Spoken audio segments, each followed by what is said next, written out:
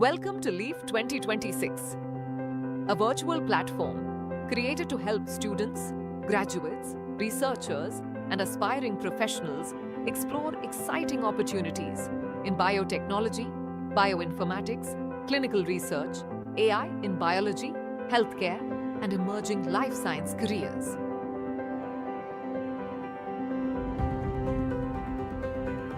Inside LEAF 2026, you can discover multiple interactive rooms designed for career guidance, placements, learning, networking, and skill development.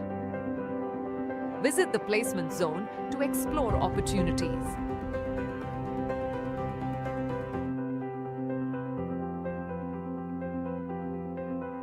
Step into the Career Fit room to discover the right path for your future.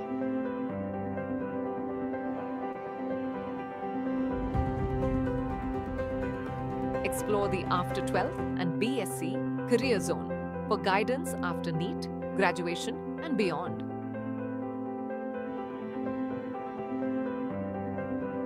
Access webinars, ebooks, toolkits, career roadmaps, and resume templates inside the Digital Resource Hub.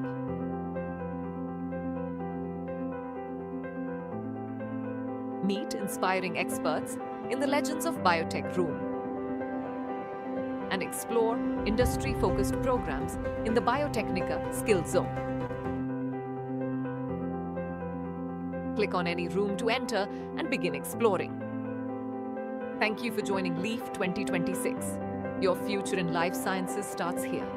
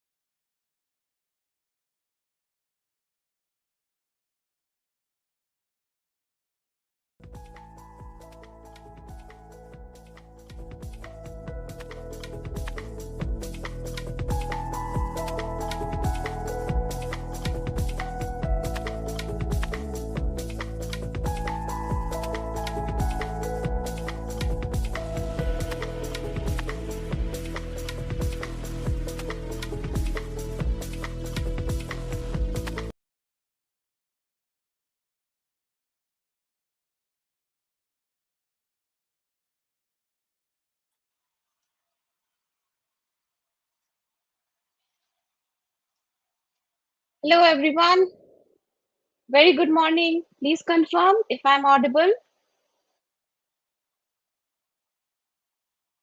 I can see a lot of participants today, equally excited for day 2. Kindly confirm your presence in the chat box in the comment section and we can get today's event started right away. All right, wonderful. Thank you. Arjun, Shubham, Komal, Hamsini, Madha, and so many all of you who have joined us today with the same energy as yesterday. It's lovely to see you all, and I welcome you all once again to today's event and a formal, very good morning to all of you. And I warmly welcome each one of you joining from different parts of India and across the globe. So this is day 2 of our grand event 2026 Life Science Education and Career Advancement Fair, proudly organized by Biotechnica. Before we begin, I want all of you to take a moment and think about something. How many times have you heard statements like biology students have limited career options, there are no jobs after BSc, only doctors have a future in life science, research takes too long and doesn't pay well, or perhaps the most common one, I'll figure out my career later. The truth is, most students don't struggle because opportunities are missing. They struggle because they don't know that these opportunities exist. And that is exactly why LEAF was created. Not just to talk about careers, not just to talk about degrees, but to help students understand how the right choices today can completely transform where they stand 5 years from now. And that brings us to this year's theme, that is right degree, bright future. A simple statement, but one that can change the direction of an entire career. Because your future isn't determined by luck, it is shaped by the decisions that you make, the skills you build, and the mentors that you learn from, and the opportunities you choose to pursue. And today is all about helping you make those decisions with clarity. Yesterday was incredible. We started with the inauguration and heard powerful perspectives on the evolving era of life sciences. We explored degree pathways through the session on BTech versus integrated masters. We learned why interdisciplinary biology is shaping the future of innovation. We discovered career options many students never knew existed. We discussed bio entrepreneurship and how scientists are becoming founders and innovators. We understood how education itself is changing and how students can future proof their careers. And finally, we wrapped up with finding your fit and an insightful self assessment workshop and also expert Q&A. You heard from directly from the industry experts, and we also have a complete event lined up today as well. Okay, so if day one was about exploring possibilities, then day two is about making decisions. So let me quickly share today's schedule with you.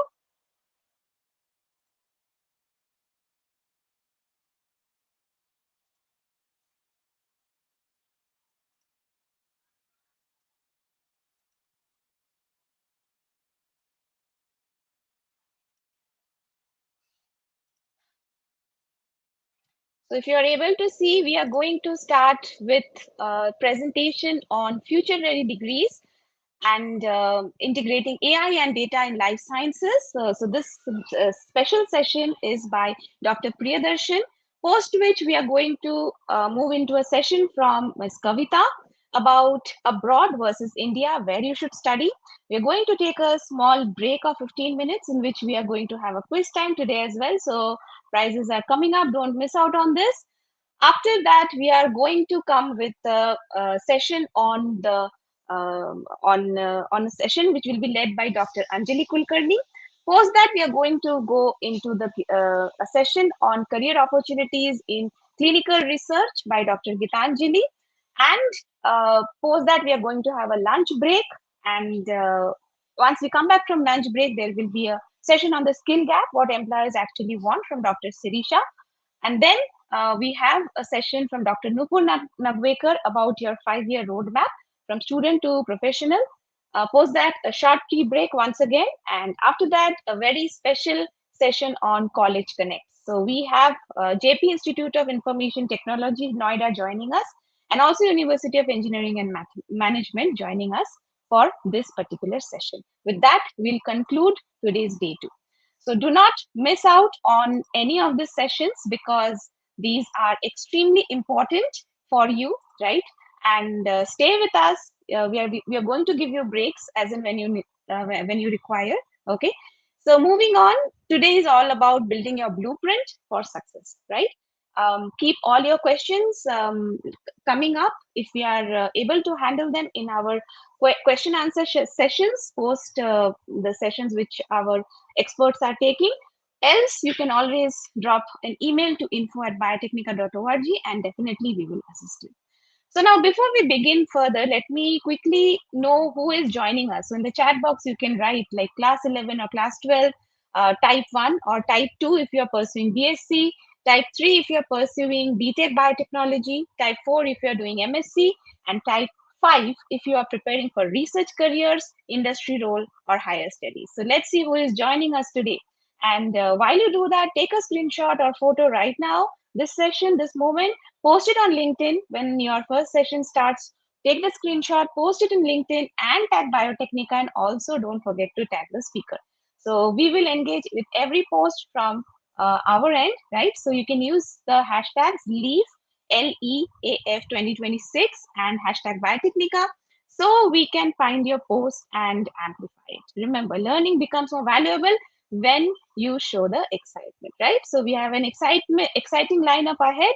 Over the next several hours, you'll hear directly from scientists, educators, recruiters, industry professionals, and career mentors who have worked in some of the most important areas of life science. My suggestion to every participant is very simple.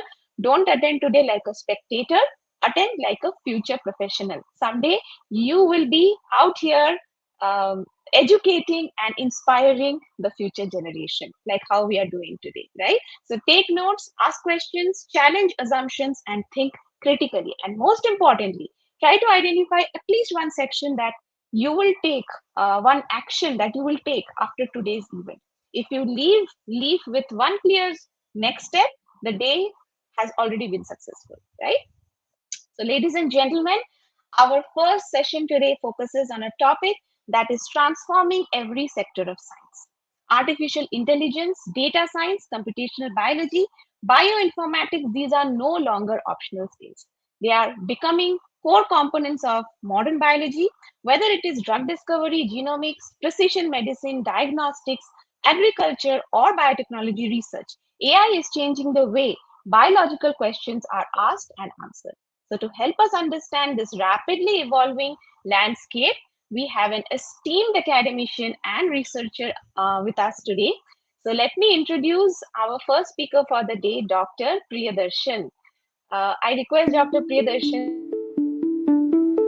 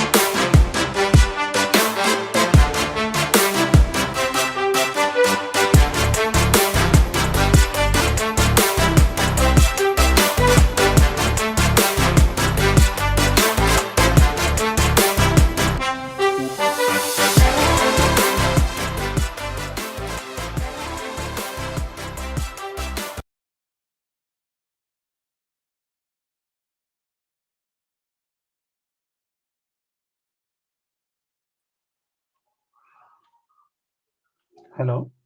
good morning, Dr. Priyadarshan. Am I'm I really audible? sorry. Yeah. I don't know. There was some technical problem. Uh, That's completely fine, sir. Thank you so much for taking out your time today to join us. Please allow me to kindly introduce you to our participants and audience today. sure. So, Sure. Certainly. as you can, thank you, sir. Dr. Priyadarshan is a faculty member at the School of Biosciences in Chanakya University with research interests in the structural biology of lipid biosynthesis enzymes. He completed his PhD at CSIR CCMB and has conducted postdoctoral research on lipid regulation and its role in cell signaling and evolution. His current work focuses on lipid diversity using microbial model systems.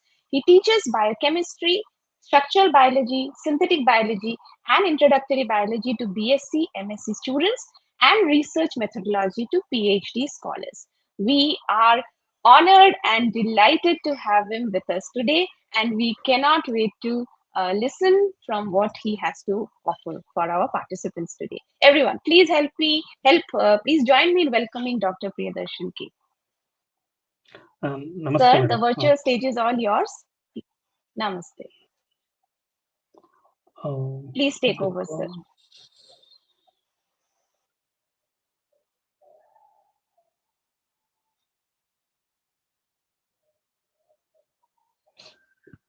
1 minute, okay? Sure, sure, sir.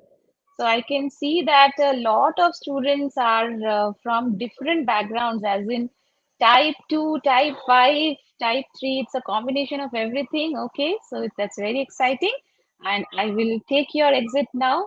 Over to you, Dr. Priyadarshan. Is my screen visible? If you can help me It's out. visible, sir. It's Okay. visible, sir.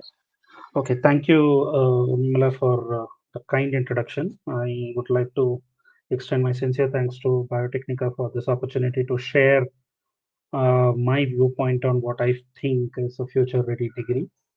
Certainly, as you have rightfully said, the right degree is what fetches you the right job. And certainly, AI is going to stay and is going to get transformed further. So certainly, integrating it into the life sciences is very much important for being future ready. So I'd like to start with this thank you note to everyone involved. I would urge the students to keep asking questions. Let's start. So the title that I was given is Future Ready Degrees, Integrating AI and Data in Life Sciences to Train the Next Generation of Biotech Leaders as a part of LEAF 2026. So if one were to kind of think biology at one point of time was talking about, say zoological or flora and fauna, their names, what is the taxonomy, what's a eukaryotic cell, what's a prokaryotic cell. Those days are perhaps gone. So it's transforming into a tremendous data science subject with loads and loads of data, which is the paradigm shift that we are all observing as we proceed um, into the next stage. So, what do you mean by loads and loads of data? So, today people are not talking about a gene or any longer talking about one or two genes. They are talking about the entire genomes of all populations existing in the world. So, we call it population genomics. Then there are all the proteins we want to understand how the structures look like.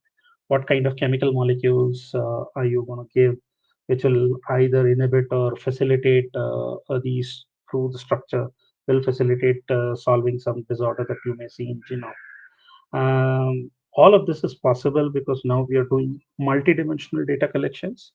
So certainly, as we refer to as omics, right? Proteomics, genomics, transcriptomics, and whatnot. So we also tend to collect a lot of microscopic images, collect a lot of assays. Now, these are all, the data scale is tremendously high.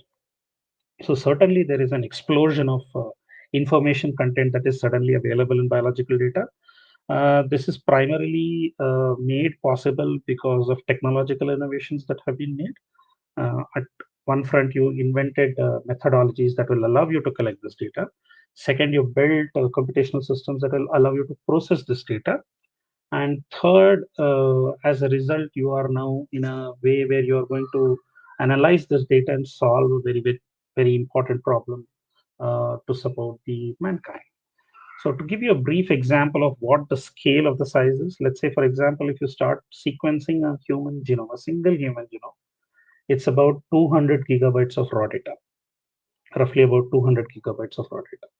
Similarly, when you collect data of, let's say, of a protein from a cryo-electron microscopy, you will generate several terabytes of data, just to look at the protein. Then there are so many other microscopy images like confocal fluorescence microscopes. You will have images of cellular assays that you're conducting. All of this will amount again into the scales of terabytes as you collect again and again and again. Certainly, looking at this 200 gigabytes or terabytes of data is humanly not possible. You certainly need, uh, superhuman skills if you really want to pass through it manually. But certainly, it is impossible for any human to do it. You need a computer that can actually crunch data out of it, whether it is a clinical data or a sequencing data or a structural data, and try drawing what are the parameters, how you can use this data, and so on and so forth. So I believe the students in the audience are actually able to appreciate the scale of data that we are currently operating. Now, please imagine this was not the case some 10, 20 years ago, which means 10, 20 years from now, this scale will look again smaller. It is only going to get bigger and bigger and bigger as we scale technological pursuits, or we scale the technological summits, you'll realize that crunching more and more data becomes easier. So you'll start collecting more and more data. So certainly the scale is only going to increase.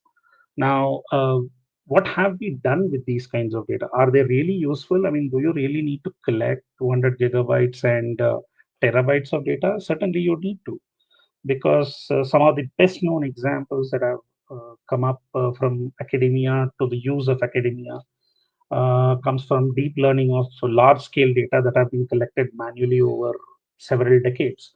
There were about a couple of lakhs of structures through manual efforts that was made possible through methodologies like crystallography, nuclear magnetic resonances. Then you had so much amount of data in the form of sequencing data that you got sequences of so many microorganisms, humans, animals, plants, and so on and so forth. Now, a primary pursuit in biology is to understand function of a protein. And one of the critical milestone in understanding the function of a protein is understanding the structure. Now, which is why we spend so much amount of time in collecting the structural information of all these proteins through a crystallography and NMR and so on. Now, certainly we do not have structural information for all proteins, so we do not know the functions of so many proteins. Now, in such a situation, how do you maximize the information? So the technological deep tech players like Google, Meta, all pitched in where they understood the relationship between how a sequence can be taken and converted into 3D structure through artificial intelligence models. We got tools like AlphaFold, ESM, RF diffusion, which allow you to not just predict protein structures, but you can also ask to design proteins, for instance. Now, certainly we have around 772 million proteins. Many of the proteins we have now structures. Anybody interested in one of these protein structure can actually take it up and take up for functional analysis. Now, this goes on to tell you the power of data that can be made possible in current day and age. And this is very recent. I mean, not even 10 years old. So certainly having such information is very important, and we can build important tools for academia. Now, not just academia, you can also think of as real world disruptions where the technology converges with the biological things. Look, for example, today's wearable heart device, I mean wearable health devices, you'll probably measure may not be accurate. You may have a step count, you may have a sleep cycle, what is your oxygen content, and so on and so forth. Tomorrow, it can get crazy. I mean, you can start looking at, there are already continuous blood glucose monitors, there is a wellness course. Then, can you detect just by a wearable device any early cancer, or if there are hormonal imbalances, any disease that you're encountering? These are all literally possible. Similarly, the drug industries would certainly love to use this space because there's so many millions and actually billions of chemical molecules. It is challenging to study every molecule, see whether it works with any protein of your interest or not. Now it's no longer a challenge because you just have to write a specific algorithm that can do this task. We need people to do that. For that, people need to get trained. So this brings us to the point. Now, having understood that, what is the scale of the data, and certainly having that scale actually helps, we need to understand that we need to build our curriculums or rebuild our curriculums rather, so that we fit these modern demands. And as I said, today's situation is we are dealing with say 200 terabytes, I mean 200 gigabytes and few tens of terabytes of data on a daily basis. Then certainly tomorrow it's going to be even bigger. So we certainly need to think about the future and redesign our curriculum in those lines. Now, before I step there, there is certainly this scare that everybody has, that AI is going to eat up everybody's tasks. But well, this is a excerpt from one of the newspapers, popular newspapers. I've underlined the important word for you: creativity. So, an industry veteran, Mr. Bill Gates, actually thinks that no matter what you do, AI is never going to eat up jobs which require creativity. AI is not a replacement for creativity, which means biologists such as us who are interested in biology We'll always find opportunities to make a mark for ourselves in this field. Similarly, if you look at academic consensus, like a very popular journal called Nature, it thinks that AI may speed up the scale of research. A research that was done in 10 years probably can be done in 2 years now with the technology, and maybe with AI you can do it in a day, for instance. You know, come up with more pointed questions, more refined questions. But certainly, it cannot replace human beings.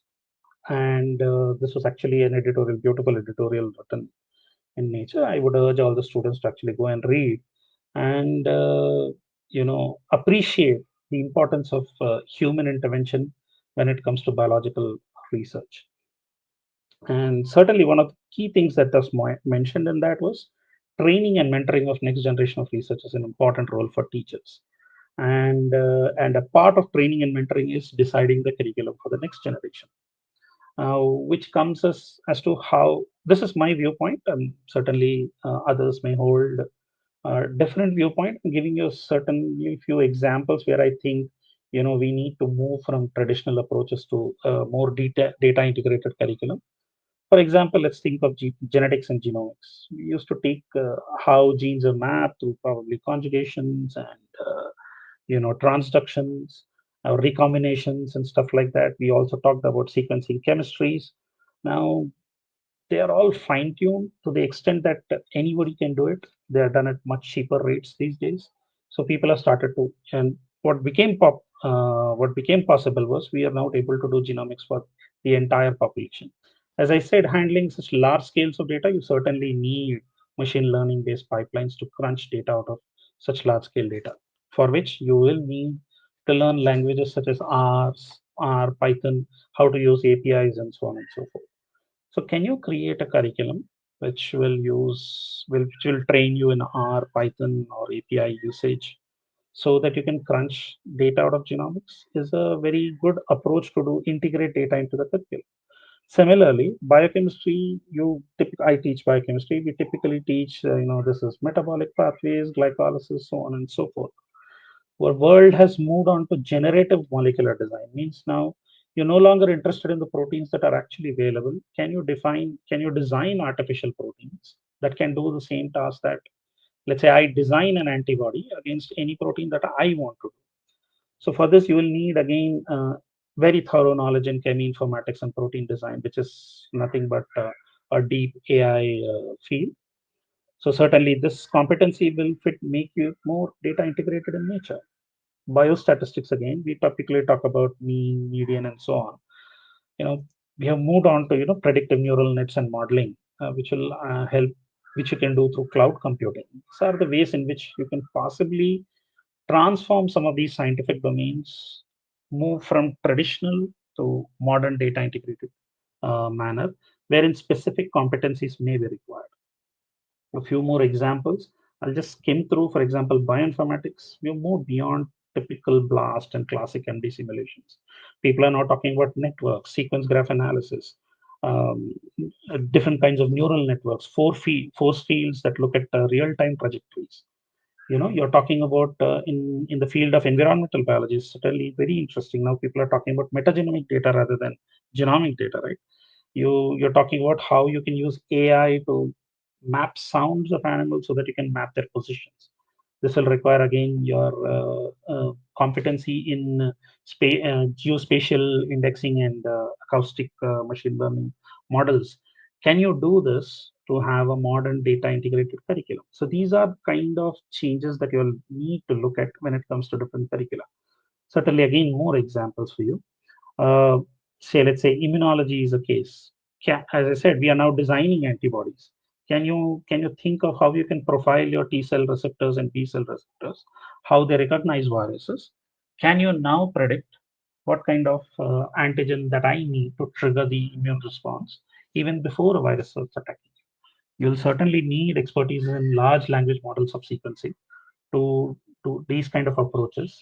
Whereas in traditionally, you're probably doing a ELISA or an antibody display or a plaque assay. So move on from this traditional mode to a more modern data integrated curriculum is perhaps the only way you can transform curricula, in my opinion. Uh, Pathology is very interesting. Another, can you? We all use image analysis in today's day and age. There was this viral moment when Ghibli was announced, right? Everybody started making their images into Ghibli art and so on. Can you use the same AI to actually show an image of a biopsy and ask if tumor is present? If it is present, what is the grade of the tumor? Can you do it? You will certainly need expertise in computer vision, image analysis, how you can use integrate machine learning and AI models into doing this. These are all cutting edge in more data intensive and a very integrated approach to looking at curriculum rather than the traditional approaches where one person would sit in front of a microscope and start scoring the biopsy slides. So if I have to put it into three pillars of what what teaching involves, and perhaps no matter what happens, I don't think this would change.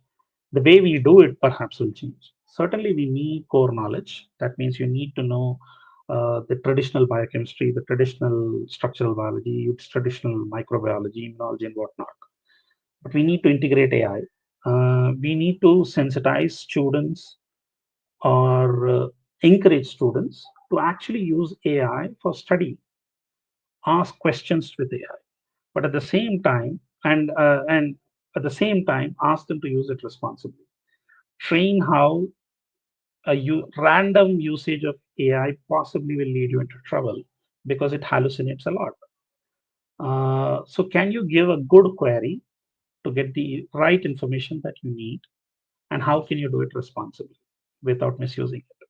So, that is a core skill that you need to evolve in addition to the other knowledge that you get. And then, rather than looking at traditional skills like you sit in laboratory, carry out many of these exams and so on, uh, many exams and so on, we can start integrating how we can use computer science, and data modeling and clinical data wrangling alongside the laboratory hours. Now, for example, take a real world example. Take a live cancer cell data from a public database. Can you analyze the promoters of all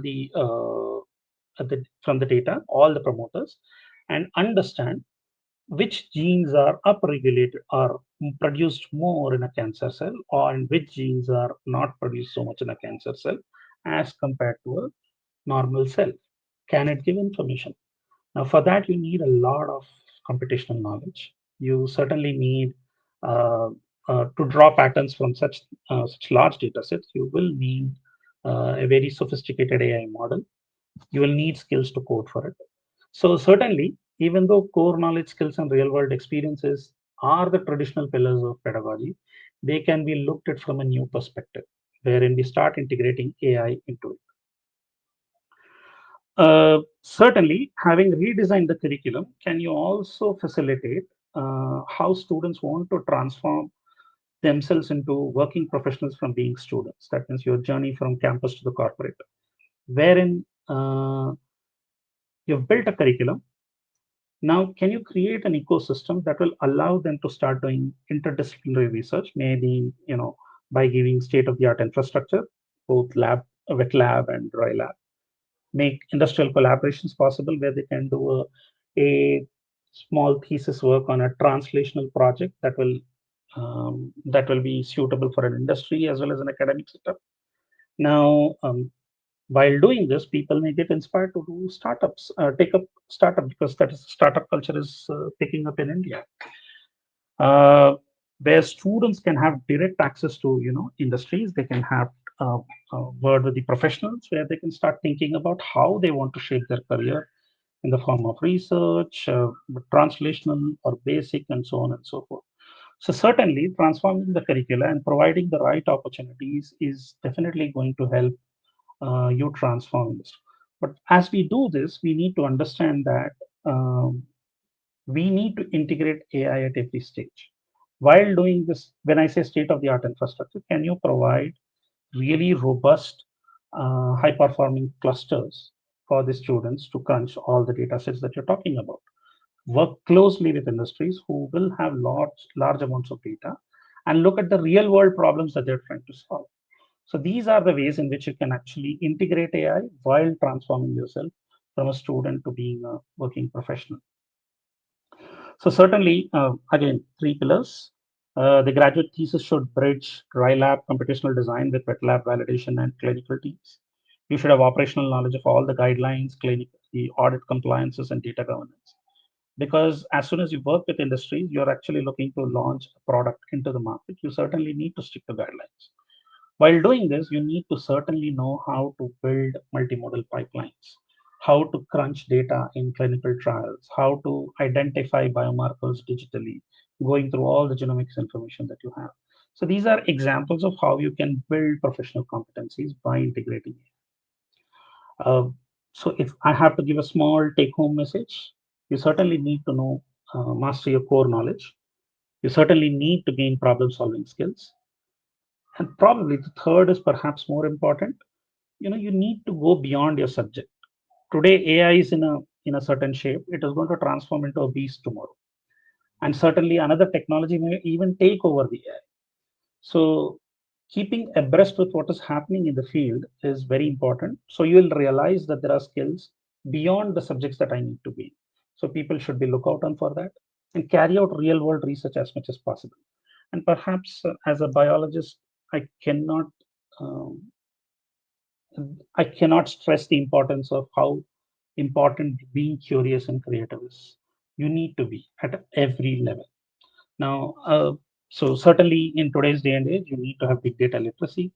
You need to understand how Python R and API prompting works. You should be an intelligent prompter. That means you need to give prompts to ChatGPTs and Geminis and Claudes and whatnot. Just don't dump it for solving your examination paper or your homework, clearing your homework, or just passing through the exam. Rather use it to ask smart questions. Question ChatGPT. Probably it's hallucinating. So that is where you should be a smart and responsible user of AI rather than blindly believing in it. I strongly urge you to use AI, but not become dependent on it. That is very important. So you should develop a way of your own way of critically analyzing every AI output that you get. And that is what even Bill Gates earlier I showed you. The creativity is not going to stop, whether no matter how big AI becomes. And this is where your role becomes more important. That you have to do a critical analysis of all the AI output. You should be a smart and responsible user of AI. And for that, you need to do intelligent prompting in addition to gaining skills. So this is a small take home that I wanted to give you from what I feel about what the curriculum is going to look like. So be it Chanakya University, I'm an assistant professor teaching there. We are trying to implement, if not many of these, if not all of these, at some stage. There are different stages of implementation. I urge you all to visit our beautiful sprawling campus. It's on the outskirts of Bengaluru. Please do visit this campus. The School of Biosciences is actually supported by our very own Dr. Kiran Majumdar Shah, who is the founding founder of Biocon. Uh, we have internationally trained faculty members who are engaged in advanced research, where we focus on cutting edge research in thematic areas of biosciences with translational aspirations. So, as I said, we have tried to make a modern curriculum by consulting with both academics and industry experts so that we meet to the current market demands. And in the longer run, we want to support innovations and disruptive solutions to incubating startups. Uh, in a quick span of 2 years, we have managed to hire a lot of faculty who all are PhD holders from reputed institutions with vast research experience. They're also guided by several visiting and adjunct faculties who are extremely experienced in various fields. Uh, uh, as I said, importance of state-of-the-art infrastructure. I can't emphasize on it. Please visit the campus. You don't have to believe the photographs or my words for it. Please visit and see to it that we are no less than any other institution in the world, I would say. Uh, all the advanced equipments like ITC, mass spectrometry, HPLCs, FPLCs, plate readers, and so on are available directly for the direct usage by students. So I urge students to please visit the campus and take a moment to understand the infrastructure that has been set up there. These are other state-of-the-art infrastructures that we have. Confocal microscopes are powerful high-performance clusters. Uh, we have managed to put this together through advice of a vastly experienced scientific advisory board with people from coming from all walks of life, abroad and within India. Um, Professor Subramania has enormous amounts of experience as an academician and as an industry veteran. Professor Shekhar Mande was the former Director General of CSIR. You have professors from Purdue University, Stanford, UCSD, Harvard University, and reputed companies like Cytovirus who are advising on how to go ahead scientifically. They're also guiding beacons for designing the curriculum that I'm talking about.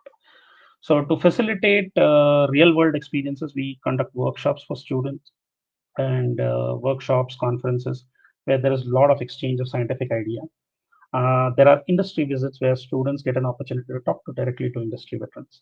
So some of the photographs of the conferences that we have organized in the recent times. As the academic programs, we are having graduate programs in BSc Biotechnology, BTech Biotechnology and Bioengineering. We also have a postgraduate program in MSc Bioinformatics and Biotechnology, in addition to PhD program, where we have managed to integrate AI at various stages, where we teach you foundational R and Python, we teach you advanced multiomics data wrangling, how structural engineering can be directly applied to clinical pathways and biochemical pathways. And when it comes to PhD research, there is a scope for deep, high throughput translational research to address global problems. So if I have to put it in short terms, we have built core subjects with experiential learning. We have integrated advanced topics like AI and ML omic analysis. Another USP that we're trying to implement is build diversity in education by asking students to take up minors and electives of the field so that they can get depth in certain areas of their interest. The curriculum is designed in such a way that they are actually going to do multiple research projects. The students are more than welcome to do those research projects anywhere. Um, all of this is made possible to state-of-the-art infrastructure and highly experienced faculty, along with wide industry academia connect.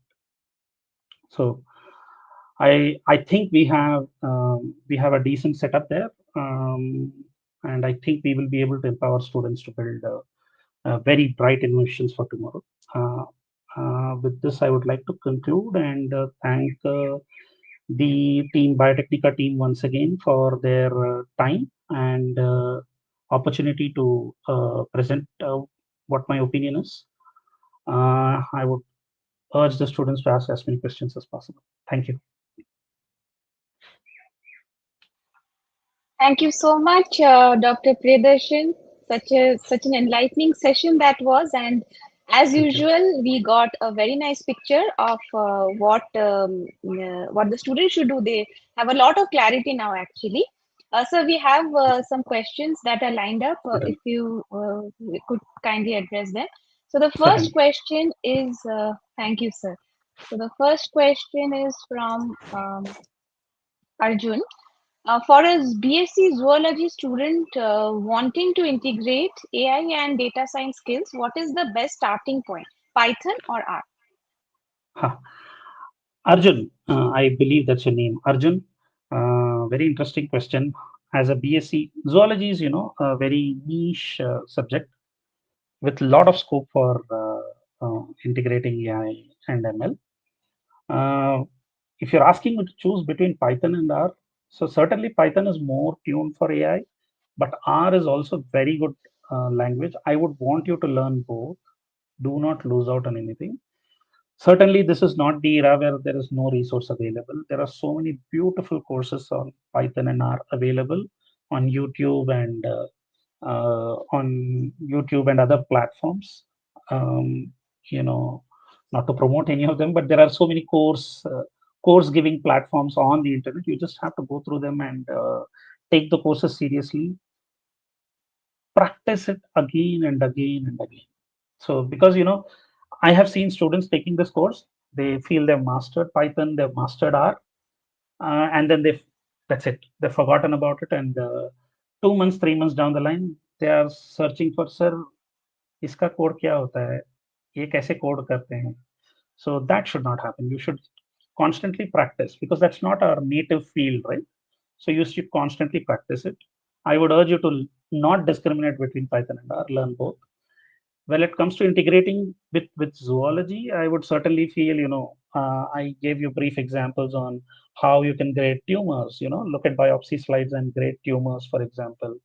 You can also use it to map the positions of animals. Today people are talking about, can you use acoustics to identify how many tigers are there in a national park, right? But you need machine learning algorithm. There's a beautiful example by a scientist named Manu Prakash from Stanford University. He identified, he studied the patterns of sounds produced by mosquitoes and developed an app. So now that app will be able to tell you whether there is an Aedes mosquito rich population around you or a Anopheles mosquito around you, which means you are more prone for malaria or more prone. These are all beautiful challenges that can be directly implemented in zoology. So I urge you to learn both Python and R. Thank you so much, sir. So our next question would go to for Hiten. Sir, how to link bioinformatics, gene editing with biomolecular building business career products, and how to start gene editing or bioinfo knowledge, or any advice by you on this? So he's a second year biotech student. Sure. Hiten, your question is a little bit fragmented. I'm sorry if I'm misunderstanding it, but I certainly believe that you're trying to want to do something with bioinformatics and bio gene editing. It is certainly doable. So I want you to go and look up the work done by George Church and colleagues in the recent time, where they, sort of resurrected the dire wolves. They're also working on, resurrecting extinct animals. How do you do gene editing of of an animal to make it look like another animal which is on extinct, a related animal? So that for that you need to do extensive amount of information search on what all genes you need to modify. That means you need to do multiple gene editing efforts at a really large scale, humanly perhaps not possible, which is where you will need to start integrating technology into it and gene editing. So certainly bioinformatics is doable, and a large part of the technological innovation comes from bioinformatics in identifying which all genes need to be modified so that you can move from species A to species B. And when you start doing gene editing, you will encounter challenges in the form of inefficiencies of, let's say, CRISPR-Cas9 not being able to do. Can you innovate new CRISPR method, uh, gene editing methods? This is another area where bioinformatics can certainly be useful. I certainly urge you to look at all these things, and probably you'll get better idea. Thank you so much, sir. So we are getting a lot of questions from our audiences. I They will understand. only be answered if you all, yes, so they will be only answered, all participants, if you are taking a screenshot right now. And all our speakers are there on active on LinkedIn. So tag them in your post, and most will respond or reshare. So this is a direct connection with an industry expert. Okay, so networking does not always start at conferences. It sometimes starts with a thoughtful LinkedIn post. So we will be taking up your future further questions only if you do this right now. Okay, so sir, we'll take up one more question. This is from Aishani. Sir, I am from Integrated MTech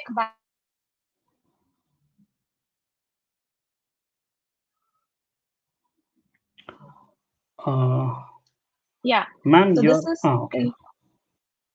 Could you yes, suggest where sorry, I sir. start? So I am Ah, yeah. This is from Aishani. You're able to see the question, Aishan, sir? yeah, I am able to see Yes. the question, but I'm not Yes. able to understand her question thoroughly. So, if I understood correctly, searching for some AI courses that will help me. I think you're already doing in bioinformatics and AI MTech, is it not? Then how will you need more AI Maybe courses? some Is a little additional bit. questions, additional I would, courses, maybe she okay. wants to So know. if you really want to, beyond MTech AI course, if you're already doing, I think there isn't much other than, looking at real world examples. Try to use whatever knowledge you have done. Start implementing on real world knowledge. There are publicly available databases, like I gave you an example of liver cancer transcriptomics data that is available, that our students actually regularly crunch data and try to figure out something new. Every time you crunch, I assure you, you'll find something. So I would urge you to do exercise whatever you learned, implement it. And this is what earlier also I was trying to tell. You learn R and Python for a few days and then you leave it aside, then you forgot how to code it, and then you'll have to redo it again and again and again. So probably whatever you've learned, the first thing that you'll probably have to do is start implementing it somewhere. One.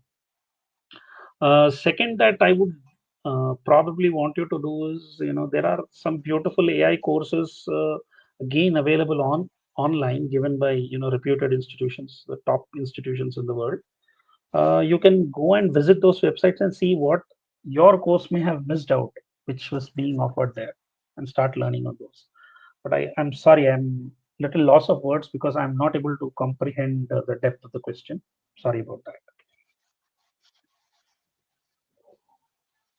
Thank you, sir, for guiding her on this. Let's move on to the next question. This is from Ananya Rai. I am from KIIT Bhubaneswar, semester 9 of BTech MTech Biotechnology. Sir, what language should I go for if I want to integrate bioinfo with food technology? So presently, the computational language is by and large R and Python, so you can stick to it.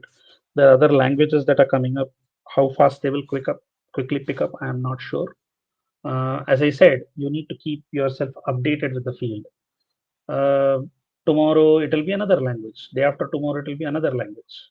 So you need to keep constantly. Certainly today it's Python and R. So I would want you. It doesn't matter what you want to integrate by info with. It's always going to be Python and R. So you stick to that. Thank you, sir. Certainly tomorrow it will So be the another next language. question is from. So it can be that. But for now it is Python. Thank you, sir. Python So and R. for the next question is from Teja. How can a marine biotechnology graduate leverage bioinformatics and AIML to transition into CDM? Any specific guidance or hiring suggestions? So very nice, Teja, to see that you're doing marine biotechnology. Uh, Marine biotechnology is one of the most fascinating. I have personally huge interest in marine ecology and others for because of other reasons beyond biology actually. Uh, Large amounts of data set that I was talking about, where Meta actually crunched out the ESM fold. It's called ESM fold, where they put out nearly 772 million structures of proteins, was made possible through metagenome. The field that you're doing is the direct contributor of metagenome to the world. Okay. Now metagenome is an unexplored territory, meaning it is called as the dark matter of biology, which means it's not explored. The power of metagenomics is that unknown organisms which you have not grown, you have not cultured, but their genomic information is available with you, which means their genetic blueprint is in front of you. Now you need to figure out what they make. It will not be surprising if they make one of the most potent antibiotics that we have discovered so far. Probably it will be the cure for many of the diseases that are plaguing the current day and age. Maybe you will discover something that will transform biology again, just like another green fluorescent protein or something else. So I certainly want you to explore. Uh, but again, looking at metagenomic data requires you to have thorough information on, because metagenome is not a small data. It's not one gene where you can quickly analyze or something. Metagenome is a whole range of data sets, entire genome, and to analyze that you certainly need a very strong background in AI and ML. So integration is definitely possible looking at AI and ML. Now I don't know what he meant exactly by CDM. If he can tell, then I can explain. If I'm not As a sure if he clinical thinks data what it is. management. Yeah, I hope he means that. I don't know if he's not meaning that. If it is clinical data management, certainly clinical data is again a big data. It's not a small data. Integrating AI and ML, most CROs have started to do integration of that into clean. Again, your basic skill is going back to learning all the languages, how you can write pipelines to solve the data. So marine biotechnology is on one end. See, the clinical data management is another end. Uh, you can even link them if you wish. For example, you can discover an antibiotic, bring it to clinical set, start doing a clinical study, and then probably have clinical data to do clinical data management. For all of these processes, my dear, you need very thorough knowledge of AML, and it's certainly integratable. Thank you, sir, for answering that question. We'll pick up two, three questions more. We have 5 minutes of time. Is that fine, Sure, sir? sure. Yeah, it is certainly possible. Thank you. Thank, thank you. Thank you, sir. So the next question is from RB Extreme Gamer. Sir, I am BSc Electronics and pursuing MSc Bioinformatics. How can I combine electronics with bioinformatics to innovate new field? Uh, I'm very impressed by your jump from BSc Electronics to MSc Bioinformatics. Uh, it is one of the most fascinating things to do. Actually, if you go back and look all the Nobel laureates in biology, they are not formally trained in biology. They were all people who made the transitions from say chemistry to biology, physics to biology, and so on. The real biologist who has got a Nobel Prize in biology is very few. You can actually count them on fingers. So maybe you're a next generation Nobel laureate, maybe you are. So uh, how do you integrate electronics and bioinformatics? It's a very fascinating thing to do. I was in my slide somewhere, I talked about neurology, for example. People are trying to map, how your brain functions. It is not yet a correct problem, my dear. People are trying to understand how a person thinks. What is the form of memory? If a memory is stored in your brain, how is it stored? Yeah, mechanically speaking, we know it's an electrical pulse and so on and so forth, right? So, but beyond that, how is it stored? That is one aspect. Second aspect, now you look at something called Neuralink, which Elon Musk is playing around with. He's talking about putting an electronic patch in your brain, particularly with paraplegics, wherein probably their hand is they are disabled with their hand, uh, because some neural damage has happened, and this will actually give a pulse so that you can start moving your hand. You can start doing those functions which you otherwise could not do. These are all fascinating fields where you can directly integrate electronics with bioinformatics, because the amount of data you're going to get is not going to be of ordinary scale. When you start analyzing your brain, it is not a small data set. Second, you need the chips that you normally build, the Neuralink builds or any of that type, is an electronic device at the end of the day. You are actually blessed with integrating both scaling the data and electronics. I certainly urge you to innovate something on these areas. We need more people like you to actually integrate both of them very effectively. Thank you, sir, for the inspiring answer. And yes, indeed, it's very fascinating. So let's move on to the next question. This is from Shriman Lokesh. What are the core skills that should be learned to excel as a bioinformatician? So, Lokesh, actually, if you remember that this was part of my slide as well. You should have core biology knowledge. That is inevitable, first. Second, you need to have a literacy of what is big data, how to handle big data, which means you need to know how to handle big data with languages like, as I said in the earlier answer, the current day of age, the language more popular is Python and R. You should be very familiar with that. If you're able to dynamically couple your core knowledge of biology with this big data science, you will excel as a bioinformatician. So I think you should start brushing up your basics and start using more of R and Python on data sets. Use it on real data sets. They're publicly available, freely available. You all can do it on your current day modern day laptops. You all can do that. Thank you, sir. So we'll take up one last question from Pragya Mazumdar. I am pursuing BSc in biotechnology, completed my second year, and I'm thinking of pursuing my master's in immunology from Germany. Can you please suggest the skills required to work in a wet lab after this? Okay. So it's a detour from whatever we've been doing, meaning you're talking about how you can do big data literacy and so on. I certainly appreciate your interest in immunology. When it comes to immunology, there are so many skills that you can start talking about, right from basic wet lab skills like running a protein gel, doing Western blot. Then you need to know how to handle animal cells, for instance. You need to know how you can do an assay on a plate and get readouts out of them. Um, then you certainly need to do some things like fluorescent cell sorting. Then you certainly need to know how to use a plate reader. You certainly need to know how there are people who are actually evolving in immunology, going from bulk immunologies to single cell based immunology. The people trying to understand how single cells will start responding. And these sequencing informations and transcriptomic informations again will require AI and ML expertise. So that's another plug that you can do as a part of this. Uh, I'm sure with these knowledges, I think you will be able to excel in immunology. Thank you so much, Dr. Priyadarshan. What an My pleasure. incredible start of the day with your Thank you. thoughts and with your experience that you shared with us.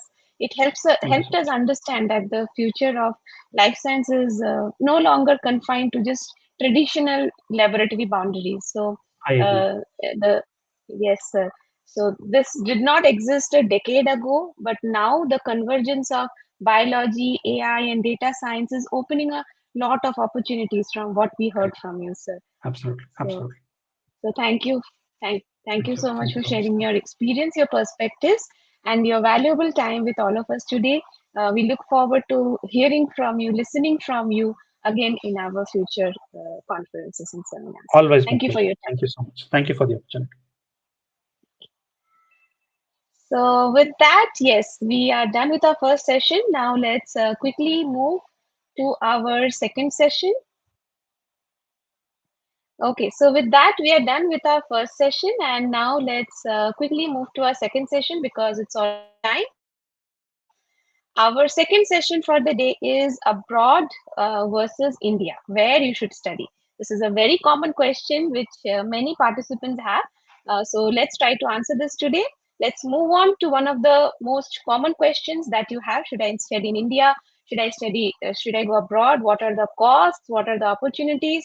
What are the advantages and challenges? So every year, thousands of students struggle with these questions, and they often make decisions based on assumptions rather than facts. So, our next speaker will help you bring clarity to this important decision.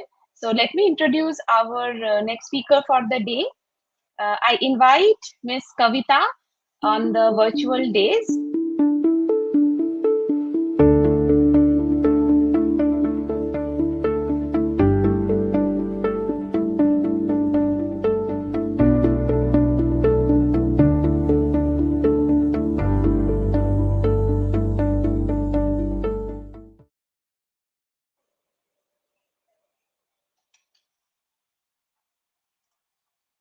Hello, ma'am. Am I audible? You're on mute, ma'am. Hi, ma'am. Good morning. Good morning. Yeah, you're audible. Am I audible? Yes, yes, ma'am. You are very much audible. Thank you so much for joining today. And if I have the permission, I would like to introduce you to our audience for the day. Yes, Yes. ma'am. So Miss Kavita is a thank you. Miss Kavita is a clinical research professional with 3 years of experience in clinical operations and trial management. Well versed in GCP guidelines and regulatory requirements, she has supported multiple phases of clinical trials. As a clinical research trainer, she delivers practical, engaging sessions on trial processes, compliance, and ethics, focusing on building confidence and competence in aspiring professionals. Please join me in giving a warm welcome to Ms. Kavita. And we are going to learn about the choices to make wise choices if you want to study India and abroad. Thank you, ma'am, for joining, and over to you. Yeah. So I will quickly share my screen.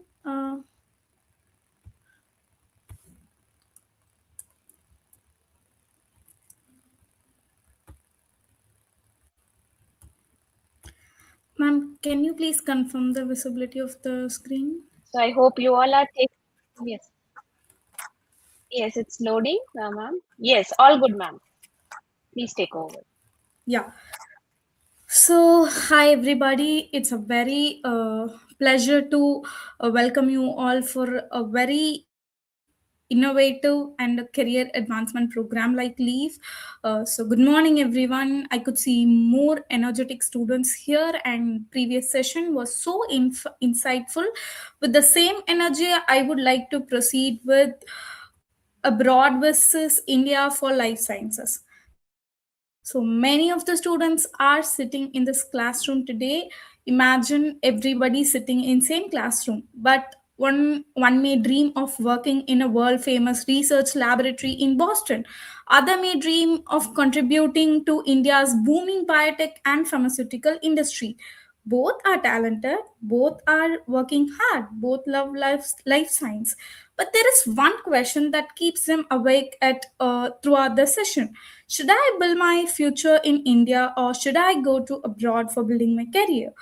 Every year, thousands of life science students face the same kind of exact dilemma. So, social media tells us that success is abroad. Families often say India is safer choice. Friends give different opinions, and universities promote different dreams. But what is the reality? Studying abroad always better? India really limiting opportunities for life science career graduates? Can someone build a global career without leaving the country, or is there any smarter path that combines the best of both worlds? So, today we are not here to choose a winner between India and abroad. We are here to discover where the opportunities really are and what the challenges look like, and how each one of you sitting inside this classroom can make the right decision based on your own goals.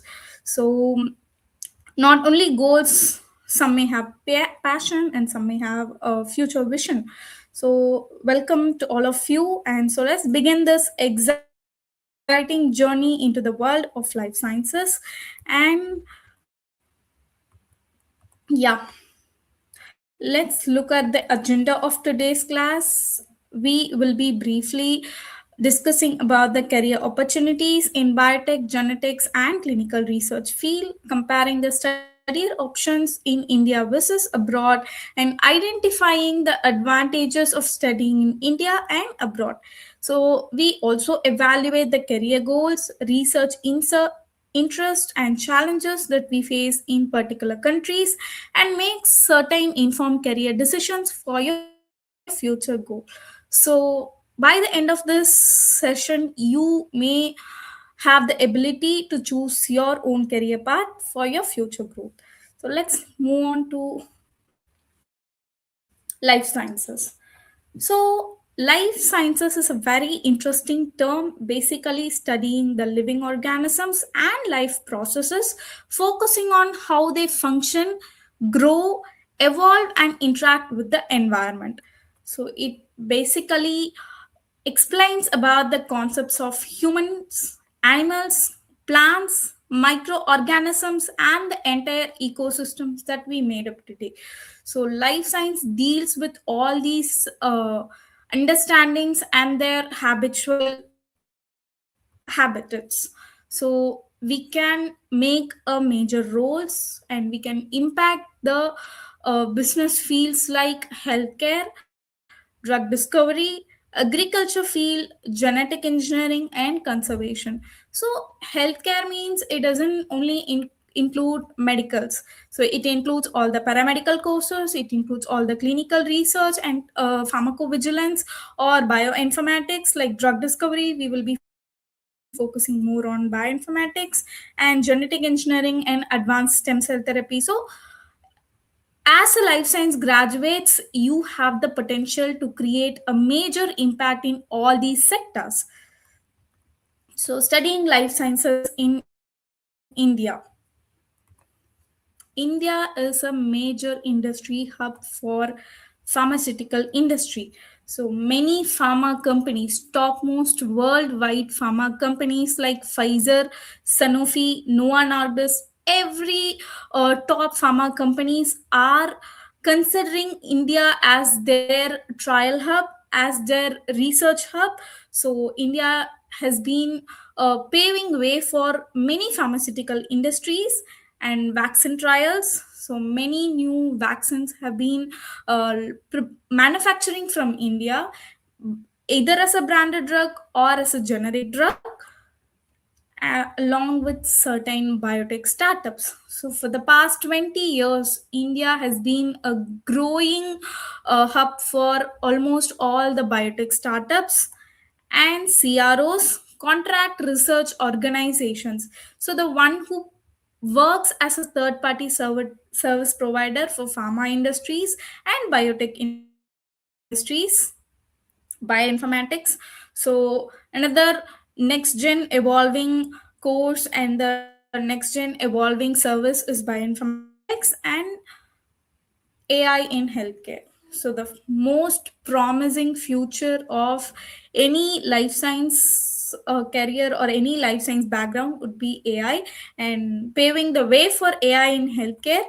So, high growth areas you can target like vaccine manufacturing, biosimilars, genomic medicines, and precision healthcare.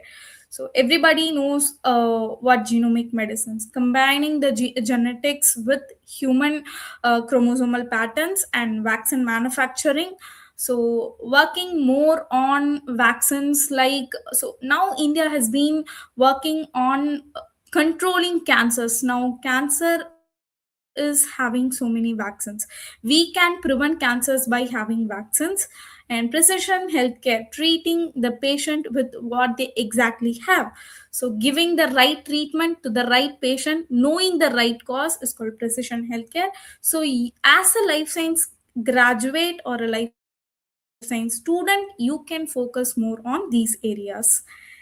And yeah, career journey in India. In terms of education, India is a suitable place for pursuing your education in low cost with core fundamental focus. Like you can focus on genetic engineering, you can focus on stem cell engineering or stem cell research, or you can focus on bioinformatics, you can focus on AI in healthcare. So see, nowadays there are so many core fundamental areas and core fundamental courses. In older days, there will only be BTech in biotech, BSc in biotech, bioinformatics, biochemistry. But nowadays, there are so many core areas like stem cell research, genomics, AI in healthcare. There are so many educational backgrounds that so many universities are offering, and fast ROI. So when you put very low cost for learning a 3 year or a 2 year bachelor degree or any certification course, but you are earning in 30s or 40,000 as a fresher per month, I'm telling you, maybe 3 to 5 lakhs per annum, your return of income or your return of investment is very less, but your output is very higher. Like you will invest a lakh maybe, but you can earn that in 1 year with having 200% profit margin. So early earning with minimal education debt is very important. And pharma hub, as I told you, so many US and European companies are investing in India for manufacturing and clinical trial purpose. So you can easily enter and you can easily grab this opportunity. The next 10 years is going to be a global pharma hub in India. You can easily grab this opportunity as a life science graduate person. And specialized roles like clinical research roles, regulatory affair roles, quality assurance, and research and development. So you can enter into any of these streamline pursuing life science degree. Certain navigating challenges would be, sometimes there will be a very limited research funding. You can learn, you can pursue a bachelor degree, you can You can pursue even a master degree, but you will have a very limited research funding for doing or conducting any postdoctoral or doctoral degree like PhD. So you may have a very limited research funding and need for high end labs. So still India is lagging for performing genetics or stem cell labs and all. India is still in competition. So India is still a developing country and high competition for top institutes. So only if you score a top level score, you can easily enter into a high competition top institution. So it's very important for you to score and perform well to get into a top institute. These are certain challenges, but you can easily overcome all these things. But top institutes, as I was discussing, you need to score high for performing or getting into a top institute. So certain research focused institutes in India would be IISc Bangalore, that is Indian Institute of Sciences, and AIMS New Delhi. So many of you are aware about this thing because this is a very specialized institute for medical sciences.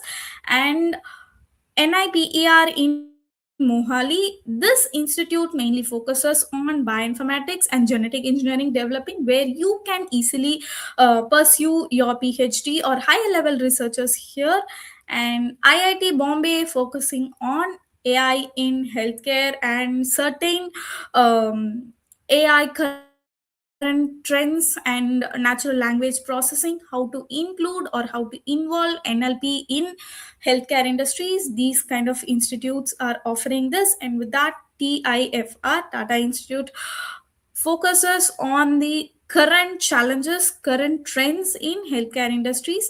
So you can either pursue a bachelor degree, or all these institutes provide certain certifications where you may have a very vast and a very career focused courses. So you can perform certifications or you can pursue bachelor's degree. So you can check their websites for what kind of healthcare or what kind of life science courses available.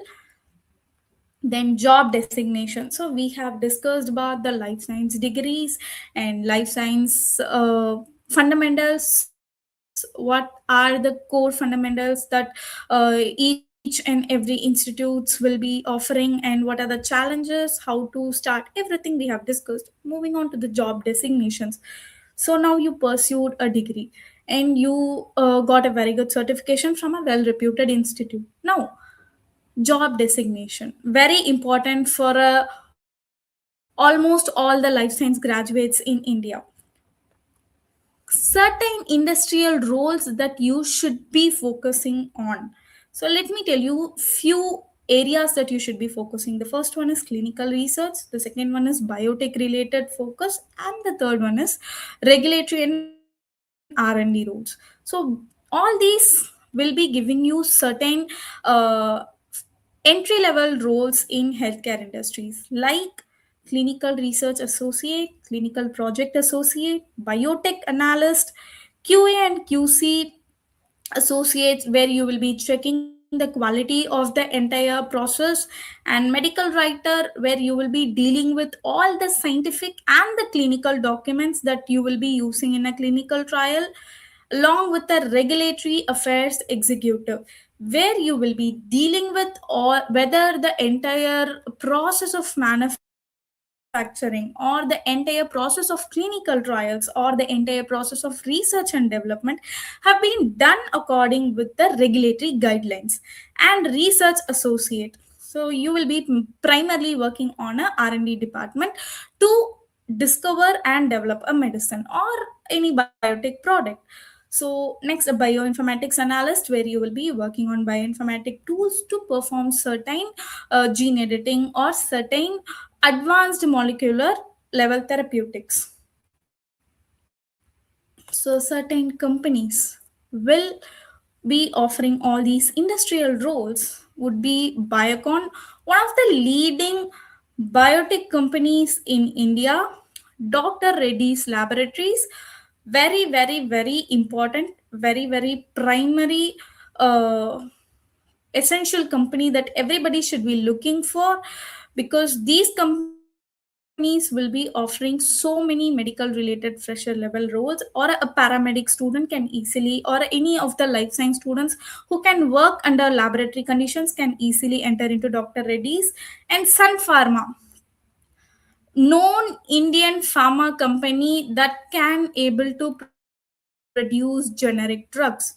So generic drugs, right? Some drug in abroad may be manufactured, let's say a paracetamol in abroad has been manufactured as a medicine, but the same component will be used in India in a very different name. We cannot able to copy, or we cannot use the same name. We can use the same chemical formula and the compound, and we can name it differently. That is called as generic drugs. So Sun Pharma, Cipla, all these are known pharma companies. Indian pharma companies will be focusing on generic drugs. And Syngene, IQVIA, and Paraxel. So IQVIA and Paraxel stands as the contract research organization. I told you, right? So CROs are third party service providers for all these biotech and pharma companies. So a pharma company will be manufacturing a medicine, then they will be conducting a clinical trial, and they will be launching the medicine in the market. This is how the entire system works. But not a company can do all these roles. So a company needs a third party service provider, a third party supporter to perform certain activities like data management, safety reporting, and medical writing. And also that time companies like IQVIA and Paraxel uh, get into the field, and they will be helping the sponsors or the pharma companies to perform their activities. So certain activities, as I said, data management, safety reporting, clinical trial operations management, all these are certain activities which will be performed by certain companies. So as a clinical or as a life science graduates, you can easily enter into these companies as a fresher if you have, or if you pursue the tools, if you pursue certain skills and certifications that is required by this company. So you can check out their website for looking careers and job designations that they require. Then it doesn't stop there. You have certain additional academic and research roles. Life science is all about, sometimes many people will be more interested in research related roles like research scientist, JRF, SRF, project associate, research assistant, research scientist. Some may be involved in professor or teaching like that roles, right? So these are certain career openings for a life science students to easily get into. So you can focus on again top central government institutes like Indian Institute of Sciences, Indian Institute of Technology, AIMS, CSIR labs, Indian Council of Medical Research, and NCBS. All these government institutes will easily give you these jobs, but only if you have the right skills and certifications. So they will easily provide these kind of roles for you with paid stipends or with internships. So you can easily apply for all these institutes with right certifications that they are actually looking for. Excuse me. So these are certain things that you should be knowing when you're in India. Now, moving on to abroad, studying abroad life sciences. So, many people will be thinking when we go to abroad, our career is done, we can settle, we can earn in crores. Yeah, same thing. But only when you're interested in to pursue advanced AI driven biology, synthetic biology, genomics, neuroscience, drug discovery, translational medicine, and advanced research courses. Abroad is basically ideal for students who are interested in all these things. Normal basic level biochemistry, microbiology, genetic engineering, clinical research, all these courses are available in India itself. So when you want to pursue an advanced degree, when you want to pursue masters, when you want to do research in all these fields, then you can opt for abroad. So abroad is ideal for all these areas. And looking into certain best countries. So in the upcoming slides, we will be discussing about the best countries for life sciences. In that, the first and the undeniable fact, any life science degree, USA is the best country because USA can pay high salaries.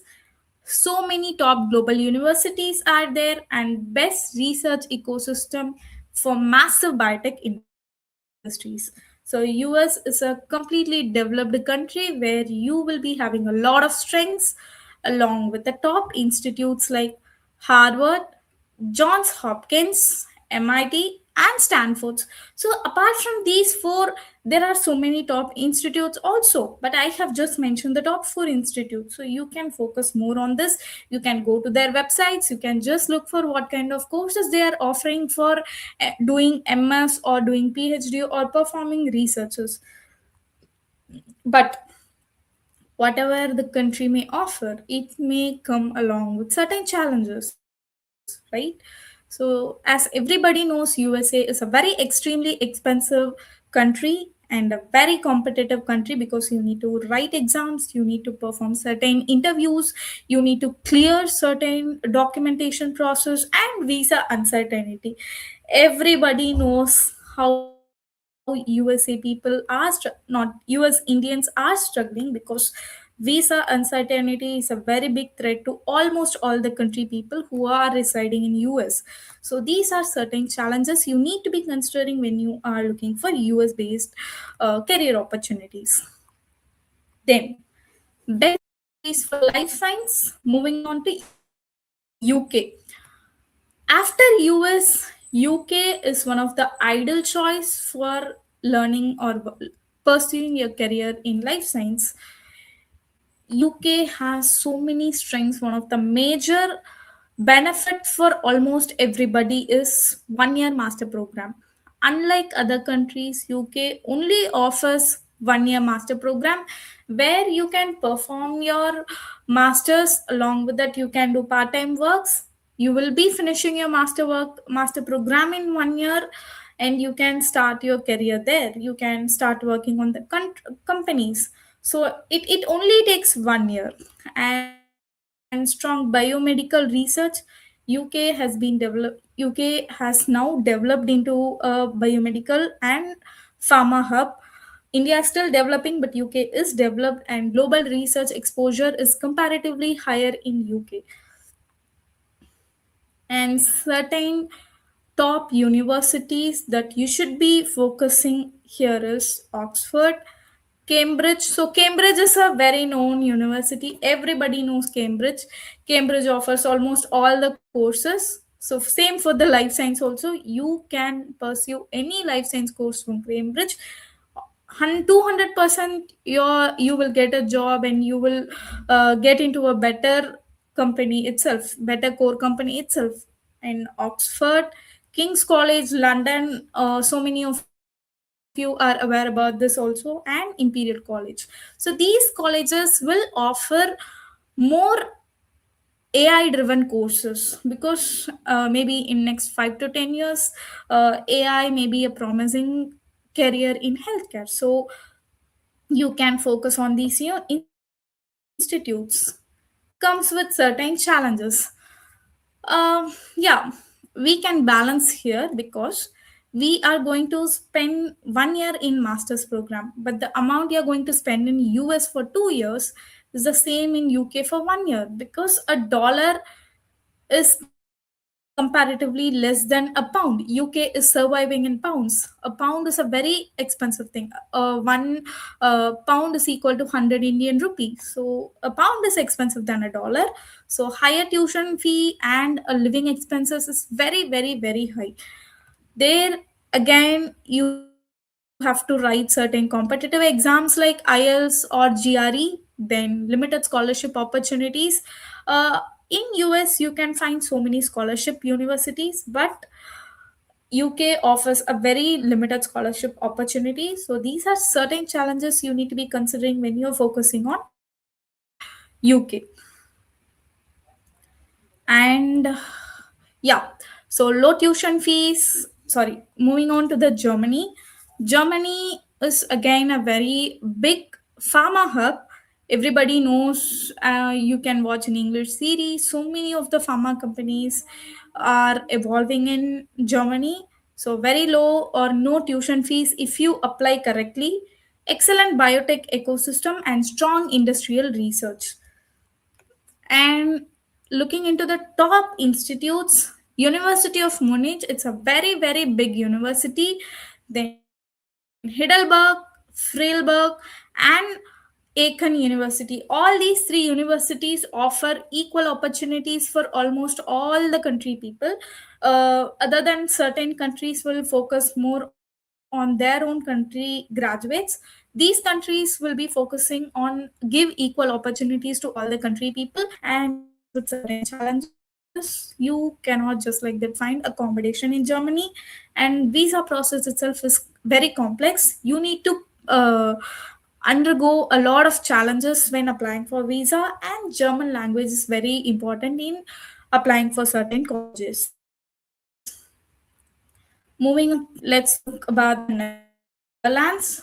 Very strong collaboration and strong international networking. So advanced lab facilities, these are very, very biggest strength when you want to consider Netherlands. So universities like Leiden, Utrecht, Erasmus, and University of Amsterdam. These four are the top universities for life sciences. And as I tell you, almost all the European countries have the same thing. You will face difficulties in finding accommodation, higher living experiences, tuition fees can be high, and internship and research facilities can be highly competitive.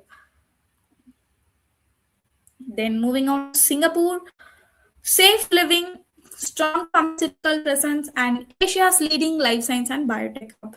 So many of biotech and life science graduates usually go to Singapore for settling and finding a very good job.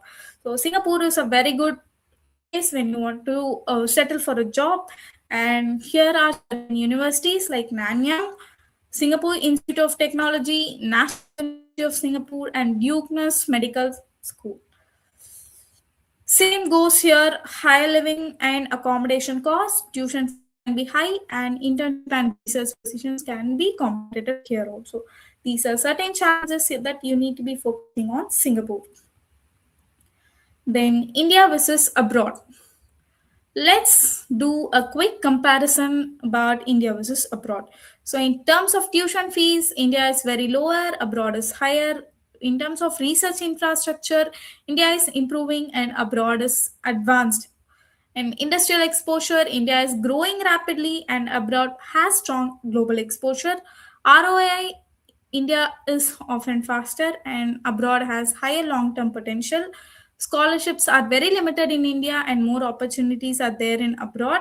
Placement opportunities, you can easily get placed in a very good pharma company or a CRO company, whereas excellent biotech and research field, you can find placement in abroad. Visa, we don't have any issue in India, but depends on country. There are certain visa challenges, and salary potential will be moderate initially, high globally.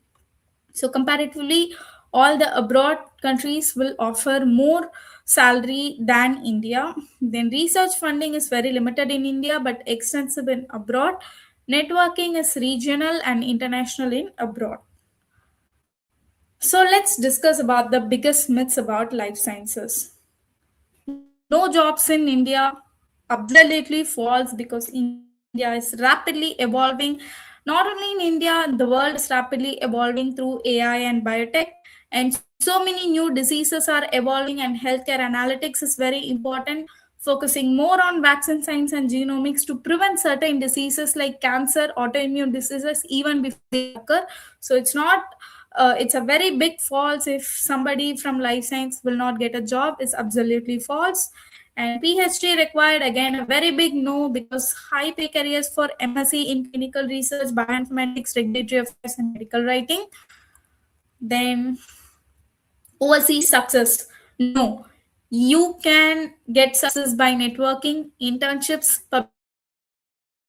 publications, and technical expertise. And by having, if you have entire thing, but if you lack communication, it's a very big question. Then, if you have a proper communication skill along with all these things, you will easily get success. And for Indian research, it's a no, because India is still improving in the areas of genomics, vaccines, AI in healthcare, certain biotech startups, and biosimilars.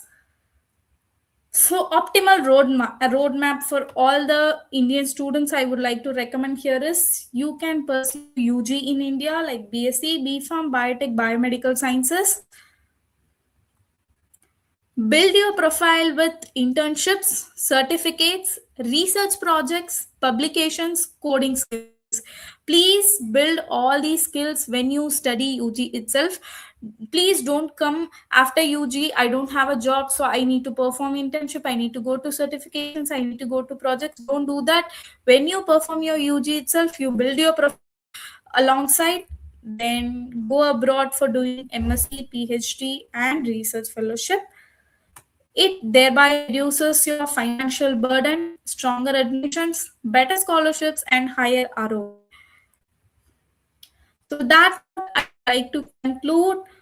Choose India if budget matters, faster employment, lower risk preference, and industry oriented careers. Choose abroad if you want to perform high end research, biotech innovation, and global exposure, managing higher costs. The strong long term combination comes by India for foundation, abroad for specialization and research exposure. So, yeah, with that note, we come to the end of the session, and I want to leave you with one important thought to each and everybody inside this session. Success in life sciences is basically not determined by a country's border. Understand one thing, it is determined by a curiosity, skills, and continuous learning. India is emerging as global powerhouse in pharmaceuticals, vaccines, and clinical research. At the same time, countries around the world offer cutting edge research, advanced laboratories, and international experience. The question is not which country is better. Okay, the real question is which path is better for your particular goals. Some of you may build incredible careers in India, some of you may pursue research abroad, many of you may start in India and later take your expertise to the global stage. Remember, this degree can open doors, skills keep those doors open. Passion and perseverance create new doors for others. So, the future of life science is sitting in this room today. Thank you, and I wish each one of you very best in building career that creates an impact on science and humanity. So, thank you so much.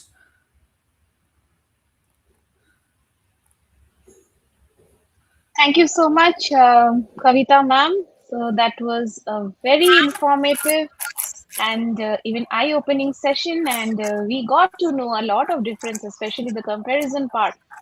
If someone wants to study in India and if someone wants to go for abroad, so we are seeing a lot of questions coming in, and we truly want to address each and everyone's queries out here. However, we will need to proceed as per our event schedule. So, because several other dignitaries and sessions are lined up. So, participants, if your question goes unanswered, you can email them at info@biotechnica.org and our experts will get back to them. So, let us take some questions now for this particular session.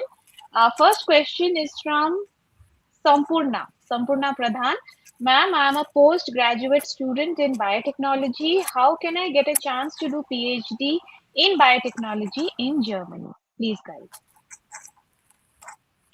So, hi Sampurna. Great that you've completed PG in biotechnology. So, you can look for top institutes in Germany that I have mentioned in the slide. You can just have a look at their website, and they will be properly given you certain instructions how to apply for scholarship, how to apply for PhD, and all. So, So you can have a look at it, and you have to write a one page write up to get into that college application. Then you have to complete your application. Then you have to do German class and German language, because certain German universities require German language, like certifications like A1, A2. There are so many levels are there, so you need to pursue all those things. Then you can get into PhD in biotech.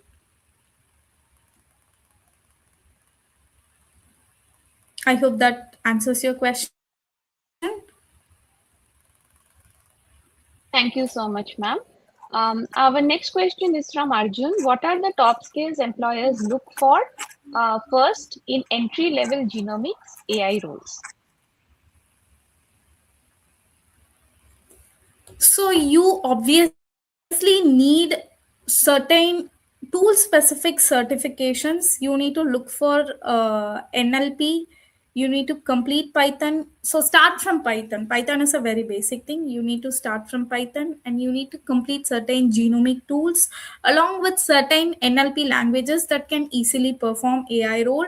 So you need to perform, or you need to be well versed in ML and NLP related language models.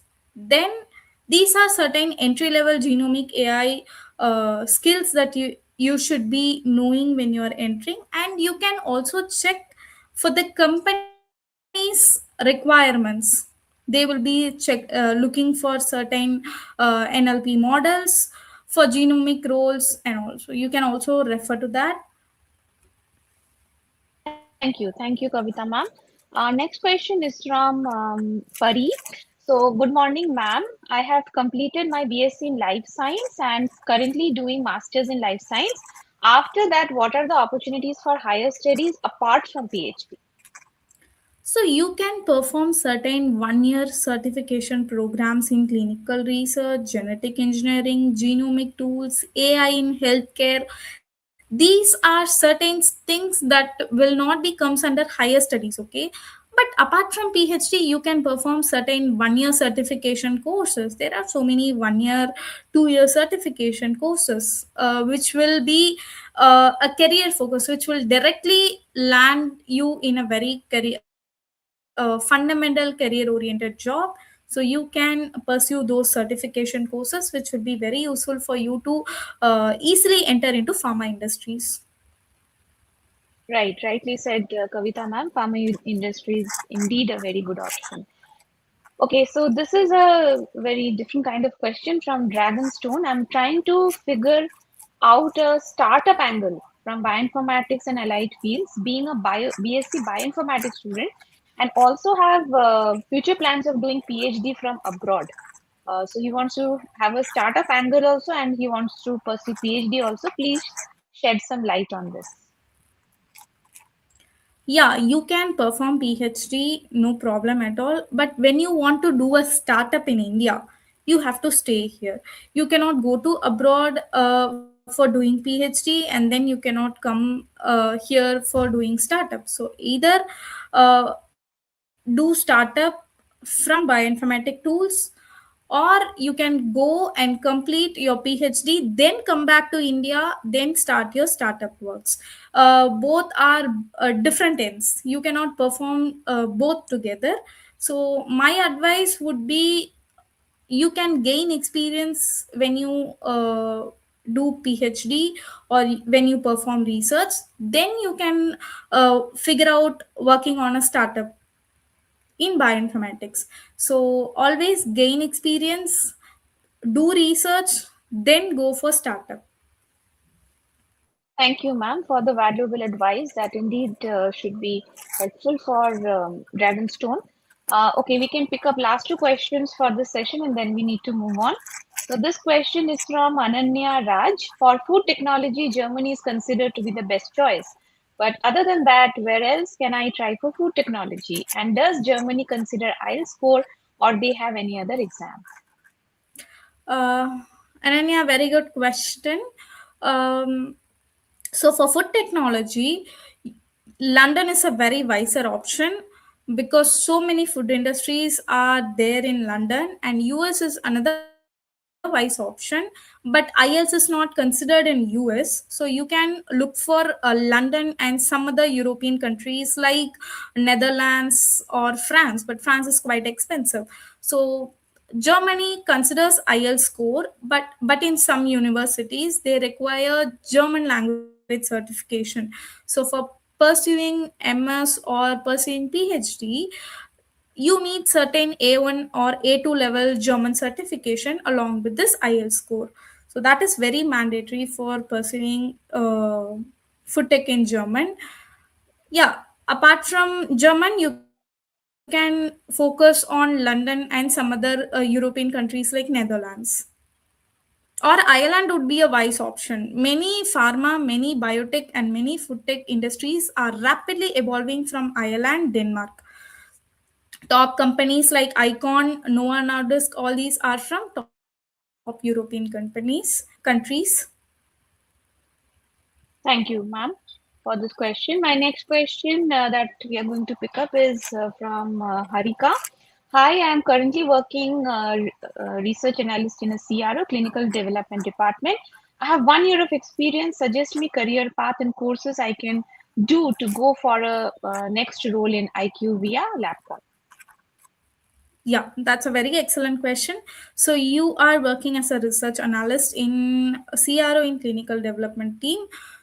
So you want to work into or you want to enter into IQVIA or LabCorp, first open both the career portals. They will be having certain career options. So if you worked as a research analyst, then you can easily enter as a clinical trial assistant, clinical project associate, TMF specialist, or drug safety expert. All these would be a wiser option.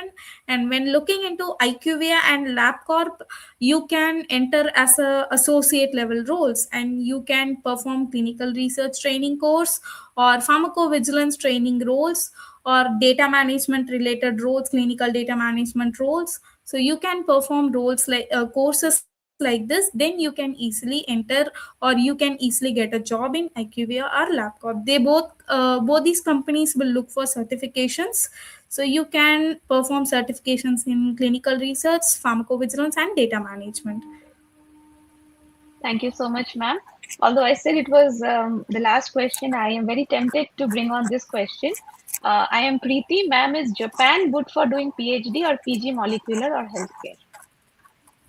Uh, Hi Preeti. So Japan is a very advanced and very futuristic country in terms of automobile and tech field.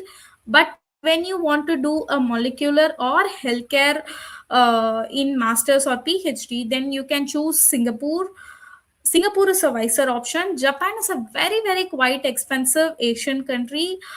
Singapore itself is expensive, but compared to Singapore, Japan is a very expensive country. That too, when you want to perform any healthcare or molecular PG or PhD, you can always opt Japan as the sorry Singapore as a wiser option. Japan is quite suitable for tech related roles. Okay, okay. Thank you so much, Kavitha, ma'am. So with that, we'll have to close this Q&A for your session now.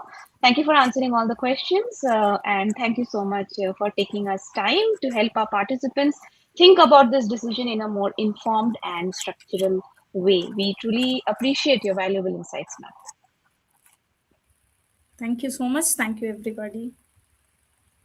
All right. So with that, as you all know, every session you attend here is a learning milestone. So treat it that way on LinkedIn. Write one line about what you took away from this session and post about it. That is what recruiters see you grow in real time. So if you have never posted on LinkedIn before, today is a very good day to start. A simple attended leave 2026 by Biotechnica. Here's what I learned about, let's say, AI and data and life science. So that's more than enough. Okay. So, all right. So this is the time now to test your knowledge and challenge some of the most common myths in biology and life sciences. So welcome to the quiz time, to the Leave 2026 Bio Myth Busters quiz. So this is a fun and interactive section designed to see how well you can separate scientific facts from popular misconceptions. So a link will be shared with you in the comment section. So you can just quickly share in the comment section. The link is already there. If you already have a Biotechnica ID, if you're enrolled in any of our courses, then simply log in. You'll be able to see the quiz. If you do not have an ID, then you need to sign up first and then you can proceed to the quiz. So click the link shared, log in with your Biotechnica ID. If you don't have one, sign up first. Complete this quiz before lunch, because after lunch, we are going to display our leaderboard. The leaderboard will be monitored live. The quiz is live now. And yes, there are prizes waiting for the top performers. So like yesterday, we'll have top 2 winners, and the top 5 performers' names will be there on the leaderboard. But however, we'll be giving prize for our top 2 performers. Okay, so winners will be announced anytime after the lunch break. But uh, before lunch break, we are going to close this quiz. So good luck, everyone. Let's see who becomes our LEAF 2026 Bio Mythbusters champion. We will be taking a short break now till 12 p.m. You can take up the quiz right now. You can take a short break, and we will be back at 12 p.m. with a very, very important session on AI in biology, hands-on, no-code demo. So there's no way you can miss this. Be back right at 12 p.m. Thank you, everyone.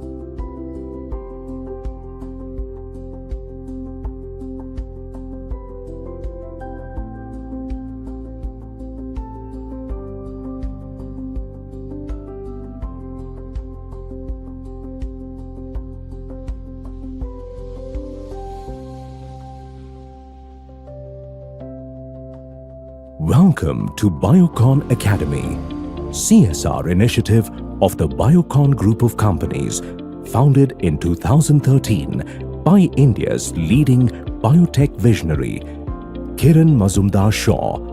Our short-term, high-impact courses empower students by bridging academic learning with real-world industry demands. The Biocon Academy was founded over 10 years ago, and it was set up under our CSR initiative as a center of excellence to bridge the gap between university learning, college learning and industry needs. I am very pleased that we've been able to deliver a very interesting and career advancing program for every student who actually wants to play an important role in this very emerging and evolving and rapidly expanding field of biotechnology and biosciences. Our education partners play a crucial role in delivering top-notch, application-oriented training. From the Keck Graduate Institute, California, to premier Indian institutions such as BITS Pilani, MS Ramaya College of Arts, Science and Commerce, and JSS Academy of Higher Education and Research, their expert faculty, continuous evaluation and certification support ensure our students receive a strong, industry-ready education. Besides, our hands-on training partners also contribute to the success of our programs. As we celebrate over 12 years of excellence, Here's a quick look at the programs that we offer. Biocon KGI Certificate Program in Biosciences, BITS Biocon Certificate Program in Applied Industrial Microbiology, Biocon Ramaya Certificate Program in Quality Control Analytics, Biocon JSS AHER Certificate Program in Global Regulatory Affairs, Syngene Ramaya Certificate Program in Sterile Manufacturing. In addition to our student programs, Biocon Academy proudly offers the Faculty Development Program FDP, launched in 2017 to empower biotech faculty from leading educational institutes.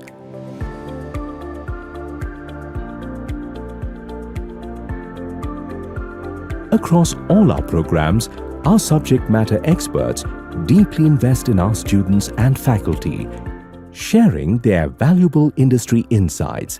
It is a real privilege to speak about something that lies in the heart of Biocon's vision, not just as a company, but as a catalyst for change in the biotechnology sector. What truly sets Biocon Academy apart is its industry impact mindset. While many academic programs are built around internal talent pipelines, our approach is fresh and very different. Biocon Academy was conceived with a larger purpose to strengthen the biotech talent ecosystem across the industry, not just within our own walls. This is a sector-first model rooted in nation building and driven by a commitment of future-ready talent development. Our graduates don't just find roles within the Biocon group, they are placed across leading biotech and pharmaceutical companies. That's because we are not just building employees, we are shaping professionals who can elevate the entire industry. This powerful combination of hands-on learning, industry exposure, and personalized mentorship transforms Biocon Academy into a true launchpad, not just for jobs, but for meaningful careers. Careers that are prepared for the challenge of today and inspired by the possibilities of tomorrow.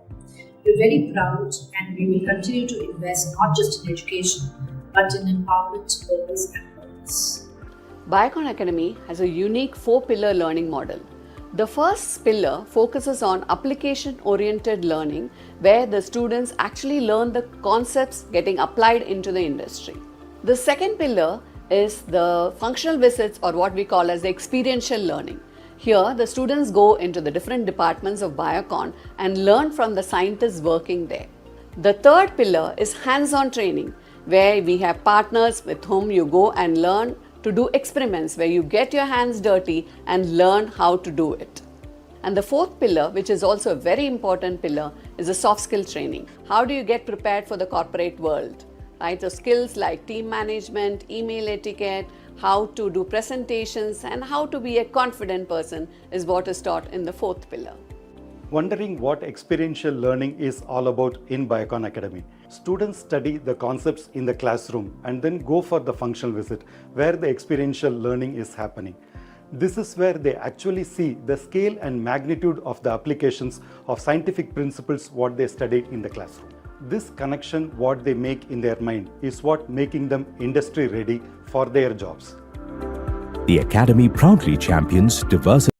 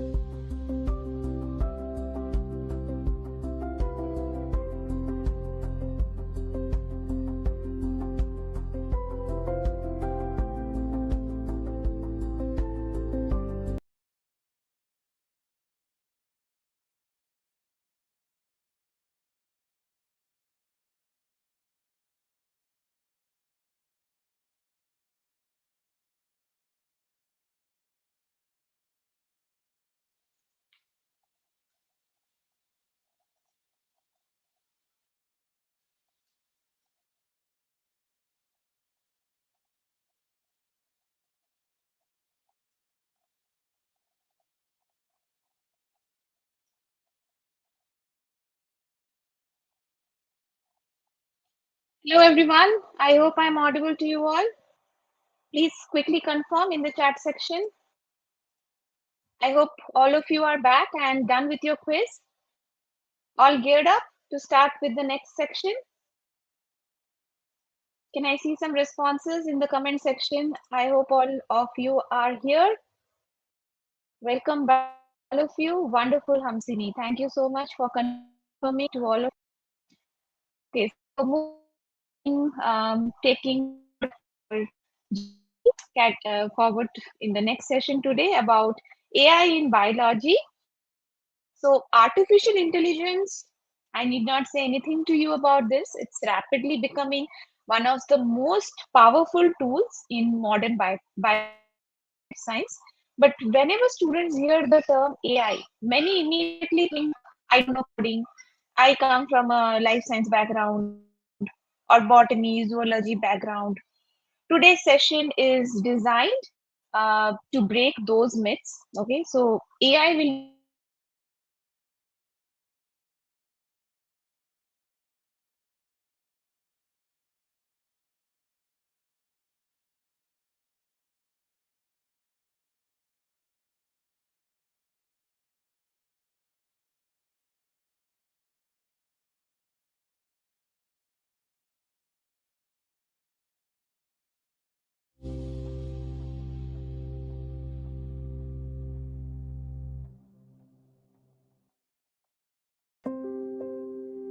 Welcome to LEAF 2026, a virtual platform created to help students, graduates, researchers, and aspiring professionals explore exciting opportunities in biotechnology, bioinformatics, clinical research, AI in biology, healthcare, and emerging life science careers.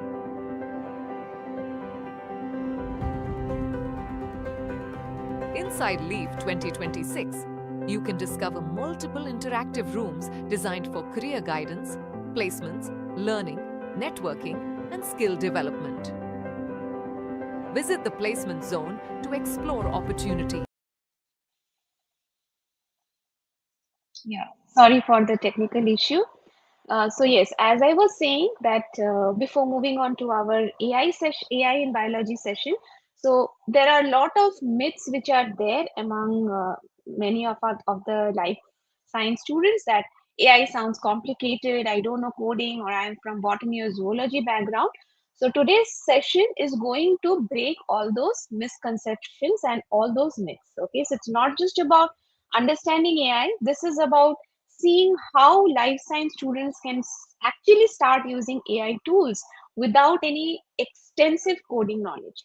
So, to guide us through this exciting hands on session, we have an accomplished expert working at the intersection of oncology, healthcare technology, AI, precision medicine, and real world evidence. So, let me introduce our speaker for the day. Please help me please join hands with me to welcome Dr. Anjali Kulkarni, VP RWA Strategy and Analytics.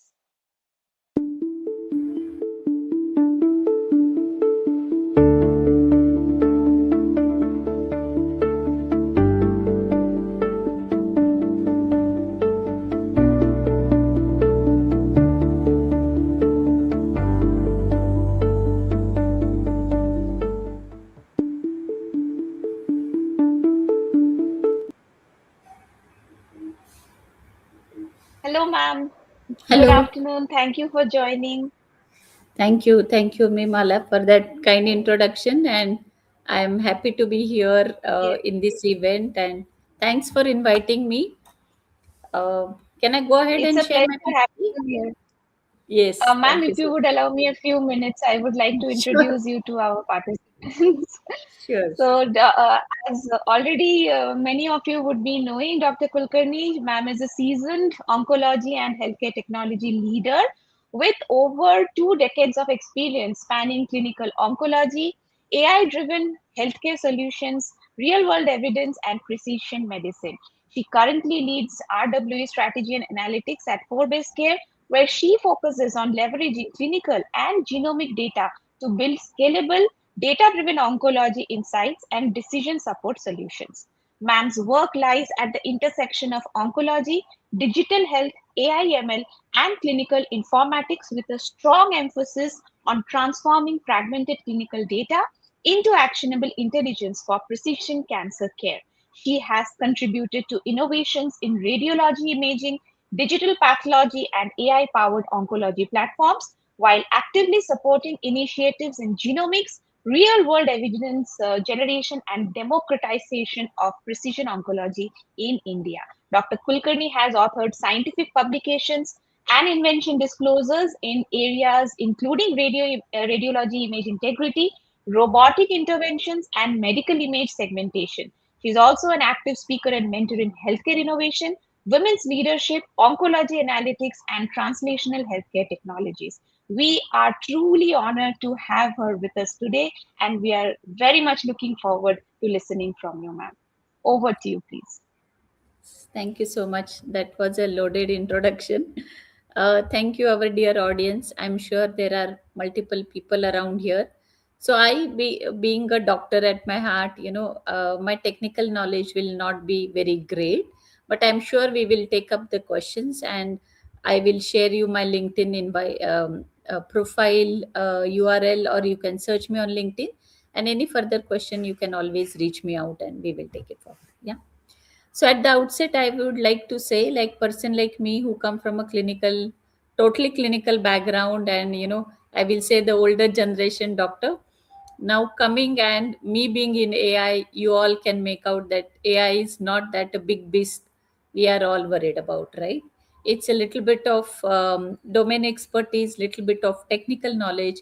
I think more of curiosity, more of you know uh, going deeper down of the things and trying to match our natural intelligence with artificial intelligence. I think will give you a great career, and very exciting and very rewarding career. And I think people who work in biology are always blessed, because we work in something which is very relatable to us, our health, our family's health, and the well-being, right? So that way it's one of the most interesting subjects you will be learning about. So quickly I will take you through my slides. I think feel free, and then we will go ahead and take the questions in the end. Write it down all your queries, and I will be happy to address them. Are you able to see my screen now, PPT? Yes, ma'am, we are able Yeah. to see. Yeah. Thank you, ma'am. So, many of you, I'm sure, or many of you are still student or still, learning. Will be thinking about what is RWE, right? So, RWE is a new form of data. You all know currently we are all hearing data is new fuel, data is new oil, right? So, there are a lot of things are talking about data sets, and we know data is huge in financial sector, right? Data is huge in FMCG sector, or in the retail sectors. People are building, Amazon, Netflix are building amazing algorithm based on the data. What is happening in healthcare? Even healthcare, we produce lot of data. All of us keep doing our blood test, annual health check as a normal individual. Even when we talk about the patient, there is enough and more data gets generated when the somebody goes to the doctor for their smaller problems, or somebody is going through a bigger illness like cancer. There is a huge amount of data which get generated, and that data is outside any clinical setting. I'm sure all of you would have heard about clinical trials, clinical studies, clinical research. So that data is very, very regulated. So there is a protocol written, and then there is a trial happen, and the data gets collected. So that's a very regulated data. That's a very, I will say, very predictable data. What happens in real world matlab, as and when anything is happening, we are collecting the data. Suppose today my real world data will be, I got up at 8 o'clock, and then I burnt 200 calories doing something, and then I had vegetarian diet which was a few calories, things like that, which are very day to day. My blood pressure in the morning was 120, afternoon, because I have to give a session now, it increased, and things like that. So that's a very real world thing, and I'm sure all of you should know about it, because there are immense opportunities coming for a real world data in across clinical sector, be it healthcare, be it life sciences, pharma, clinical research. Real world evidence or a real world data is throwing lot of learning opportunity and job opportunity. So I just wanted to take those extra 2 minutes and talk to you about what is real world data.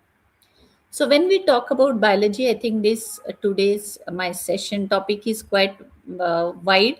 But me being an oncologist, I think I will come down and talk to you about a very very niche, sector in biology, which is more towards clinical science, or which is more towards genomics, oncology, and things like. Again, is super exciting, and I'm sure many of you who would have learned little bit also about the oncology genomics will find it a very very fascinating world, right? So biology in overall, we all know, is a science of life and living organism, including not only their structure, which is called anatomy, but even the function, which is physiology, and how the growth, evolution, and the distribution of everything happens. So that covers overall biology. I'm sure many of you here may have studied botany, zoology, biochemistry, molecular biology, biotechnology, bioinformatics, microbiology, immunology, genetics, physiology, and there might be many more which I'm not able to cover. But I think all of them are equally fascinating fields. I'm sure you will get a very exciting career ahead if you have that extra curiosity which is required as a biology student, right? So, in general, when we talk about applications of AI in biology, so we all know that biology is about a life, about something to be done in the lab, something to be done in the petri dish, or something to be observed in the nature, right? So we all know it is more about from a lab perspective. So, is the AI or is the technology really making big breakthrough in biology, or it is just at a very very nascent stage? We know AI is making huge. All of you use Chat GPTs, all of you use LLMs, and so many things, right? So those applications, are they real in biology? Is a big question, and many people or many students who come to me on LinkedIn or get connected with me keep asking. So is there a real job opportunity, or this is just a current buzz, or something is there in kind of a prototype phase? So I can definitely say that AI in biology or AI in medicine is becoming true. It is becoming applicable, and what we say is bench to bedside. That means whatever happens in the bench, whatever happens in the lab, whatever happens in the researcher's office has to come to the bedside. Bedsides means to a patient's use, or it has to get translated for a doctor to be used on the patient. So bench to bedside is what is the current phase we are going through. So there are lot of protocols. I think you all should go and read about AI in the FDA website of US. They list out all imaging application or all AI applications in medicine which have passed the FDA regulatory, and so they will be directly used on the patient. They can be used in diagnosis of a patient, they can be used in the treatment, or they can be used in the other clinical workflow. So, to say to that, in for today's session, I think AI in biology, in medicine is a reality. There are many applications being built up. Many companies are coming. Many startups which have started a really exciting work using AI. So, all of you who would like to venture into this, I think there is a great opportunity for all of you ahead. So when we talk about application of AI, you all know artificial intelligence or machine learning. What is the basis of that? The basis of that is a good data, right? You have lot of data, you clean the data, then you find out the patterns in the data, you create algorithms using machine learning, right? And then you test the algorithms on your data, and eventually when you know that this algorithm is working, it is working in real time, it is working in the real life scenarios, then you go ahead and deploy it, right? That's the life cycle of overall AI, any AI or machine learning solutions. It's more of Machine learning is actually an appropriate word. AI is a bigger umbrella, right? So, in that sense, again, in biology, when we talk about machine learning or AI, like any other industry, what is important is the data. The good data you have, lot of data is there in the clinical world or life sciences or pharma or biotech. Any one of you take it. So data will lead to building of algorithm and eventually building of AI application. So the huge amount of data get generated in genomics. All of you, I'm sure, would have heard about genomics. Genomics means all of us are made up of our genetic material, right? X and Y chromosome, all our DNA, RNA, protein structure.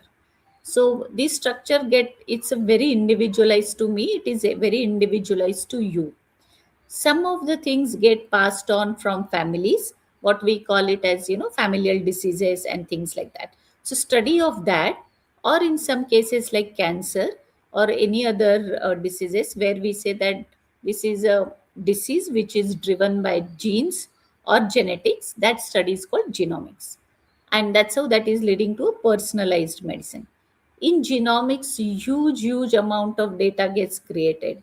In the feature of, almost terabytes of data can get created in genomics, and that's how AI applications are becoming more common, or they are feasible in genomics as a medical science, right? Then in the case of, next thing comes in the drug discovery and development. All of you know the COVID vaccine which came in few months, which, for many diseases we are still struggling to get a proper drug or a proper molecule or a vaccine. Because in case of COVID, the AI came to the rescue. It studied the antigen, it studied the multiple molecules available in the literature, and then it, through the AI discovery, we could find out that, yeah, this is a target molecule which can be, working against the COVID virus, things like that. So drug discovery, as, many of you who are interested in this part of, biology or a science, a typical drug discovery takes, say, 6 to 8 years or more than that, and a pharma company is spending billions of rupees in discovering one molecule against one particular disease, say lung cancer.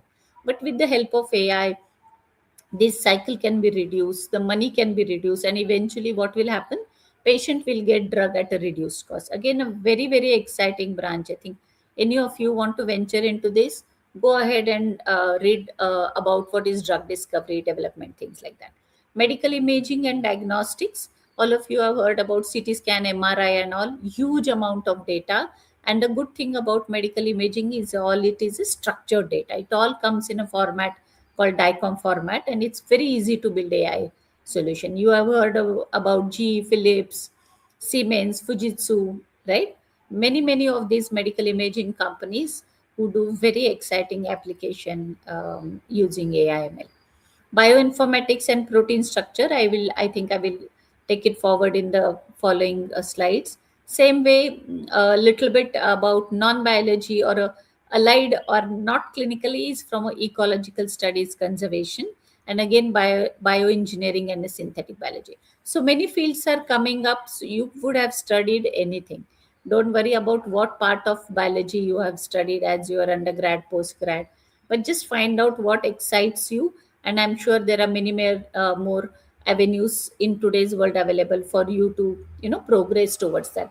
And those people who have a little technical flavor, or who wants to go into a kind of AI ML, or I will come forward to what kind of roles are there. I think again, there are immense opportunities available. How the model works overall.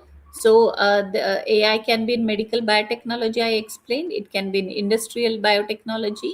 It can be in animal and agriculture. These are, at a very high level, how the, different biological field works. So with the help of data, with the help of little bit technology, and more of a domain knowledge is what is expected for anybody like you and me who want to venture, or who are more interested to build their career related to AI, ML kind of thing in biology. So I will quickly take you through what is AI in genomics, computational biology, and bioinformatics, right? As I told you, next gen sequencing, what we call, that means the NGS test. That means these tests are done on a patient or even for a normal individual to find out whether there are any cancer risks. Generates a huge amount of data, and these all testing are done through the big machines called sequencing machines. So terabytes of data get generated, and there is opportunity to do build a lot of AI solution on top of it.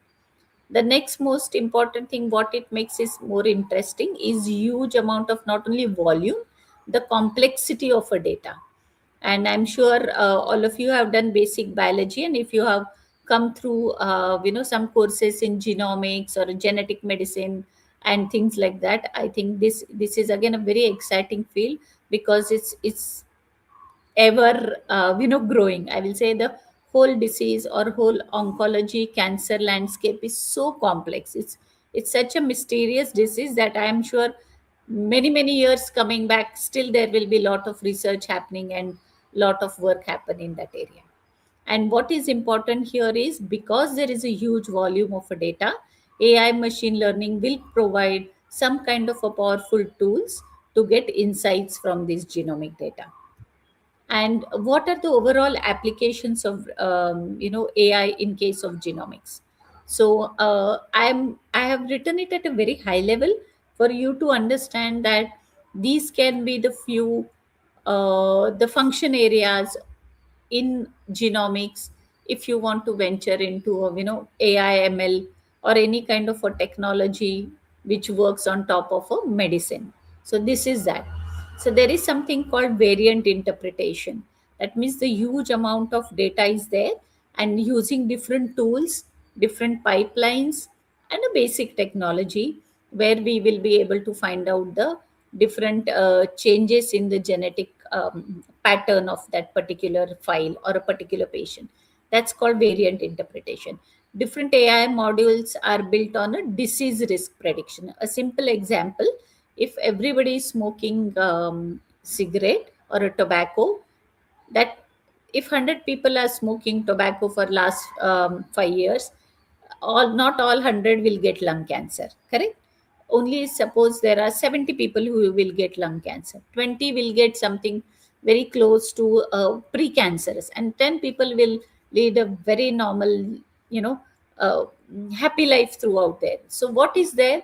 There are different biological parameters which will predict this lung cancer, and that's how different AI algorithms are built, where many parameters of the patients or a normal individual is taken into account, and then there are the models are built.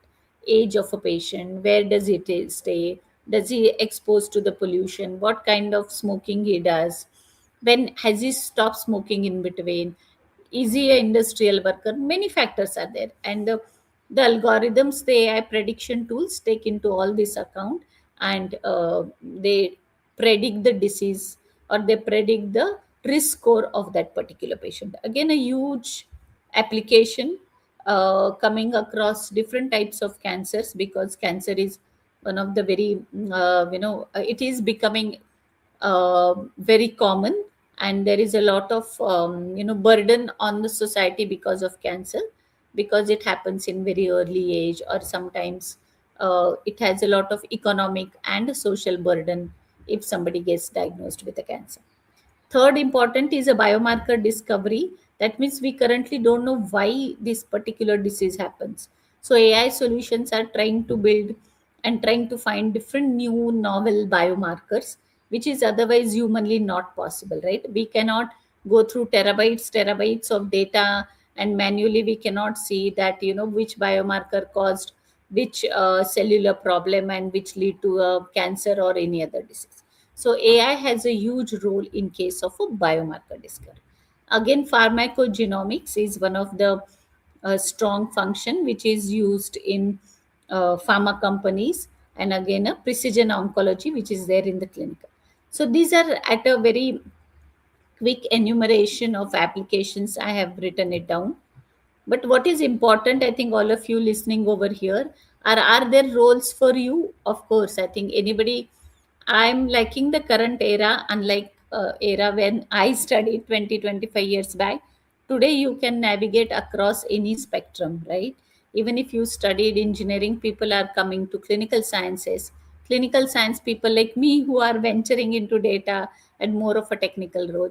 So the world out is has become very, very flat, and it's very interesting times that anybody, even if you have not had your basic studies in a particular subject, you can always top up with the masters or additional courses and try to come to this part which you feel is very interesting, right? So what are the roles in genomic companies? Like my company called 4base care, we are a pure genomic lab. We have multiple sequencers.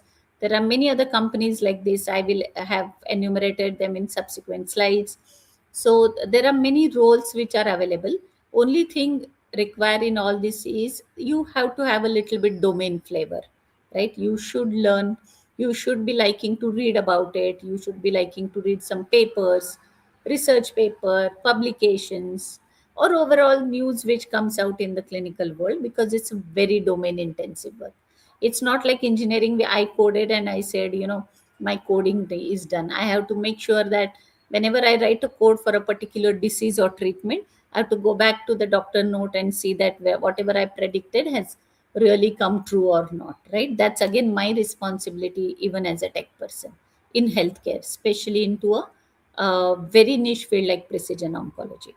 So all of you have to have a little bit domain interest to come to this part of the world. So there are many interesting roles available. There is precision oncology analyst. If you go through a different portals or on LinkedIn, I think companies like us keep posting. There is clinical genomics specialist who are working specially into a genomics kind of a role in that kind of teams. There is clinical informatics scientist. So informatics is again a very nice, I think, data science type of a profile, or a data science type of a speciality for clinical people. So whatever clinical data we collect, right? What is the clinical data? It's our BP, temperature, and the doctor write notes like patient came, BP is 100, he's not feeling well, CT scan showed lung infection, given antibiotics. So all this is clinical data. So clinical informatics is a clinical data science. And why it is important? Because there are nomenclature. The chest pain has to be chest pain, or heart attack has to be a heart attack, right? So that there are different standardization available. There are different compliances are there. You should have heard about HIPAA compliance, and many compliances are there, right? So clinical informatics is again a very important or a very interesting branch. Go ahead and read about it. Then there can be something called digital pathology researcher. I will talk about it.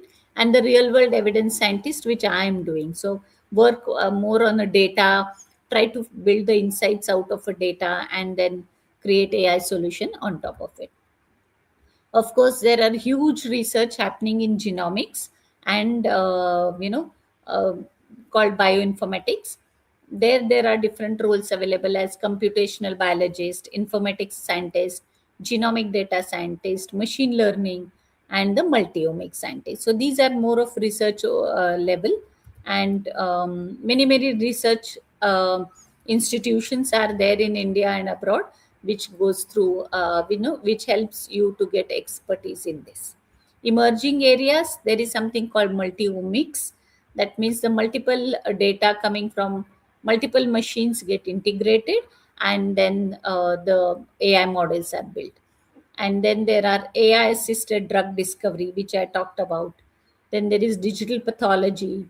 There is something called federated learning in healthcare, and a clinical decision support system.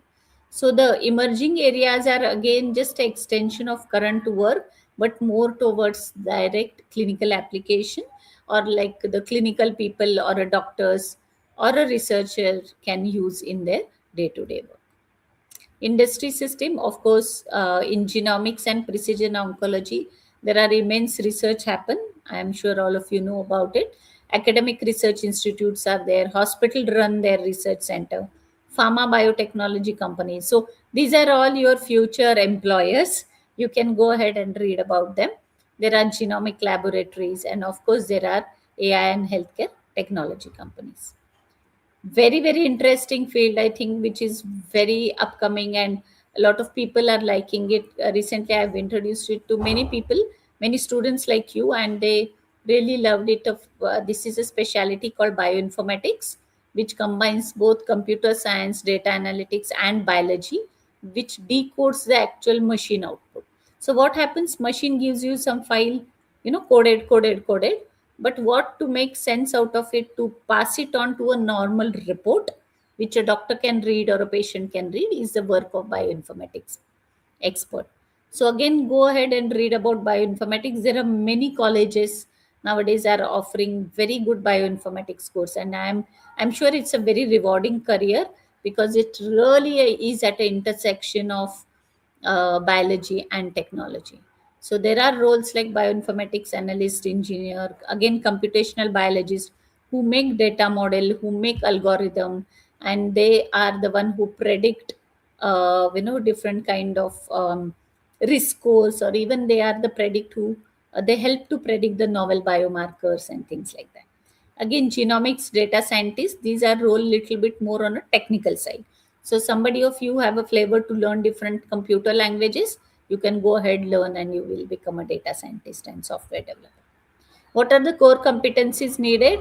Of course, the basic genomic molecular biology, and if it's a part of your studies, bachelor's, master's, it will be good. But otherwise, also, I don't think anybody who is interested to learn can read it quickly. Biostatistics is important. I'm sure many courses offer do biostatistics as a module or as a subject. Please make sure that you know basics of biostatistics.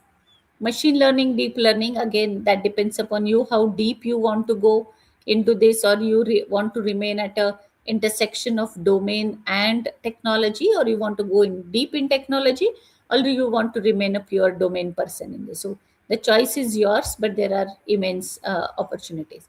Of course, Python, R programming, you all know. Even I sometimes get tempted, because I don't want my team to ask some queries. I thought I should learn the basics and I should be able to do, though I am able to write the SQL queries and things like that, just for my own, to increase my own efficiency. So familiarity with different databases, understanding how the statistical analysis happen, what is mean, mode, survivals, things like that. Python R programming, what are the clinical data standard, what is HIPAA compliant, DICOM.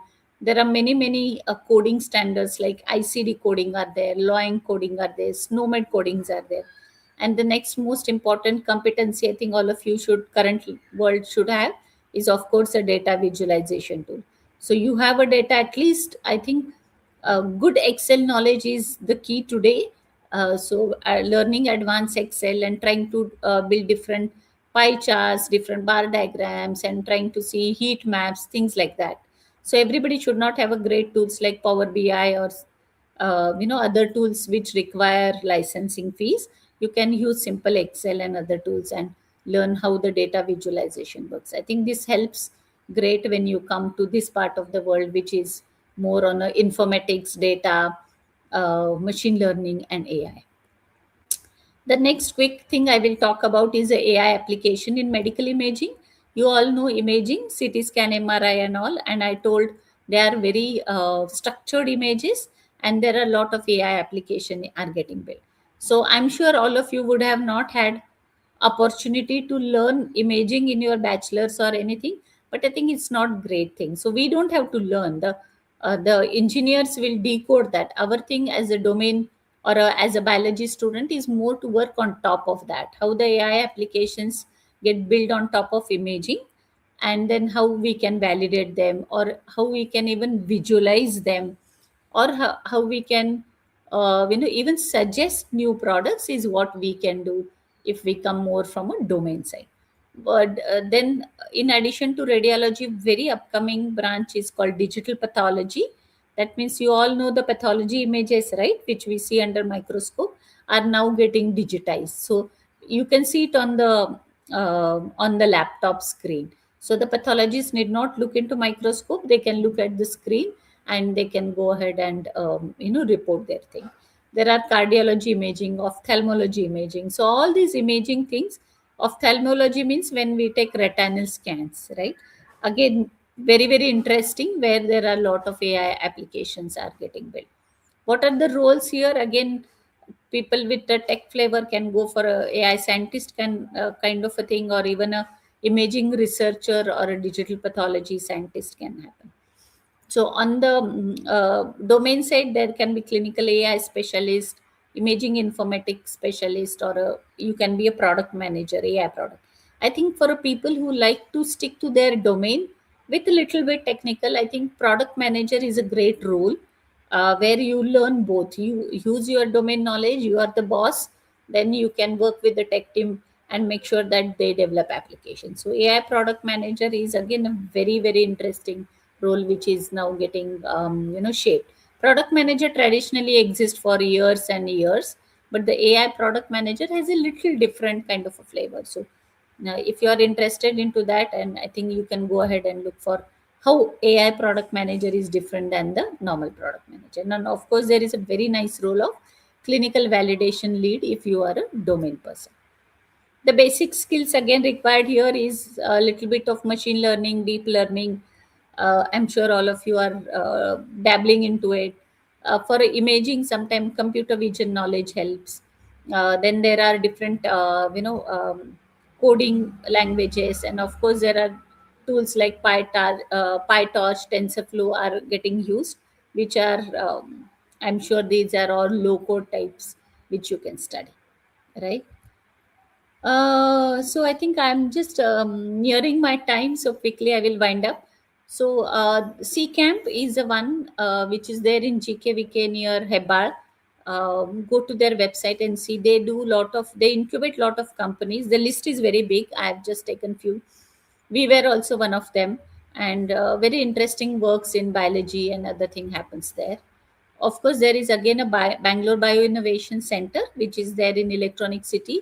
Go ahead. They can also do lot of incubation program. You can be even a observer there, or do internships, or just go visit, talk to the new startups and young scientists or researchers like yourself, and then you will get to know more about what different things are happening in science. Of course, top 10 these companies, you will get it through Google. Top bioinformatics company. Again, India has a very, very, especially Bangalore, has amazing bioinformatics opportunities. So go ahead and read about it. Yeah. So the future of biology will not be only defined by data. I was talking to you about the data, but how good we build the intelligence around it, and to build that intelligence, to build that kind of a AI or artificial intelligence, and like people like you, I think will have a great contribution to make, as long as you have passion for it. With this, I will conclude my session and happy to take any questions. Thank you.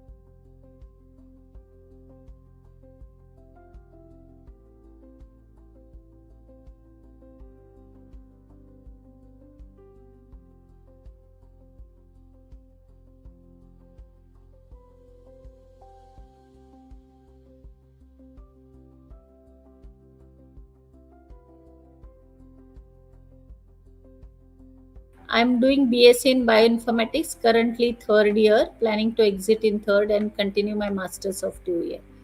Good decision or not?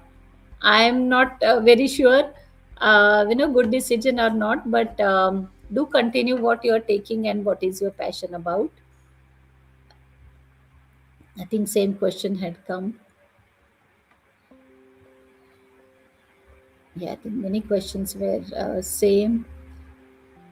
Future pathway from university teacher working in industry research, which science is opportunity for those medical bioinformatics, AIM1 health or cancer or immunology. I think all looks interesting. Immunology is again a very upcoming area, both into research and in industry, because a lot of pharma companies are now trying to develop immunology markers. They want to see how overall immunity of the body can be built up to fight against diseases like cancer. So immunology is also a great upcoming field. If you have flavor for it, you can explore that.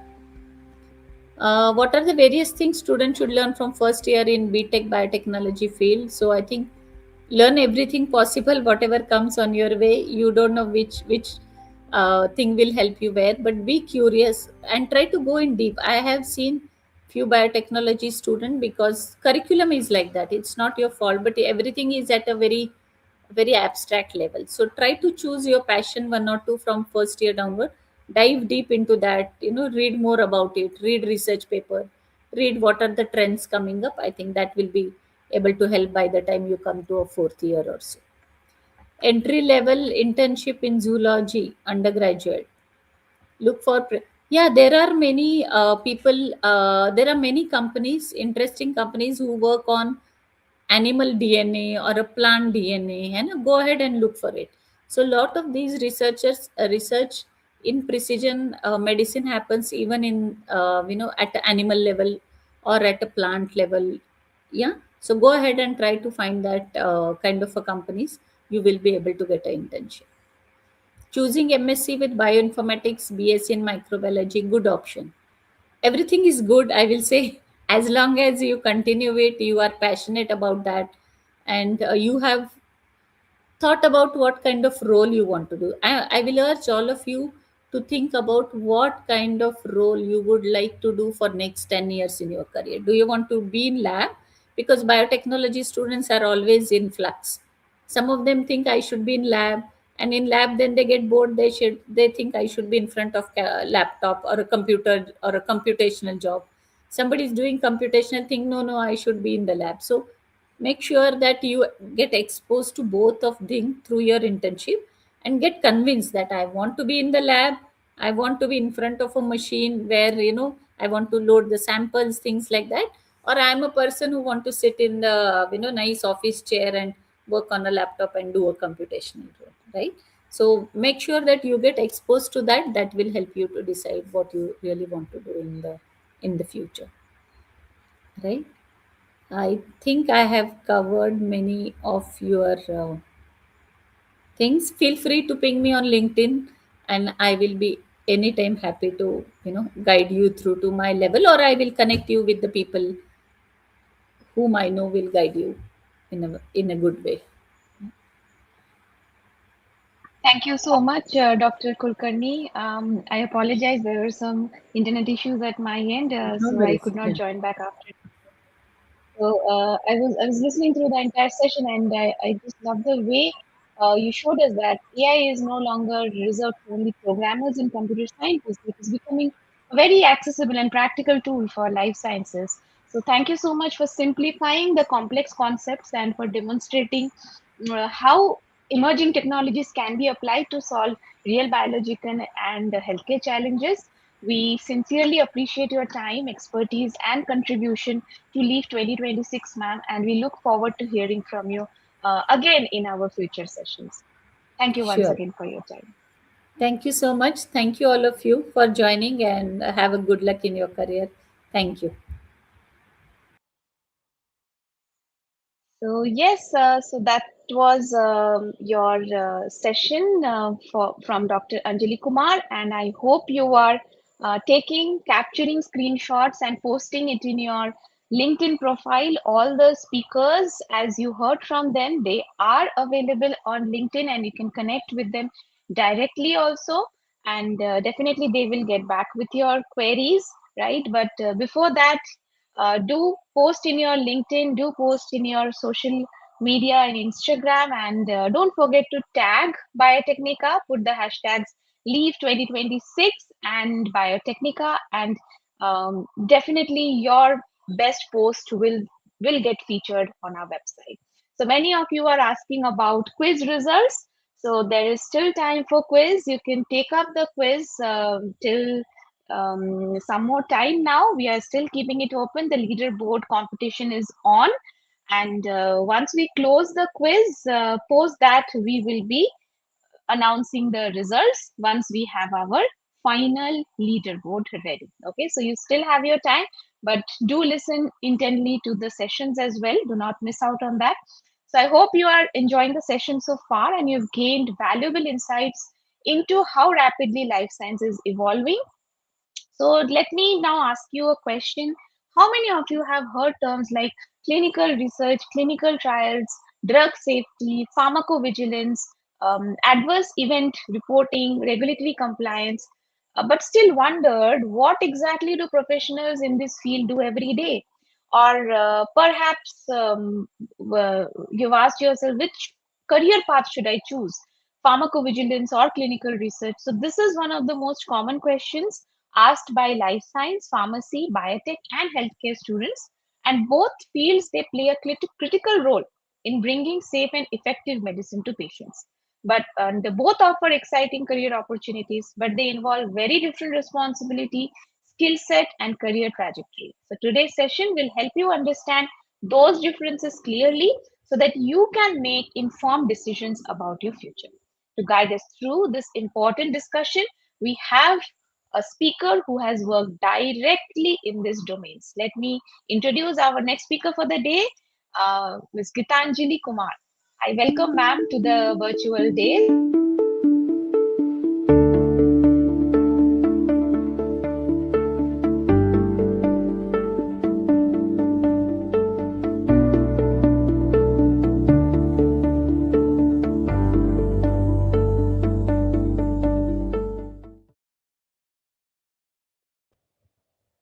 Thank you, ma'am, for joining us. Thank you for taking out time today. Hello, ma'am. Good afternoon, good evening, good afternoon, everybody. I would like to introduce Geethanjali ma'am. So Ms. Geethanjali holds a master degree in pharmacy and brings 4 years of diverse experience across multiple domains. She has strong academic exposure in pharmaceutical sciences and clinical research. She has previously worked as a pharmacovigilance associate, gaining valuable expertise in drug safety and case processing. Currently, she is working with Biotechnica as an academic support specialist in pharmacovigilance and clinical research. Please help me welcoming Ms. Geethanjali K to the session. Ma'am, we are very excited to learn from your experience. The stage is all yours. Please take over. Thank you, ma'am. Thank you. So good afternoon, everybody. I hope so all of you are having good insights in this LEAF program and wonderful sessions happening from different experts in different fields. So let me start by sharing the screen and we'll just have a quick session on clinical research and pharmacovigilance. Just give me a second. So I'm sharing the screen.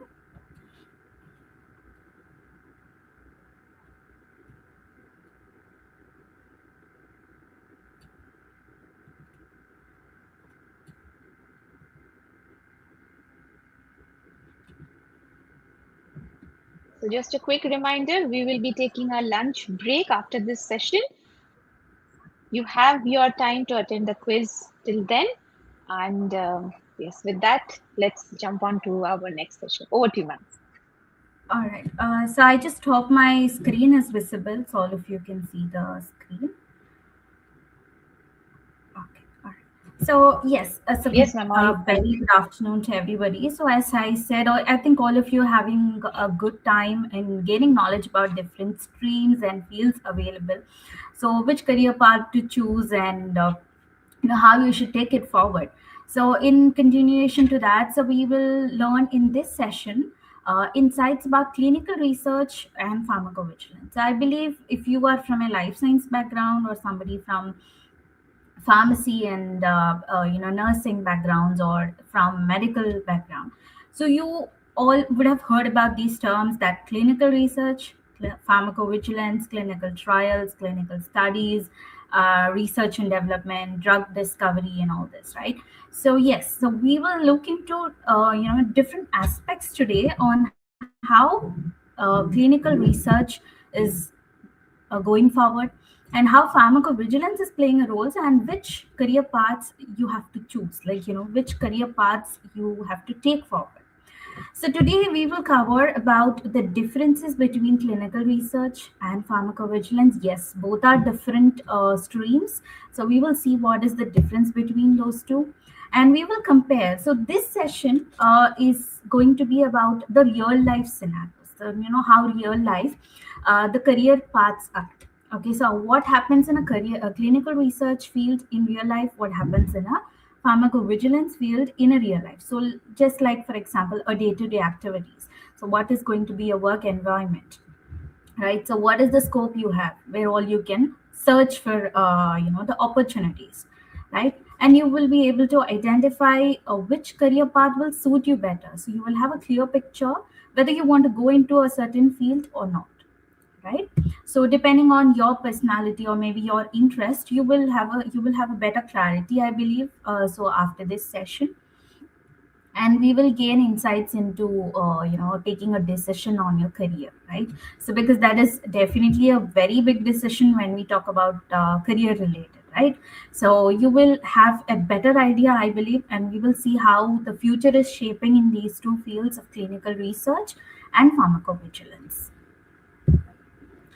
So I believe all of you would have, taken medicines, right? So every drug or every medicine you take definitely has undergone a clinical research or a study, right? So it takes years and years to develop a drug and launch it into market. So now, to be very simple, I'll tell you the difference of what a clinical research is and pharmacovigilance is. So let's say a scientist is developing a new drug. Okay, so it takes years of research to test it on humans, right? So that is a part of clinical research. So let's say the drug is tested on humans, it is performing well, it gets launched into the market. So now what happens after launching into the market? It becomes a pharmacovigilance aspect. Okay, so before launching into the market, it is under clinical research. After it is launched, it becomes a pharmacovigilance perspective, right? So that is the main difference you have here, right? So once, that is, in a clinical research, it just gets tested in a very few number of people, right? Like hardly uh, 2000 to 3000 depending on the disease and the drug. But when you launch it into the market, it just reaches millions of people, right? So millions of people start taking the drug and everybody reacts in a different way. So that study is where the pharmacovigilance plays its role, right? So both of these fields are into drug safety, I would say. So both of these fields focus on protecting the patient, right? So safety of the patient, safety of the people, and both are a life-saving career options, I would say, right? So both are has its own importance.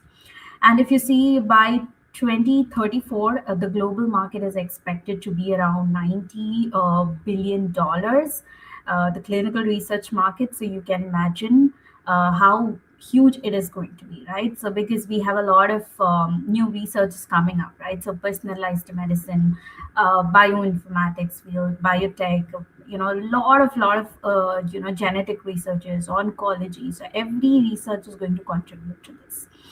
The same way, once your clinical research, the research field is increasing, the same happens with PV. So because when new drugs are launched, the PV field also becomes more important, right? So as new drugs launch, both the fields are playing its important role here.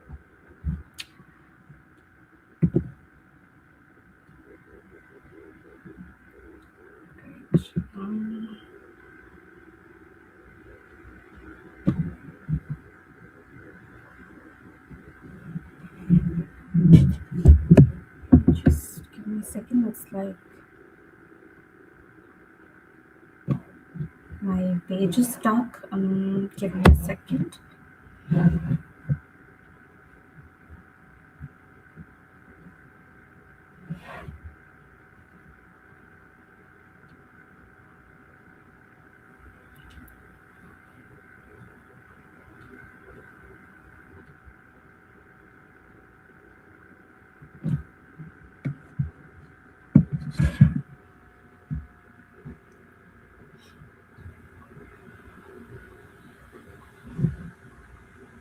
So I would like to inform you all that all those who are asking for your certificates, you can visit our website for leaf.biotechnica.org.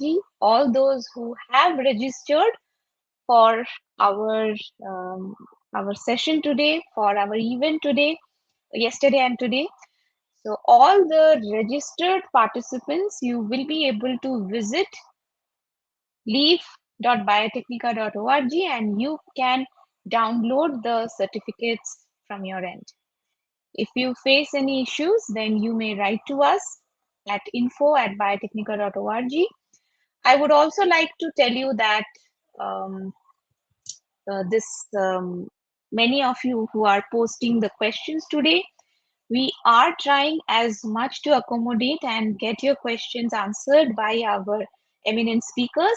But since we do have a series of events lined up and they are as per schedule, so in case we are not able to take up your questions, then please do not worry. You can write to info@biotechnica.org and we will definitely get back to you. Okay. And no worries on that. We are always here to help you. And ma'am is back with this session. Over to you, ma'am. Please continue.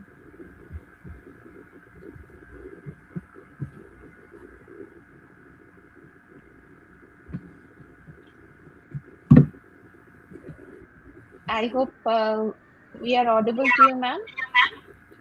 Yes, ma'am. Yeah, I can hear. So I'm so sorry about it. That was a bit of technical glitch. So I hope like my No screen worries, is fine now. Yeah, it's all visible, ma'am. Please continue. Okay, all right. Thank you, thank you. So let's see. So starting with what a clinical research is and what a pharmacovigilance is, right? So we will learn what it is basically. So let's just have an idea. So when we talk about clinical research, so basically we are doing a research, right? So research on what we are doing a research on, it could be a drug, it could be a medical device, a very simple medical device like your BP monitors or your sugar testing devices or any medical device, let's say, and any other treatment options, like let's say any other therapy options or any other treatment procedures, right? So all this would come under clinical research.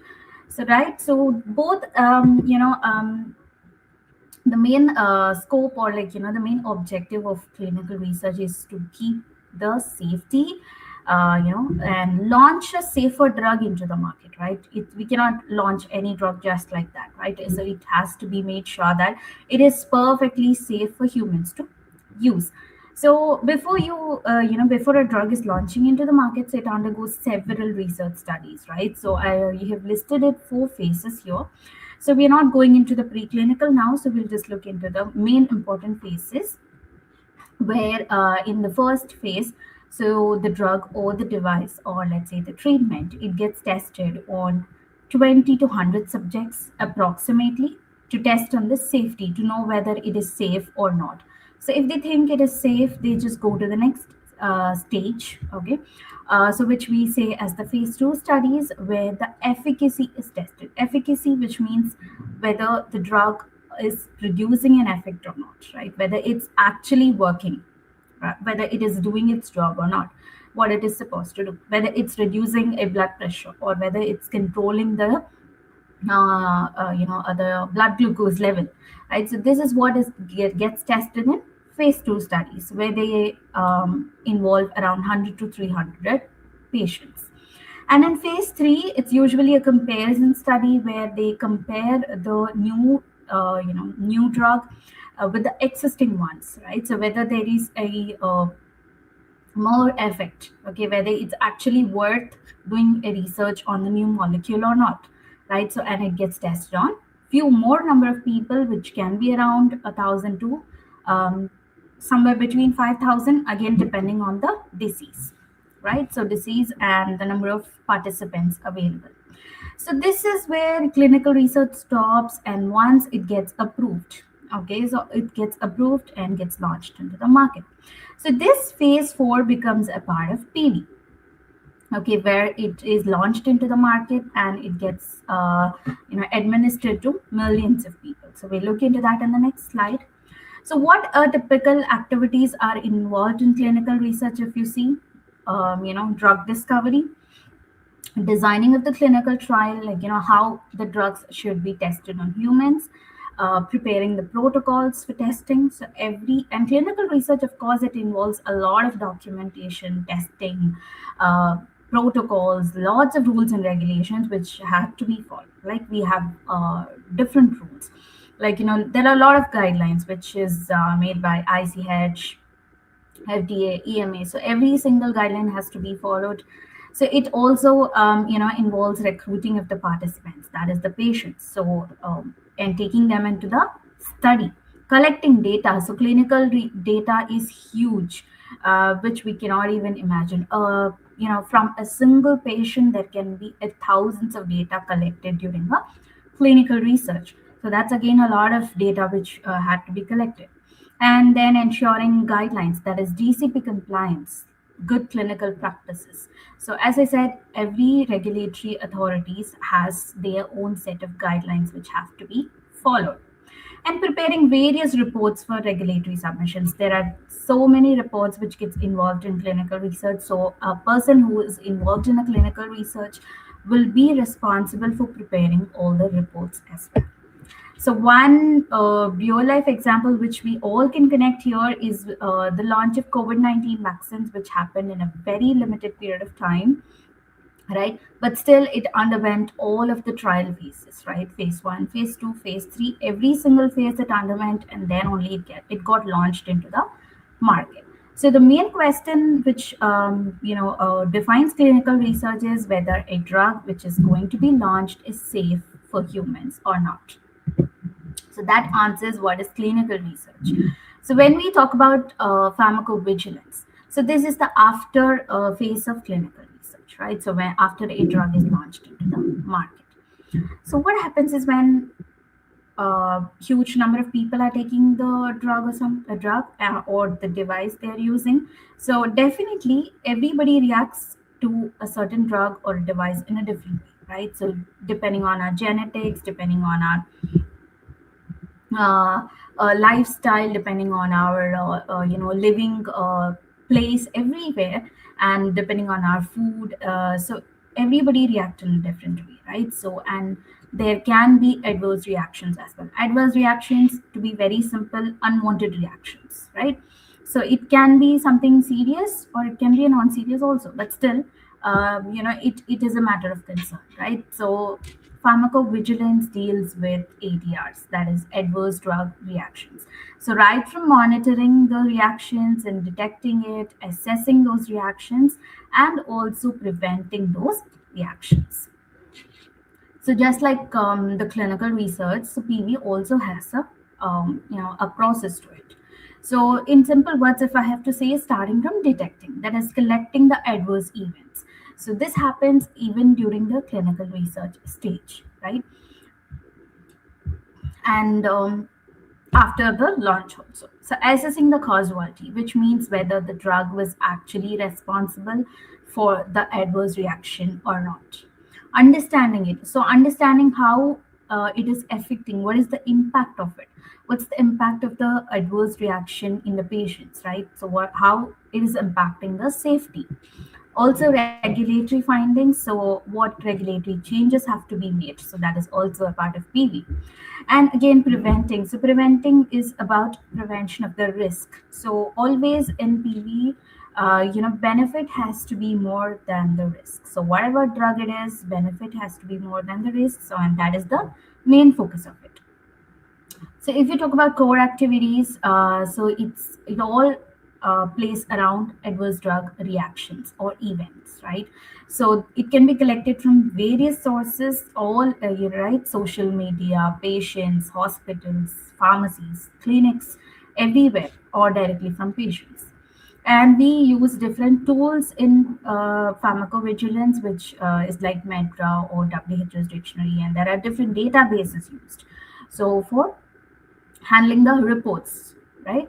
And assessing the causality and signal detection. This I had told you. So where we assess the impact of it, right? And it also involves preparing different safety reports, which we have to submit to the regulatory authorities, and also communicating the risk information. So whether a drug is producing any risk or not. So same COVID vaccine, if you take, so when it was, that 6 months period of time was a clinical research for COVID vaccine, and once it got launched and millions of people started taking it, so there were many reactions reported, right? Including a reaction which had a little bit of inflammation in the heart. So few people had those reactions as well. So that is one of the major role how PV is playing a role in its drug safety. So this basically answers the question whether the drug is going to continue in the market or not, right? So I hope all of you would have got a clear idea on what these two fields are. So let's look at a quick comparison. Where clinical research is a pre-marketing stage, that is when it is in the development phase. And pharmacovigilance is a post-marketing. So this is the easy way to remember. What it focuses on, so this focuses on testing the safety and approval. Pharmacovigilance is focusing on whether it should be continued or not, right? So work nature we will discuss in detail in the upcoming slides, right? So this is clinical research is mostly a field work where you have to interact with a lot of people. And pharmacovigilance is mostly a computer-based work or office-based work, right? So that's what we can see. And majorly involves data analysis. So what are the skills you require when we say clinical research? So you will be required to know about different guidelines like ICH guidelines, good clinical practices, FDA guidelines, CFR guidelines, right? And a little bit of statistics knowledge, right? And preparing documents. So in pharmacovigilance, you need to know about the coding tools like Metra. So that is one of the most important part.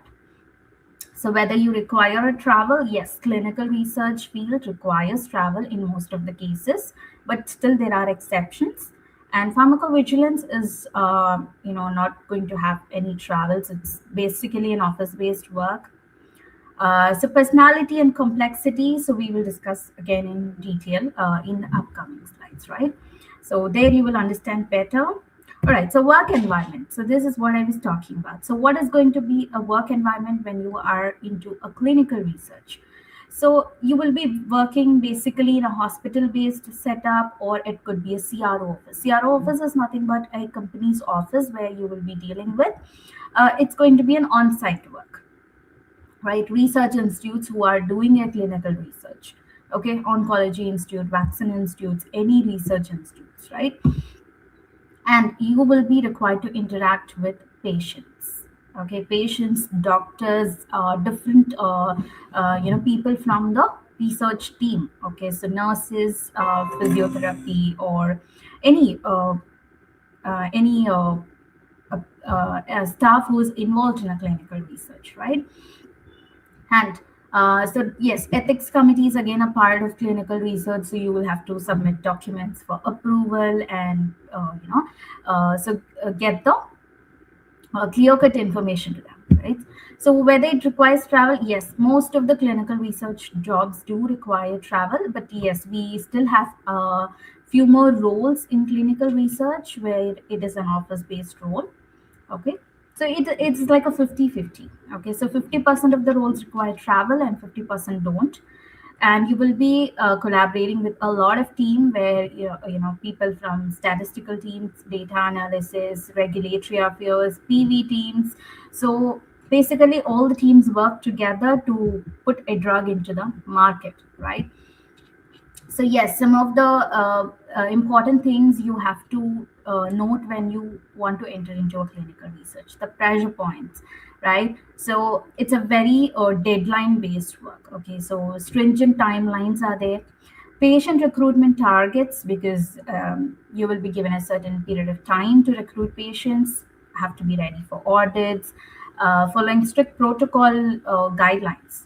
Okay, and so always it is a very challenging role, but if you're someone interested in who likes to take up challenges, then yes, this would be one good option for you, right? And so CRCs and CRAs are the roles. Okay, so CRC is the clinical research coordinator, so who will be like an intermediary person coordinating all the activities, so which is mostly a site based, that is an office based work.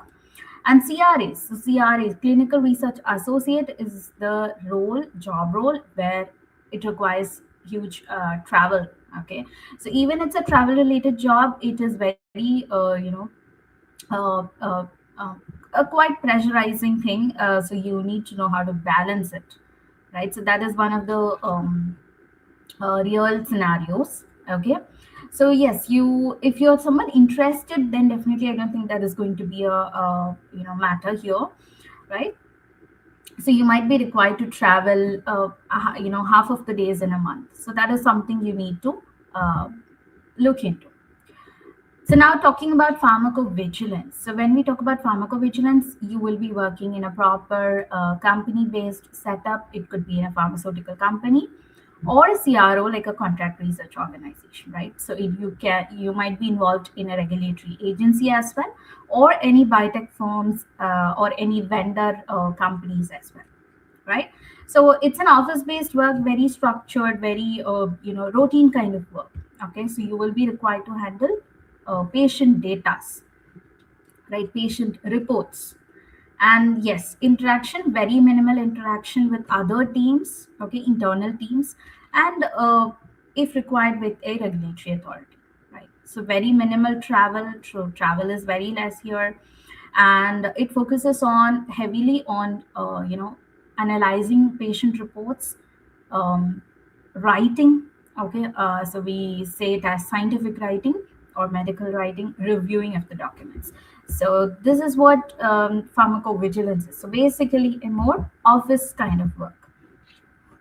So yes, pressure points when we talk about, so this is also a very strictly target based works where you have to meet the deadlines. Okay, so every single report will be given a deadline and you will be required to meet it. Okay, and so depending on the situations or the real scenarios, so case volumes can increase at any point of time and you should be ready to handle it. Okay, and signal detection urgency, so when something new is being discovered, so there is of course a more lot work to be done. And remote works, so this is something which came up after the pandemic, right? So many remote work opportunities are available in pharmacovigilance. So if you're someone who's looking for a remote work, then yes, you can look into a PV aspect more, right? So it's something that where you have to give your mind more work. Okay, so more of data analysis will be required here, right? And the case reports or can increase at any point of time, and you will be required to work with few softwares. Okay, that's the databases. So if you have interest in that, you can definitely go forward. So when we talk about salary comparison, so it's more or less the same, but very minute change, very minute differences we can say, right? So depending on the skills you're going to acquire and depending on the performance of your in your job role, so this will vary. Okay, so when you talk about an entry level role, it starts. So this is an salary comparison in India, and for an entry level role in clinical research, you start from around 3 to 5 LPA, right? So if you are a fresher, And the same goes for PV, around 3.5 to 6 LPA when you are a fresher, right? But note that you need to have the required skills for that. And after you work for, let's say, some 2 to 3 years or 4 years, you probably get a hike, or you jump into a different company with a better package. So, which ranges around 6 to 15 LPA for clinical research, and it could be from 7 to 16 LPA, depending on your skill set, your work experience, and the stream which you are working on. Okay, the domain which you're working on, basically. And so a senior level role definitely takes a lot of time. You need to invest your career there. Okay, so at least you need to stay consistent for 8 to 10 years to get into a senior role, where the range is between 16 to 40 for a clinical research person, and it can be from 20 to 45 for a pharmacovigilance person, right?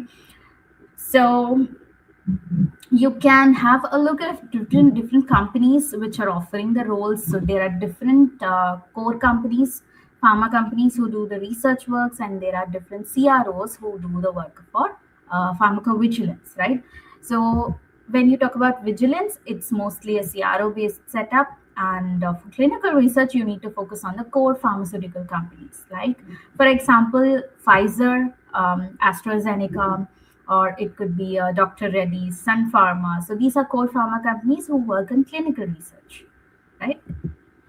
So yes, growth, we have seen this. So growth, the salary insights. So you start from a basic role of a trial associate or a research coordinator who does all the basic clinical research activities, basically coordination.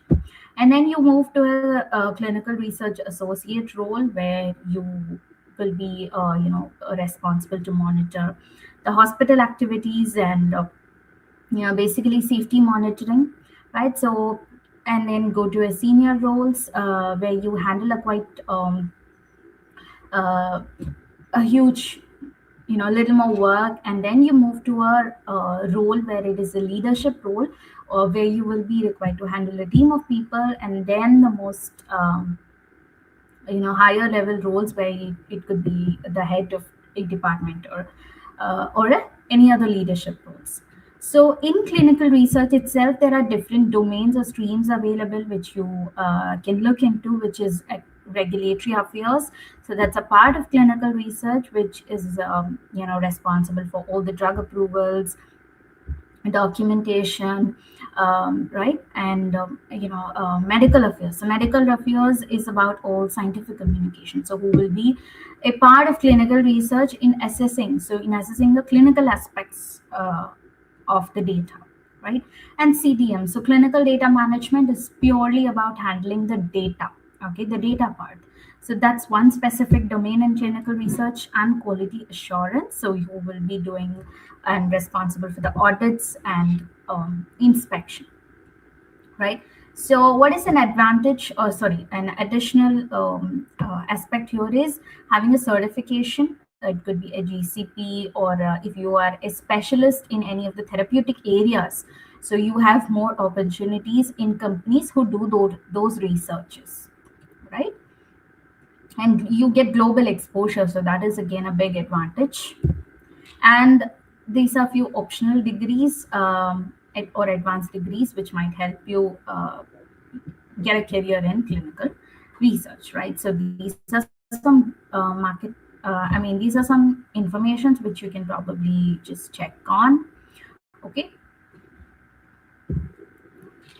So when we talk about pharmacovigilance, so again, here you start as a basic drug safety associate, so where you will be handling the patient reports, right? So case reports. And you move as a PV specialist, so where you will be a senior role, so where again, like you will be doing a quality control kind of work, okay, a quality check person. So where you have gained skills by now, right? So, and then you become a manager or a senior manager, where you will be handling a team of people. So as usual, we have the topmost pathway, where it is going to be the head of a department or a global team, right? So yes, PV also has alternative career path where it is where all these are closely related, right? So when we talk about clinical research and PV, so these alternative domains are also related. Okay, so every team has to closely or simultaneously work together, to make it a successful, right? So regulatory affairs is another option when we talk about PV. Medical affairs, as I said, which is all about medical writing or scientific writing. And if you're someone who's interested in statistics or analytics, so safety data science, so we have a domain called um, uh, safety data domain, where people with statistics knowledge or data analysis or data science knowledge are more given more preference. Okay, and there are few consulting companies like a separate vendor based companies who act as a consulting. So that's again an alternative path. So here also a certification will definitely help you. It's not the only thing, but yes, it is an add-on advantage. And many biologics or gene therapy studies are going on, right? So if you are someone who is an expert in that, of course you have an opportunity in PV. If you know a little bit of AI knowledge, data science, yes, that is again a plus add-on advantage. And now the focus is getting more on real world evidence, okay, real time data. So that is again one of the emerging emerging one, I would say.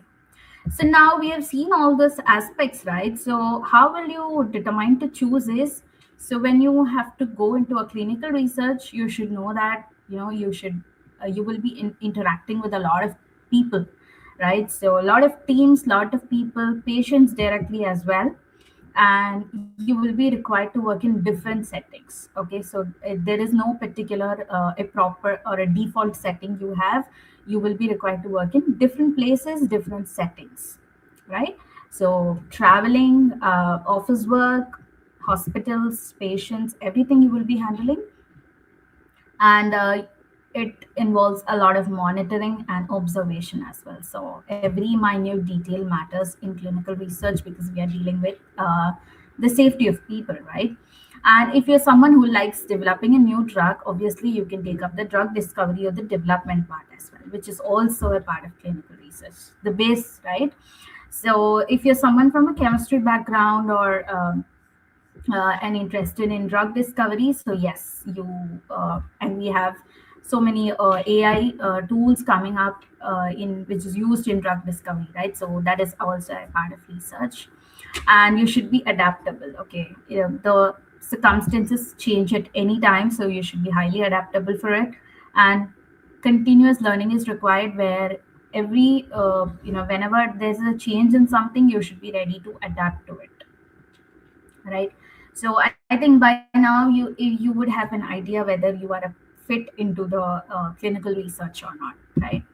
So when talking about pharmacovigilance, so it's a desk-based job, as I said, and totally office-based role and a desk-based job. So if you're someone who just likes analyzing reports, writing the data, or reading through it or analyzing some medical information, then yes, this can be your choice. And so this is more of a structured work where you will be given a set of structures to work on, right? And you should be good with medical terms. Okay, so there are a lot of medical terms when we talk about PV, right? So right from disease, right from drugs, right from events, every medical terminology you should have an idea. And you can be a part of global teams, okay, global safety teams. So that is an add-on advantage, I would say. And strong analytical skills. So you should be able to look into every minute detail and analyze things, right? So now one question here, whether I am eligible for research or pharmacovigilance. See, both sectors, all the life science graduates, pharmacy graduates, BSc life sciences, MSc life sciences, medical people, everybody, every single life science stream and medical stream are eligible for these two fields. Okay, so some of the future trends, I would say, is the decentralized trials, which means remote patient monitoring is one of the upcoming thing. where the patients can do the trials or participate in a trial from their own place, right? From their own home. So that's one of the upcoming things, and the collecting of real time data, like from wearable devices. One best example is your smartwatch, so where people just collect data from there. For example, your steps, your blood pressure, etc. And precision medicine, personalized medicine, this is something the researchers going on in a full speed, I would say. So that is again a future based trend. AI recruitment. So yes, AI, there will be a lot of roles in clinical research and pharmacovigilance, which is going to involve AI. Okay, so if you learn AI along with any of these, then definitely that is going to be a plus for you. Okay, so because every company is trying to make it easier, involve AI, make things automated.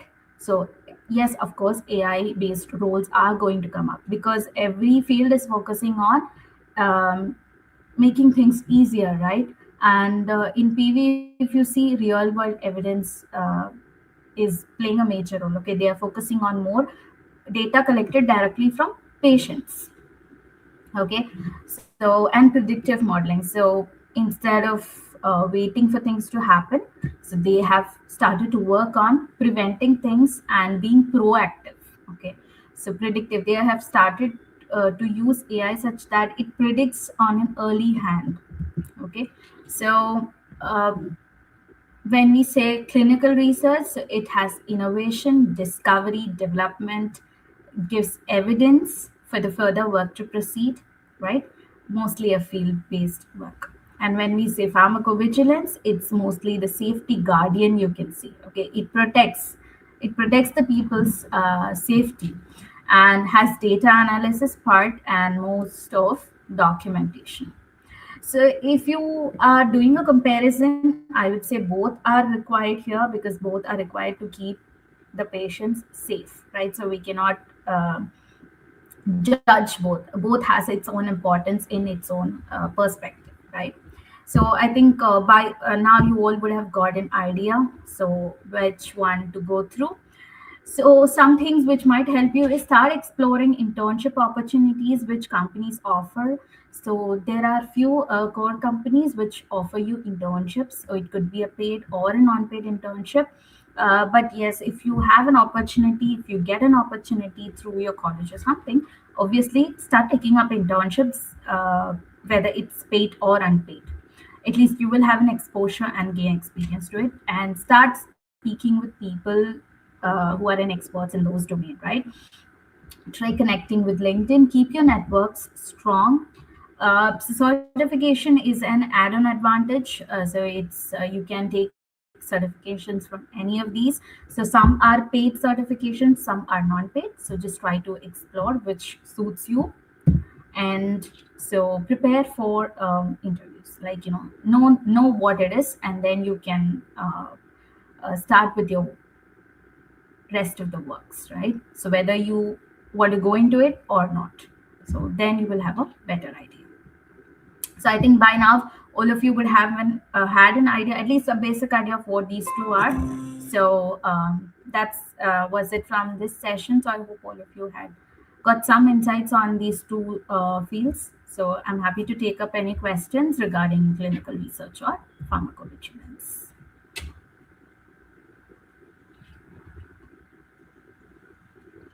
Thank you so much, Geethanjali ma'am. Such an extremely informative session we heard from you. Many students they have this confusion. They hear about clinical research and pharmacovigilance, but without any complete understanding how these domains differ. So today you helped bring clarity on those crucial career pathways. So I would like to remind our participants, if any idea resonated with you, and we are going to take up your questions from Geethanjali ma'am's session. There are already so many questions which are posted.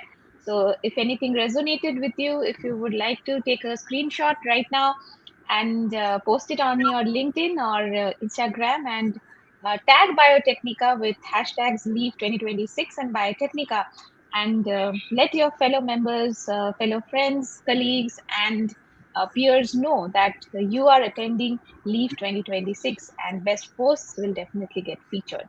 So, without much delay, ma'am, we could quickly take up two, three questions as we are slightly running out of time. So this is your first question, ma'am, from a participant. Good afternoon, ma'am. I am now in my second semester BTech Biotechnology. Which internship should I start? Okay. So all right. So BTech Biotechnology, I think so you're in the second year, so second semester. Okay. So you have just started, I believe your UG, right? So you have a lot of opportunities, different streams to explore. So what I would suggest is, so during your, the semester times or your college times, so start exploring fields. So right now you don't have to focus on an internship. So try to start exploring what each stream is, what each field is. So BTech Biotech is definitely applicable to a lot of streams, right? So you have a lot of opportunities. So start exploring, and then by fourth year you can start looking for internships, right? So you can take up any internship in a pharma company, or biotech companies also offer internships, and there are many CROs also who can who offer internships. So by fourth year you can start looking for internships. And see, there are a lot of internship options also. So I think you need to explore first which you want to go into, which internship you want to take up, right? And then probably you can choose by fourth year. I think that Thank you, answers ma'am, the for the question. guidance. Absolutely. So Sampurna asks, ma'am, as a postgraduate student in biotech, how can I get into pharmacovigilance as from a fresher's perspective? Okay. So Sampurna, see, you're from a biotech background, so obviously you are eligible for it. So you are, you're on the positive side already. And to get into PV, so you need to focus on the basic things like learning about medical terms. So medical terms, how a drug is being developed. So learn about clinical trials, what happens in it. So learn about drugs. Okay, so learn about different drugs used, vaccines. So study about all this. Learn about medical terms, diseases. So these are the basic things. And if you get a chance, learn about tools. So there are different tools and databases which is used, right? So you need to, if you have an idea about all of these, definitely you will be able to clear an interview for a PV, right? So we have tools like Medra, and WHO's drug dictionary. So softwares like Argus is used. So all this, learning about all this, and major part is you need to know about adverse reactions. Okay, so that is an important thing which you need to learn as a fresher to get into BV. Very valuable suggestion, ma'am. Thank you. So Kusum is very keen to get her question answered from you. Geethanjali ma'am, could you please reply to me after the session?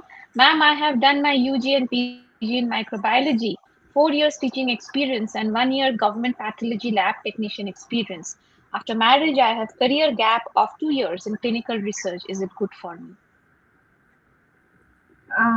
Okay, so Is clinical microbiology research good teaching for me? experience. Okay. So microbiology teaching experience, so you have different streams, right? So microbiology is one stream which is already eligible for clinical research. And you also have teaching experience, and you have a lab technician experience. So again, that adds on to it, right? So yes, gaps, even though you have a gap, if you have the right skills, if you are preparing well, I think you can clear it. So you just have to focus on things, learning about basics of clinical research. So you can start focusing on the pharma companies who work on antibiotic researches. So I think microbiology would more relate to you there, right? So you can focus on those companies. So just start looking for core companies who do clinical researches which is related to your microbiology stream. So in those cases, I think the gap will not be a problem. So if you are someone who have the right skills and fit for the job role, then definitely the gap is not going to be a factor here. Thank you, ma'am. So we have a very So you interesting can question definitely look from in. B. Sorry, ma'am, please continue. No, I was just starting. So she still has good scope, and she definitely can start trying for it. Thank you, ma'am. So the next question is from Veer. It's a very interesting question. If I have a traditional medicine curing Medicine effectively curing. in humans,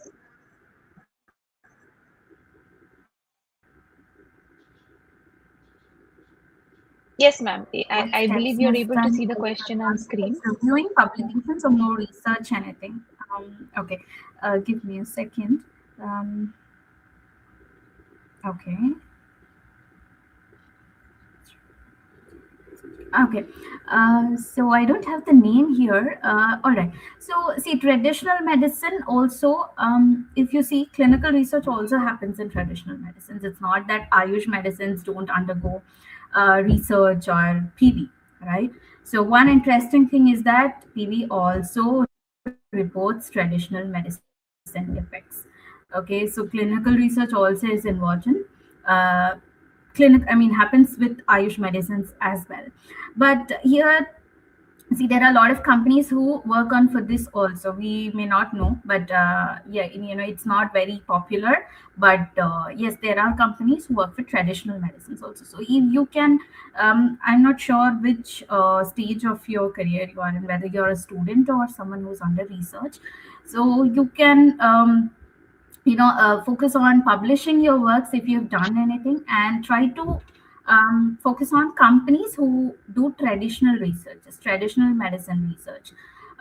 So if you find such companies, then yes, you will be a perfect fit for them. So I think definitely there is still a scope for traditional medicine. It's not that researches don't happen in that. It does happen. Thank you so much, ma'am. So Sadaf Mirza also had a question. What skills should biotechnology UG students develop during college to become internship ready for clinical research and PV roles? I believe you have already answered this question before. So Sadaf, if you may refer to the question which ma'am just said a few minutes back. And we'll take up two more last questions. First is from Hiten. Any guide for personalized medicine career in India? As I have interest in this, and can you advise in clearing interview of MTech BT at IIT Delhi as it focused on biochemical department? He's from second year biotech. Second year biotech, interested in personalized medicine career. Okay, so yeah, again, I guess we have a lot of biotech students. So, and personalized medicine is something, as I said, it's a very upcoming field. Many companies are focusing on it. And because see, this involves use of both research, AI, a lot of things, a lot of advanced technologies will be used when we talk about personalized medicine, right? So I think you need to have a better understanding of clinical research if you want to go into a personalized medicine. So understanding the basics of how personalized medicine work, or probably you need to have idea about many things like genetic part, and how things work for AI aspect. So how AI is being used in personalized medicine. So for example, to develop a personalized drug, uh, a human effort requires lots of years of time. So there AI will be used to personalize a drug for a human. So you need to have a little bit of knowledge there as well. So I think you need to explore different aspects, like a little bit of AI, a little bit of genetic things, how work, and a little bit of how uh, pharmacology works for people, right? So I think these are the things you need to focus on uh, if you are focused on a personalized medicine. So especially pharmacology as well. Thank you. Thank you, ma'am. So this would be our last question for before we break for lunch from Niharika. Ma'am, I'm an MSc Biotech graduate. How can I get into clinical data management? As fresher, any certification or any companies that hire in this domain? Okay, Niharika, yes, clinical data management has a lot of opportunities, I would say. So you will be involved in handling clinical data, basically patient data, right? So how you can get into is, yes, you need to learn about clinical trials, what clinical data are handled. Okay, what is clinical data? What type of data are handled? And how data is collected from patient. And usually CDM is has things like learning about different databases. Okay, there are like databases, for example, we have Medidata, we have Open Clinica. So you need to have a bit idea of about those databases as well, and you need to have basic skills like trials, okay, studies, and yes, any certification or company hiring. Yes, there are a lot of certifications available for CDM. So you will be in CDM you will be required to prepare certain documents. Okay, for example, a case report form has to be prepared. You need to know how data will be handled. So yes, there are a lot of certifications, and even Biotechnica is offering a certification in CDM. So maybe you can just look into the website of Biotechnica. And any companies hiring, there are a lot of companies who hire for CDM, like very popular ones like Accenture, Icon, Cognizant. So there are so many companies, okay, CROs who hire for CDM, which is in demand. So yes, see, that is a good go-to option. Thank you so much, ma'am. I have received a request from this last person, ma'am, if you can kindly answer. I have gap of 2 years between BSc Biotechnology and MSc Biotech. Now I want to do PhD. I want to come into clinical research. Please answer, ma'am, if gap matters or not. Okay, so okay, I think this is someone who wants to go to a PhD now. So for doing a PhD, I don't think the gap matters, but what more matters here is you need to have a solid background of your academics. So of your academic understanding, maybe if you have a paper publication, so that is definitely important here. So see, the gap between your UG and PG is not going to matter, but PhD is I'm sorry, I think I understood the question differently. So you don't want to do a PhD and you want to come into clinical research. Okay, so I'm so sorry. All right, so here again, what as I said, so now you've dropped your idea of PhD and you want to enter into clinical research. So start by learning the basics. I would say biotech you're already eligible, but yeah, if you have the proper skills and knowledge, I don't think the gap matters here. So there are a lot of people who have performed well in their jobs after a career gap. So I think you just have to revise all your basics, all your you need to learn about trials and how research happens basically. Okay, so just have an in-depth of how research happens, what are the guidelines followed, what are the different regulatory authorities, what are the compliances you have to look into. So all this will definitely help you. Just have the skills, and I think then you will be able to clear it. But you should know which companies to apply. So that is what is important here.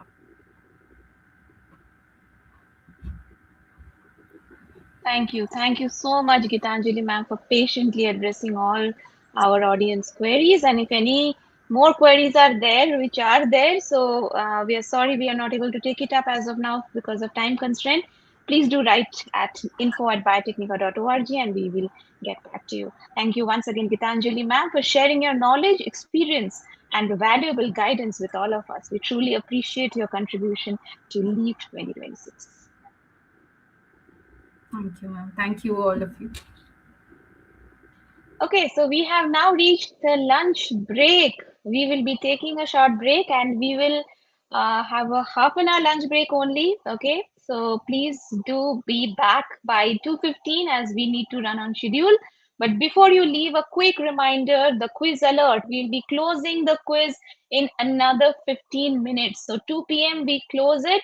The link is there in the comment section in the chat box. You can Copy it, take up the quiz very quickly. We will be closing it at 2 p.m. and post lunch we will be coming back with the result. Don't worry, Mr. Hiten is very excited for the result. We all are. So the top two scorers will be awarded by Biotechnica, and the leaderboard will display the top 5 names. Okay, so if you haven't completed the quiz yet, this is your final opportunity. The link closes sharp at 2. The link is available in the comment section. If you are already a Biotechnica student, then log in using your Biotechnica ID or sign up if you don't already have one. Complete the quiz before the lunch break ends at 2 p.m. 2 p.m. it will end, but you will be back by 2:15. Okay, so don't miss your chance. Enjoy your lunch, refresh yourself, and we will see you back here shortly for another exciting set of sessions. Thank you.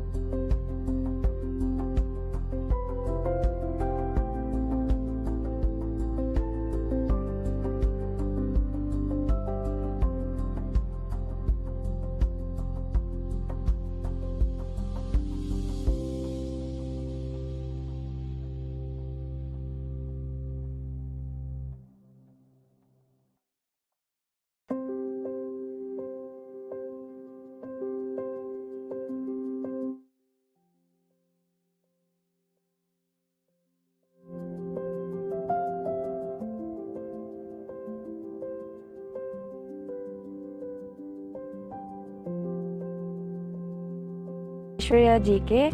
I am a microbiologist and bioinformatics enthusiast. I have completed my master's in microbiology from University of Mysore, where I developed a strong understanding of microbial techniques. I worked on the project titled Prevalence of Syphilis, which gave me an expertise in serological techniques. Currently at Biotechnica offline session, I am doing two distinctive projects. The first project focusing on leveraging ML models to predict toxicity of aflatoxin B1 in humans. In this project, I have learned skills like data collection, data pre-processing, and optimizing models using Python. In my second project, I'm working on optimizing microbial strain for bioplastic production, especially PHA. Thus, being a part of Biotechnica offline session exposed me to emerging technologies and computational tools and industry-relevant projects, significantly shaping my expertise in microbiology and data science. Biotechnica not only enhanced my technical expertise but also instilled a confidence in me to innovate and contribute to the scientific community. The guidance provided by Biotechnica mentors is truly unmatched. Here at Biotechnica, there is a dynamic environment where you'll get the support needed for your professional advancement. I am grateful for Biotechnica for providing resources, skills and knowledge to step into professional world. I am excited to contribute to the projects which are scientific driven and looking forward for the opportunity where I can make a meaningful impact. Hi, myself Uma Maheshwari, and I am thrilled to share my journey with Biotechnica. I completed my BTech in Industrial Biotechnology in 2007 from Anna University.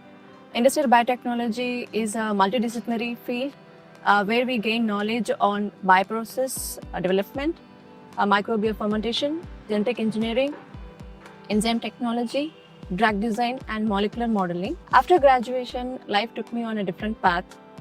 I worked in BPO technical support for 5 years, and in 2015, I took a career break to focus on raising my son. Despite my gap, my passion for biotechnology never faded.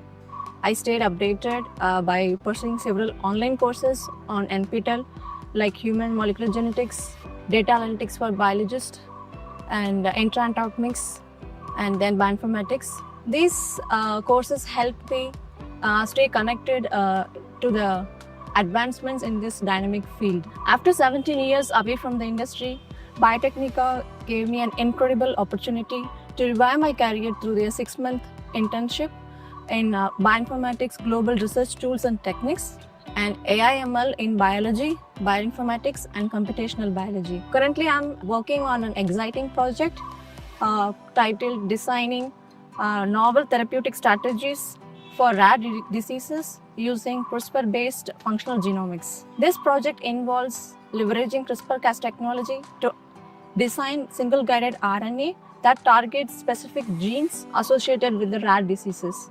Using computational tools and techniques, I analyze genomic data and apply bioinformatic tools and develop Python-based pipelines to identify and validate specific and effective single-guided RNA candidates. Initially, I enrolled for online program and then I transitioned to the offline in-person internship. The project guidance by Dr. Ilamati, my project assistants, has been invaluable in helping me navigate this complex and fascinating research area. My project is still ongoing and I'm excited to see what it unfolds while I continue refining my analysis and results. This internship has significantly enhanced my technical and analytical skills. Skills like CRISPR functional genomics for designing and analyzing CRISPR-guided RNA for therapeutic research, bioinformatic tools for genomic data analysis and computational workflow, and then developing pipelines using Python and data analysis with R.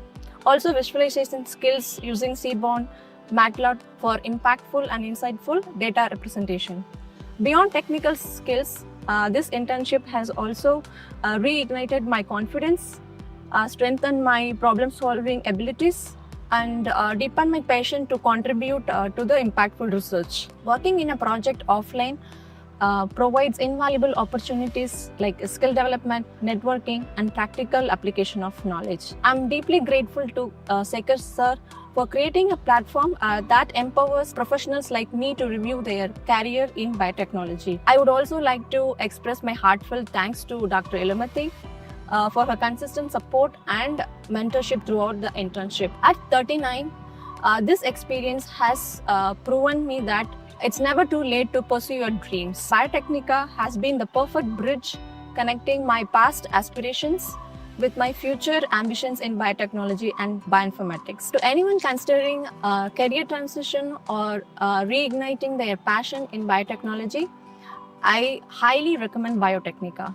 Their hands-on training programs and supportive environment provides the perfect platform for growth and success. I again thank Sekhar sir and the entire Biotechnica team for this incredible opportunity. I'm really excited with their support where my journey in biotechnology and bioinformatics takes me next.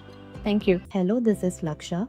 With a strong passion for clinical data management, I enrolled myself in the advanced training program offered by Biotechnica. The training was well structured, practical, boosted my confidence towards the subject, and also had placement support. As a recent graduate from April, I'm thrilled to have received job offer at premier research company for the role of clinical data coordinator at associate level with a competitive salary package. I'm truly grateful to Biotechnica for the continuous support and guidance. This opportunity has been worthwhile. Hey there, my name is Grace Maria Shiju. I have a master's degree in biotechnology from Christ University, Bangalore. And recently I got placed as a clinical analyst at Navya Care. So this was made possible only because of the Biotechnica's placement team. So after I had completed my master's in biotechnology, I had to work in IT for a while, after which I wanted to switch back to my core field, which is biotechnology desperately. And that is when I came across Biotechnica's platform. So I did enroll myself for a course called AI/ML for biology, biotechnology, and bioinformatics. The course was actually nice. It was easy to understand. It was well structured. It was easy to access. There was enough help. And every time I needed support, I could connect with one of those professors available. So it was really nice. So once I completed my course and got my certificate, I got added to the Biotechnica's WhatsApp placement group. And after that, I registered myself for Biotechnica's Connect platform, from where I applied to a whole bunch of jobs that I was interested in, from which I got shortlisted for the clinical analyst role at Navya Care. And after I was shortlisted, the placement team from Biotechnica helped me a lot. They coordinated really well with me, and they made sure that I was well prepared for the interview, because they sent me a whole bunch of resources that helped me prepare for the technical round. And they conducted seminars and classes that were all about how to clear the HR round. So yeah, all in all, it was all great, like, because the resources really helped me crack the role. So from starting from like getting like shortlisted and application process, everything until getting my offer letter, the placement team was great. They coordinated well, they kept me updated, and they gave me all the info that was actually required for me to like get this job. So I am super grateful for the entire Biotechnica team for like helping me get this job. So thank you, Shekhar sir, for taking this initiative, and thank you so much the whole placement team of Biotechnica for helping me get my first job at in biotechnology. So thank you. Hi everyone, I'm Parul and I have recently completed my master's in the field of applied genetics. At this point, I wanted to take a very important step for my career, which for me and for most of us is to find a good job. But being a fresher, it's very difficult to get that particular position, then going through so many rounds of interviews, and hence therefore getting selected for the position. So initially it was very difficult for me as well, but it was the time where Biotechnica came into the picture, and because of which I have been selected in MedGenome for the position of genome analyst, which indeed is a great opportunity for me. So from submitting my CV till clearing all the rounds of interviews, Rahul sir, who's from Biotechnica, has guided me in every step. He was there for me for all my queries and has been a great motivation. I'm very grateful for his support. Also, I want to thank Shekhar sir, who is the CEO of Biotechnica company. He is not just a person with great vision for the generation, but also a very great inspiration as well. So with all that, I have also been enrolled in one of their certification courses, which is about all the advanced sequencing tools like NGS, which is not only going to build my resume strong, but also will help me in my recent job position. So thank you, Biotechnica. Hello everyone, I'm Satvika. I'm BPharm graduate. I'm grateful to the Biotechnica team for selecting me as a vice scholar, which became a key turning point in my career. And through my Biotechnica's clinical research training, I have developed a strong foundational knowledge on clinical research. I want to thankful to the Ankita ma'am for explaining each and every topic very clearly and guiding me and support me throughout the training and also in my project. And I respectfully acknowledge Shekhar sir, CEO of Biotechnica, for creating such a strong platform mainly focused on student growth and career development. And I also thank Rahul sir for his continuous placement support. And I also thank Blessy ma'am for the soft skills training, which improved my communication skills and confidence in interview. And with this support and training, I was selected as a research consultant role at Advara, which is a very important milestone in my career. I want to sincerely thank you, entire Biotechnica team, for continuous support and guidance. Thank you, Biotechnica. Hello everyone, I'm Ida Sophia, a biomedical engineering graduate. After working as a medical records analyst for some time, I decided to pivot my career into an emerging healthcare field and looking for a right direction. That's when I came across Biotechnica. I learned a lot about clinical data management and clinical research fields through Shekhar sir's incredibly insightful videos on YouTube. Without any reference, I decided to trust Biotechnica and join AI in clinical data management course, and I'm still pursuing that. In that course, I learned a lot about clinical data management, right from how the data has to be collected and how it is maintained and validated in according to the regulatory compliance, and the entire process in the clinical data management, and how the artificial intelligence is being implemented in the clinical data management under Sushma ma'am's guidance. Sushma ma'am's teaching was very simple and very easy to understand. I'm really thankful for that, ma'am. And I was told by the Biotechnica's team that Biotechnica's placement support starts from the day one of joining, and it is absolutely true. Instead of randomly posting jobs on the job portal, the Biotechnica's team carefully analyze our resume and match a job that is suitable for our profile and background. And now I'm very happy to share that I have been placed as a technical assistant in BioPeak, a longevity clinic at Bangalore.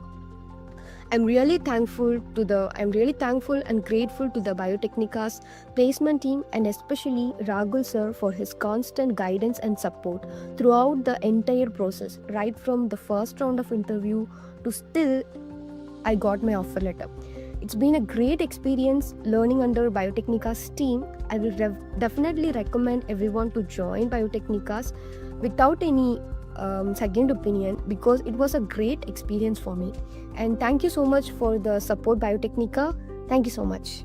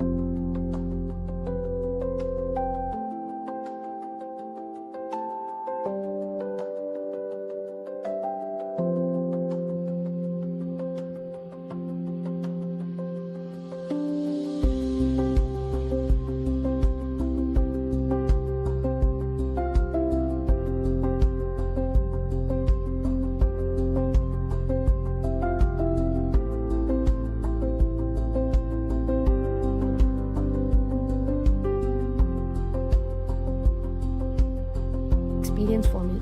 And thank you so much for the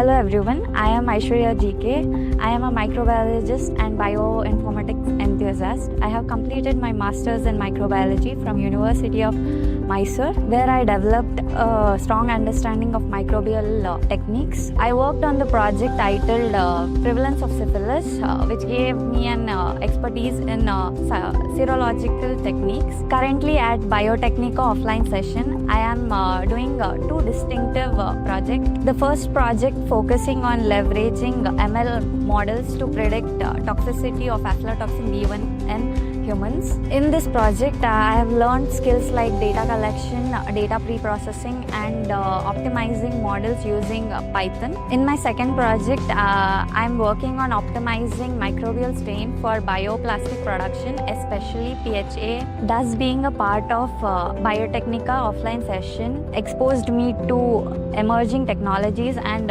computational tools and industry relevant projects significantly shaping my expertise in microbiology and data science. Biotechnica not only enhanced my technical expertise but also instilled a confidence in me to innovate and contribute to the scientific community. The guidance provided by Biotechnica mentors is truly unmatched. Here at Biotechnica, there is a dynamic environment where you'll get the support needed for your professional advancement. I'm grateful for Biotechnica for providing resources, skills and knowledge to step into professional world. I'm excited to contribute to the projects which are scientific driven and looking forward for the opportunity where I can make a meaningful impact. Hi, myself Uma Maheshwari, and I'm thrilled to share my journey with Biotechnica. I completed my BTech in Industrial Biotechnology in 2007 from Anna University.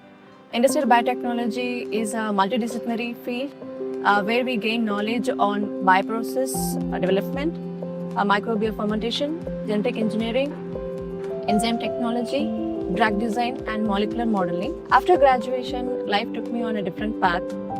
I worked in BPO technical support for 5 years, and in 2015, I took a career break to focus on raising my son. Despite my gap, my passion for biotechnology never faded. I stayed updated by pursuing several online courses on NPTEL like human molecular genetics, data analytics for biologists, and intratomics, and then bioinformatics. These courses help me stay connected to the advancements in this dynamic field. After 17 years away from the industry, Biotechnica gave me an incredible opportunity to revive my career through a 6-month internship in bioinformatics, global research tools and techniques, and AI/ML in biology, bioinformatics, and computational biology. Currently, I'm working on an exciting project type.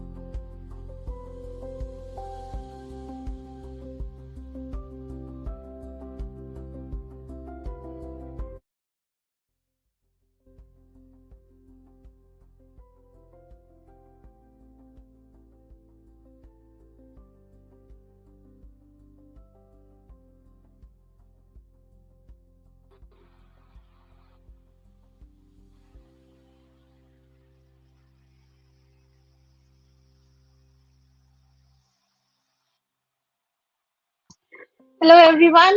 Welcome back. I hope everyone is back from the lunch break and you are very much refreshed, energized, and ready for the second half of day 2 mega event of LEAF organized by your very own Biotechnica. We have already had some fantastic discussions today, and trust me, the sessions ahead are going to be equally valuable. As we move ahead, I want all participants to think about something. Many students spend years preparing degrees. Many students spend months earning certificates. But when employers hire, what exactly are they looking for? What makes one candidate stand out while another gets overlooked? What skills truly matter? Our next session will answer exactly that. Our next session is the skill gap, what employers actually want. So it's the time for one of the most anticipated sessions of this entire event, I should say. The students often ask, I have good marks, why am I not getting shortlisted? I have a degree, why am I not getting interviews? The answer is often hidden in one phrase, and that is skill gap. The difference between what students learn and what employers actually need is what you need to understand. And to help us understand this critical topic, we have a distinguished industry leader with us. So please help me welcome our next speaker for the day, Dr. Shirisha. May I invite Dr. Shirisha to please.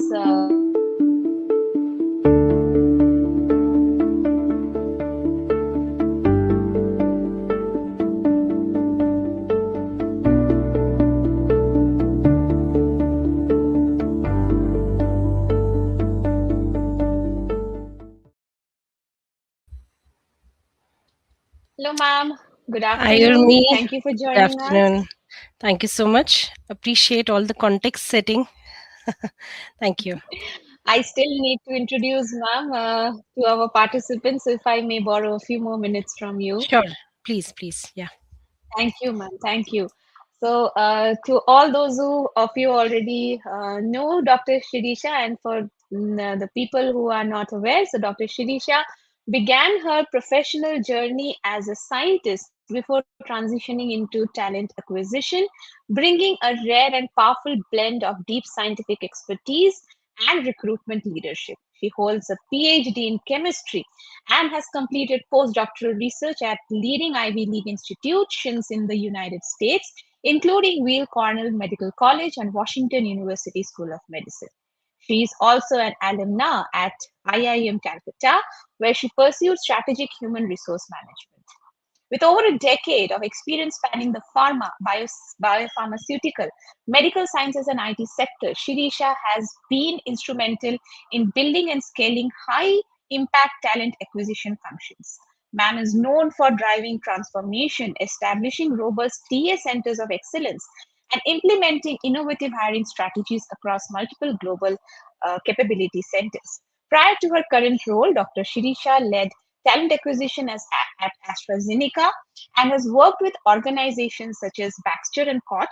She is currently the director of talent acquisition at Indegene, where she is responsible for setting up the global sourcing hub and leading leadership hiring initiatives. We are truly honored to have her with us here today. So, everyone, please join me in extending a very warm welcome to Dr. Shirisha K.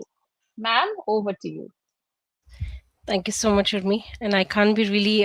It's very exciting to be speaking to a bunch of aspirants who really are looking for making that leap and take those careers to the next level in the industry today, right? So with the introduction, Urmi, thank you so much for that. But before I even begin, let me give a quick snapshot as to what Indegene does as a company. I'm sure not many of you have heard about this organization, but to let you know that it's a company that combines healthcare, technology, and digital innovation, right? So it's not exactly a pharmaceutical organization, but we help the healthcare and pharmaceutical companies to use, technology, data, AI, and provide digital solutions so that we improve the healthcare experiences for doctors, patients, and businesses, right?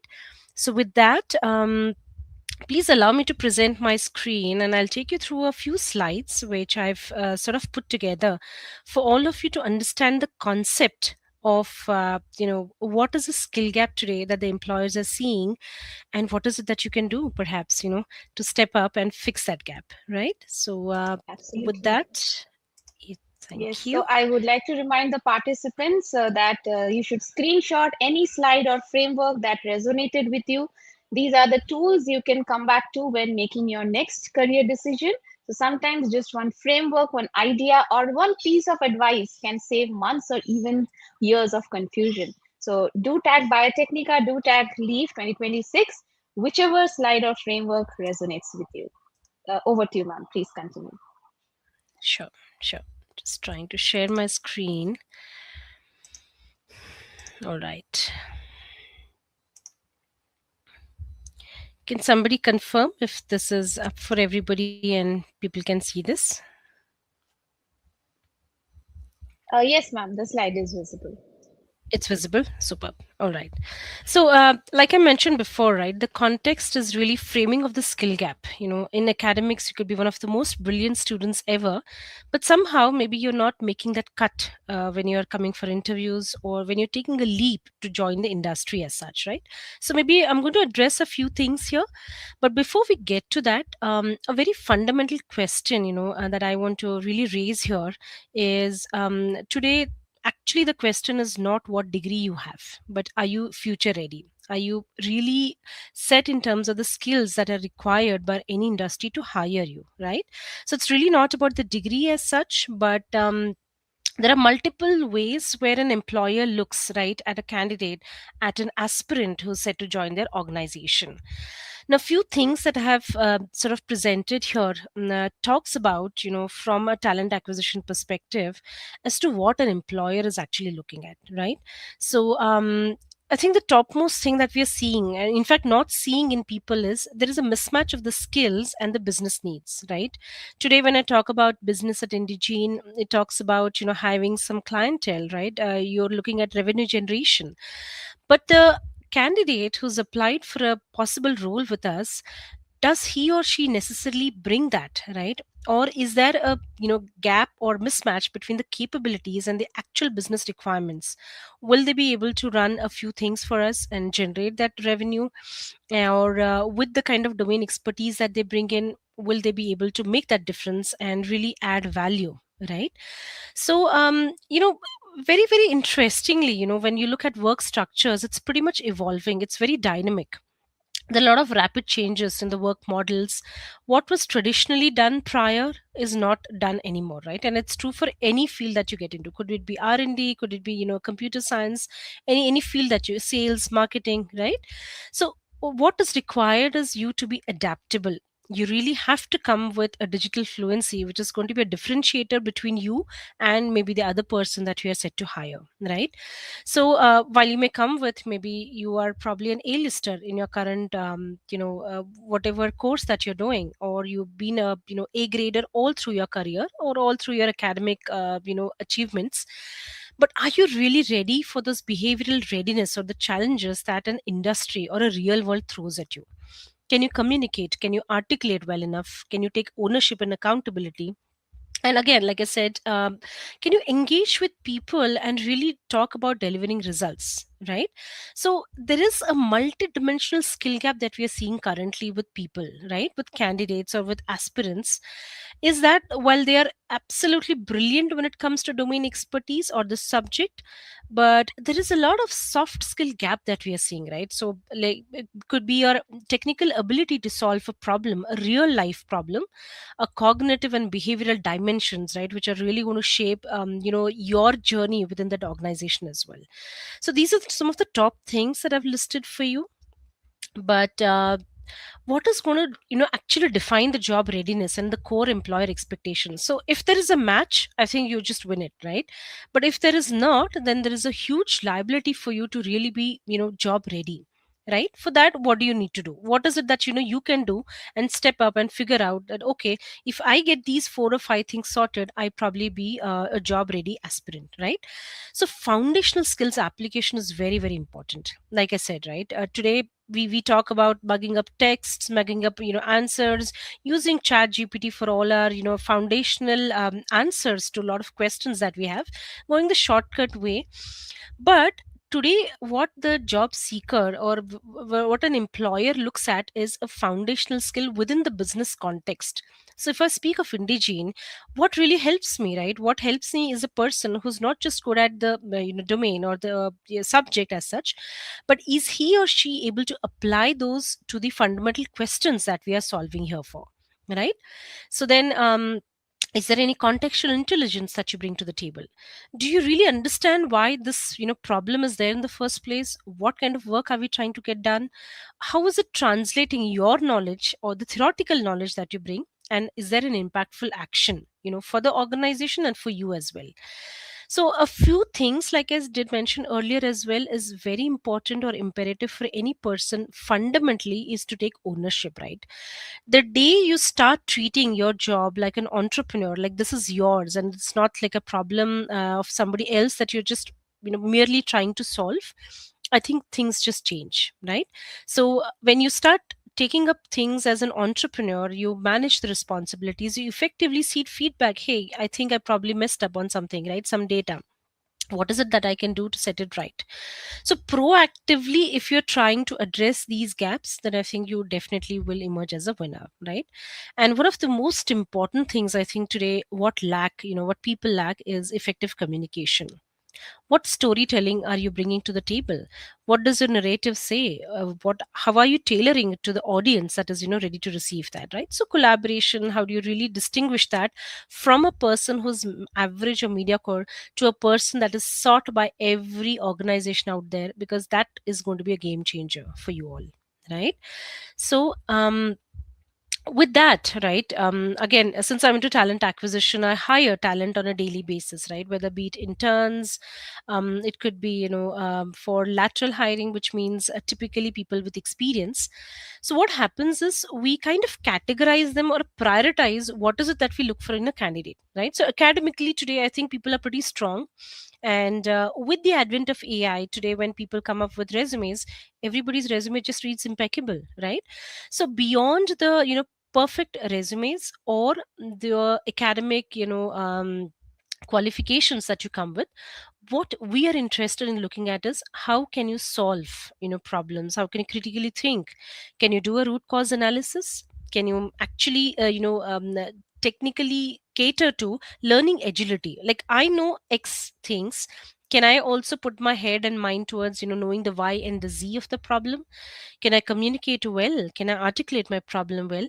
How do I show up at the workplace, right? Is there any professionalism in the way I present myself, my data, my own self as well, right? Then do I take accountability, ownership of the projects or the things that I'm responsible for, right? And then, of course, the respectful teamwork, because all you know is you'll have to deal with multi-million people, right, on a daily basis, where you need to present yourself in a very professional way, not be colloquial about things, and then at the same time also respect the boundaries and the seniority that people bring to the table as well, right? So I think all in all put together, this is a package that people look at, right? So it's not just individual academic achievements that we are going after, but it's also all of these things put together into one, makes it like a brilliant package for us that we really cannot deny any employment to them, right? So with that, I think maybe I'll add a little bit of perspective of Indigene, right, as an organization, or the skills which really drive an impact, right? So I talked about you coming with a domain expertise, and what by that is simply mean is, let's say you come from a life sciences background, let's say maybe a biotechnologist or maybe a bioscience background, right?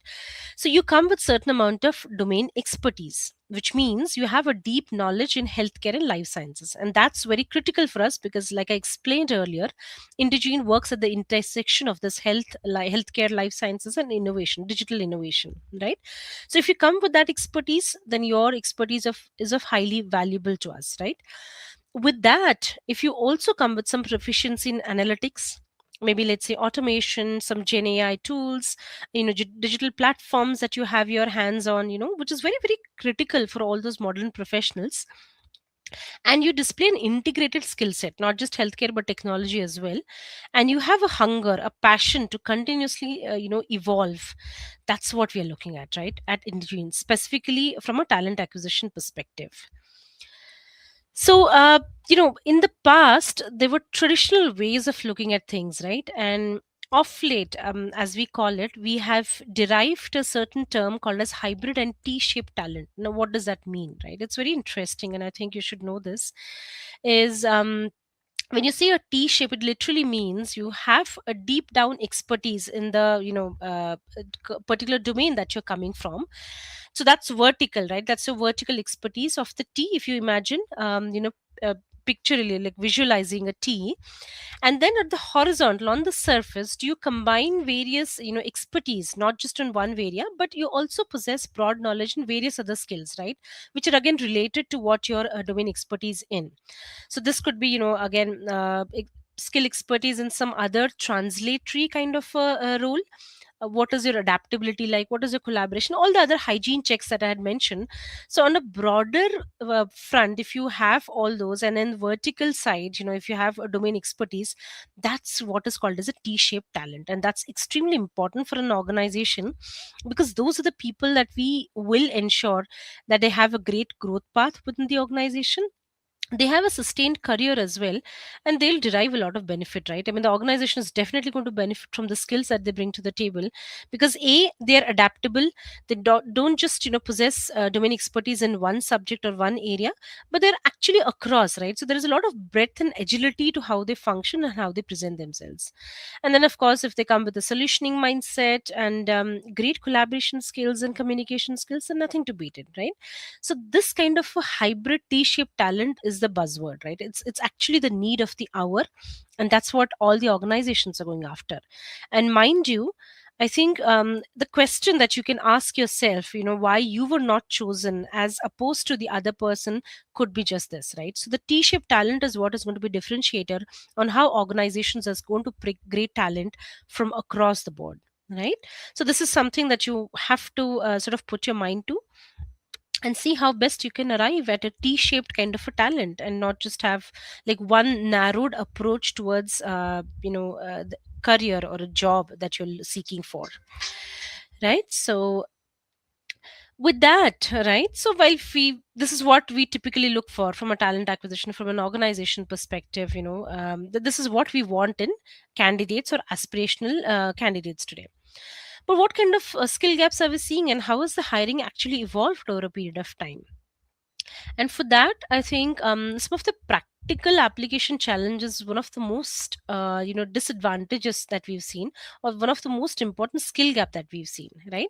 So candidates or people, they come with great theoretical knowledge, like I did mention, they could be one of the top end of the class, where they've performed to the best, they've got their grades, and they're practically the A-listers, right?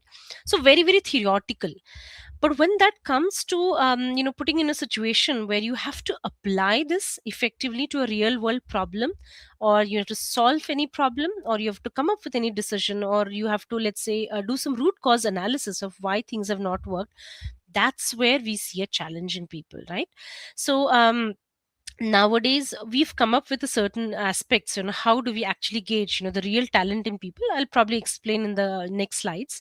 But again, one another skill gap that we've seen is lack of business context, right? Like I mentioned, many of those candidates that we interview day in and out, we've seen that they have a lack of understanding of how their work impacts the broader business goals. Like they could be just doing a small piece or small project or small part of that project, but that's how does it actually deliver as a business goal? Let's say you're into healthcare business, let's say you are with any organization, a pharmaceutical organization, you're into sales, you are delivering those drugs to the healthcare professionals and asking them to prescribe them to the patients. So as a salesperson, you're not just about numbers, right? You're not just about chasing those numbers day in and out, but the broader business goal is to really deliver those drugs to maybe the underprivileged, to maybe people who are suffering with rare diseases, or maybe just make a difference in how people are actually getting cured by the drug that you're providing, right? So there's a lot of customer satisfaction also involved. So do you identify with that broader goal? Do you connect with what this means, right? So that's a lack of business context that we usually see in candidates. Then of course I did mention communication, right? So your readiness for a global communication, today you cannot say that I'm from an X city and I'm just working with one organization and that's my span of control. But ideally in most organizations, there is a lot of global scenarios as well, where you'll have to work on global projects with global team members. How effectively do you communicate? You do not come across as colloquial. How well you can manage those stakeholder conversations, right? Any feedback that is given to you, how positively you respond to that, how receptive you are. And I think at the end of the day, every person that we hire or any organization hires places a lot of trust in that person, right? So that you will not go and share this data of that organization with somebody else, right? So how do you come across as a very trustworthy person, or somebody who's ready to work with the team and not just work in silos? Then often what we've also seen is a very very passive mindset as well, right? So you will keep on waiting for instructions. Hey, I'm into a 9 to 5 job, I was given this task, I'll have to wait for the next task to kick in, and that's when I'll perform, right? So very very passive mindset, not at all entrepreneurial. And that's something which is going to limit your career growth opportunities. If you keep waiting for people to give you instructions and then you start working on things, that's probably not going to get you anywhere, right? So today it's all about being proactive, and taking that accountability, and just trying and talking to people and figuring out, hey, I'm sort of done with this, but I was really hoping that I would take upon something else as well, or how do I resolve for some problems like these, right? So all these, I think, put together is what, as a gap that employers usually tend to see or acknowledge in candidates. So since I'm representing Indigene, I think we have also derived at a few approaches on how we are evolving in recruitment process as such, and what is it that we are actually seeking, right?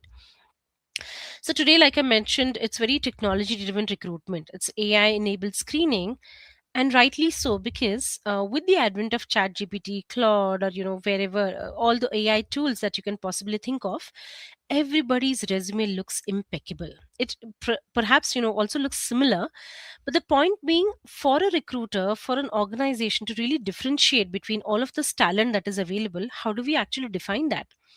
While there is some AI enabled screening, I think this is where the human intervention also plays a major role, right?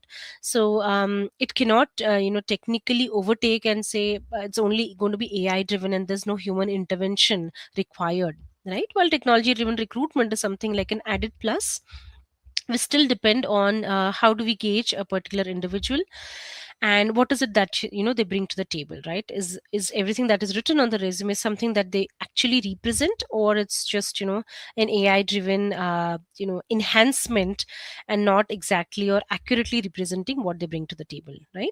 So shifts to skill based hiring, right? So we prioritize skills and outcomes over the formal credentials, while we also present some real time scenarios, some case studies, to check what your behavioral attributes look like, right? Are you coming across as somebody who can work with a team, or somebody who's very individually driven, somebody who has set boundaries, that I have only these boundaries within which I'll work? Or are you really adaptable, somebody that you can be called as a fungible talent? Let's say you are called in for a next project, can we also put you on to Y and Z project, given the scale and given your focus on adaptability, right? And of course, like needless to say, I think real world performance is something every employer looks for, right?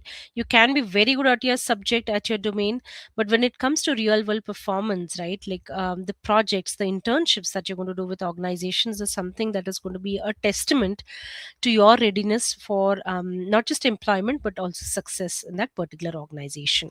So right, so this is how I think with technology we are also evolving, and we're trying to judge and gauge if we are hiring the right talent or not.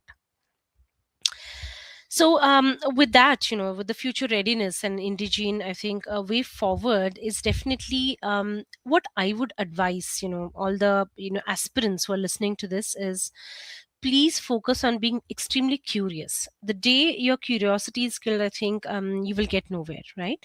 So regularly, staying relevant, updating or upskilling yourself is going to be the game changer.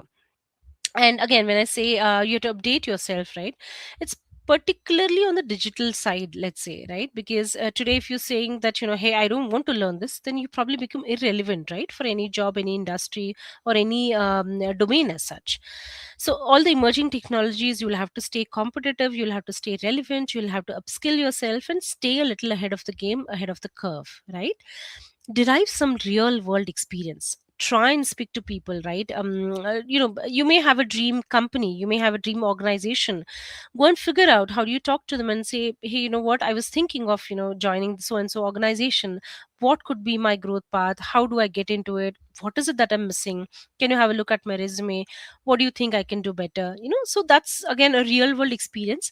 Of course, participating in internships with these organizations will give a great insights into what those organizations are doing, right? So you can do some short term projects, some hackathons, you build some practical skills and build that workplace confidence. So the next time you are future ready and you are job ready, you will come with a lot of confidence if you have developed all these skills, right? And very importantly, please work on your communication, right? Storytelling, I think people listen to great stories, right? What is your narrative looking like? Is it solution oriented, or is it does it just talk of only problems, right? So very clear articulation of what the problem could be, what is in it for them, what how can you resolve that, and will actually help you succeed in a very very collaborative environment. Then of course I did mention you will have to have that kind of a mindset, growth, ownership, take entrepreneurial approach to every problem or everything that comes in your way, which also means there are some hard feedbacks that you need to take. Let's say you believe that you're doing great today, but maybe your supervisor, the project, the internship that you had at, if they observe a few gaps, please learn to imbibe them and see how you can work and get them to the next level, which again is also part of being mature and understanding that not everything that you're going to do is going to be correct, right? So whatever that means, it also should align with your personal growth and with the company goals as well, right? It has to be the intersection of both, not just your personal growth but the benefit that the organization also derives from it. So with that, like I said, we are into really nurturing, right, talent when it comes to hiring at Indigene, specifically from a talent acquisition lens. I think we are collaborating a lot with academic institutions, right, which are actually aligning the academics with industry needs, right? If there are any skill gaps, how do we address them? How do we actually make them job ready? How do we really pester them to, cater to their soft skills, right?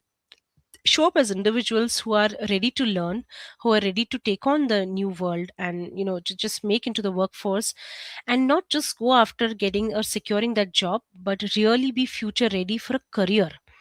I think with that, probably my talk does come to an end, but I'm happy to answer if there are any questions or anything that requires further clarity.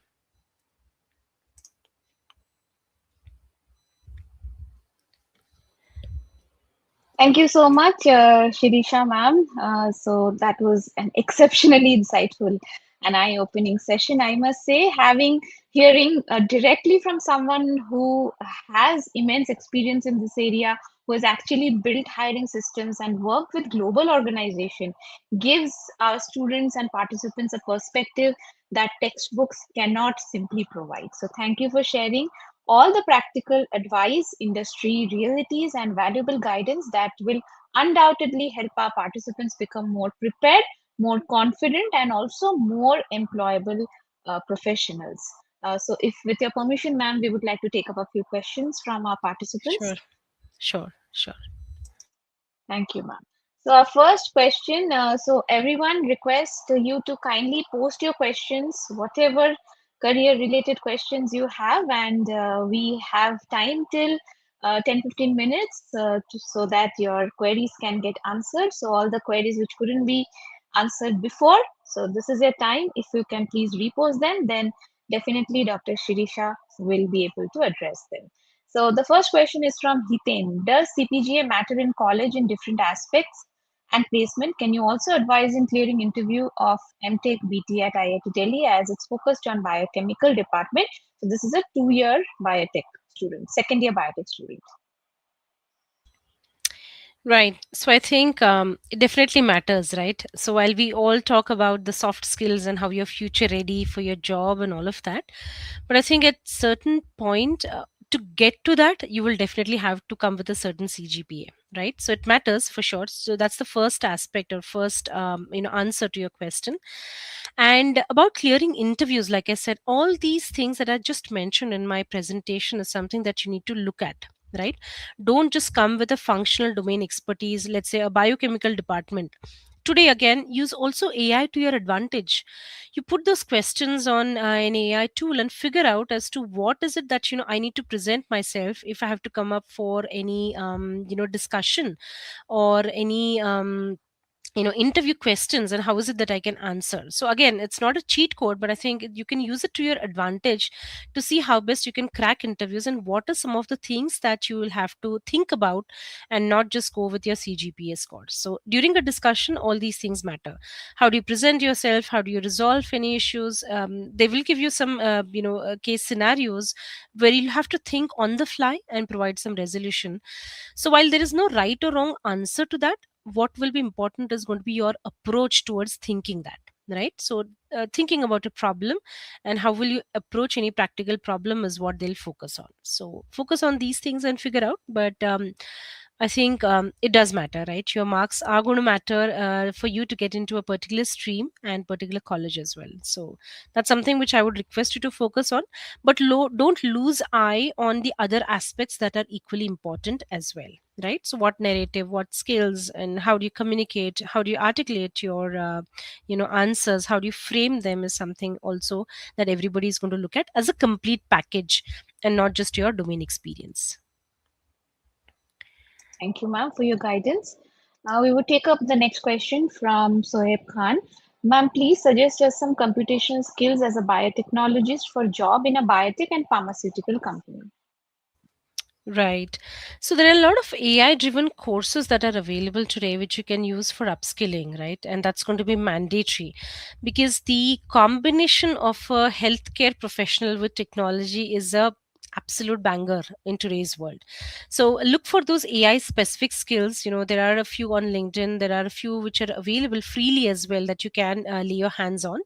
But there are a few which also will be important, maybe a paid ones as well, that you can look at from a skill perspective, right? Thank you, ma'am. Thank you for the Yeah. guidance. So we have another question from Anamika. Good afternoon, ma'am. I am an MSc graduate in Biochem and Mall Bio. Unfortunately, during my college days, I couldn't do my internships as we didn't have a vacation. How can I Hmm. build my skill set now? Okay. I'm sure you can still try for internships, right? If you've not had a chance in the past, you can still apply, because Indigene is always on the lookout. Even if you're a fresher, you have little gap post your, post graduation, MSc, and all of that. We still would be interested in looking at people like those. Should you be an immediate joiner? I believe internship would still possible. So my advice would be still go for it and try and figure out if you can do one or two internships. That will always make you future ready or job ready, rather than saying that I never had any experience like that. So my advice would be to still go for it. I'm sure there are organizations which hire with lesser gap or more gap as well. Should be fine. Thanks, ma'am. Moving on to the next question, Devam Rita. Ma'am, I have Hmm. completed an MSc in microbiology. Which skill should I learn? How to improve and differentiate my resume? How to prepare for my resume? Right, right. So, well, what additional skills that you should learn is absolutely individual driven, right? It depends on what your goal is. Let's say if your goal is to do research, then I would suggest maybe you look for a PhD in microbiology, and then so on and so forth, right? Move forward or climb. But if your goal or aim is to probably get into corporate and maybe add value from a healthcare, just join a healthcare organization and start earning, then maybe my advice would be to have some skills maybe on some sales. So there are some sales internship, right? It's again a booming thing when you come with a combination of life sciences background with some sales experience, or IT or a technology. I think that matches are also pretty good, but like I said, this is very individually driven and depends on what your goal or greater goal is, right? So you'll have to combine those skills and then come up. Thank you, ma'am. Our next question is from Sneha. Hi, ma'am. I'm Sneha from Tamil Nadu. Hmm. I have currently done my MSc microbiology degree. Hmm. Now I have interest in industry side. What type of skills I need? Many companies hiring Hmm. only experienced people. So Hmm. she wants on a fresher's Hmm. perspective. Again, like I said, right, there are multi-million opportunities available today for postgraduates, especially in the life sciences sector, right? So let's say if you're coming with an MSc microbiology degree, there is a lot of opportunity for you in the pharmaceutical organizations. So let's say you can do a degree in regulatory affairs, or get into the patents review side, or you can also join the sales, team for those organizations. So get some internships done in those areas. Or let's say if you're very good at analytics, maybe do a AI course, and then do some analytics course, and then join an organization, a healthcare or pharmaceutical organization. That will also give you an edge over the others. And these are the kind of skills that you can look at. So it could be sales, it could be technology, it could be pure life science, like I said, PhD, or regulatory affairs is a very booming experience that you can look at. Or intellectual property rights, right? Let's start building your career, or think about how you can get into that. Thank you, Dr. Shirisha, ma'am. We have one more question from Motivation Shorts. Ma'am, I got Hmm. selected for MTech in IIT Guwahati, Stem Hmm. Cells Engineering and Therapeutics. What skills should I develop in to get better placement offers in future? Wow, I think stem cells engineering therapeutics is one of the very niche areas. So already I think you have differentiated yourself. It's pretty niche when it comes to the kind of experience that you're going to have, right? So I think it's the world is your future, right? So from here you go on further, right? So any genetic engineering organizations, you can have a good growth opportunities, right? It could be like Map My Genome, or any scientifically acumen driven organizations that you can think of. But you will, I think, have a great career as well, right? This is a very very niche area, let me tell you that. Right, so Thanks, healthcare ma'am. and pharmaceutical organizations alike, you can look at both of those organizations, but I think very very niche. Brilliant. True, true. Agreed, ma'am. One question from Ananya, although you have answered it indirectly, I mean, in with some other question. So, Yeah. hello, ma'am. What attracts the interviewer when they go through CV? What other skills do they usually look for? Yeah. So maybe this question was relevant few years ago, honestly, Ananya. Now what is happening is all the resumes look the same. Like I said, with the advent of AI, all you have to do is just put in through any portal, right? And you'll get a ready-made resume driven by somebody else. But the point is, when we speak to them, when we engage with them, how do you present yourself? And how, like I said, we'll have some discussions based on some scenarios or scenario based questions. And how do you fare in them is what is going to define your, this one, like caliber, right? So that is actually attractive for an interviewer.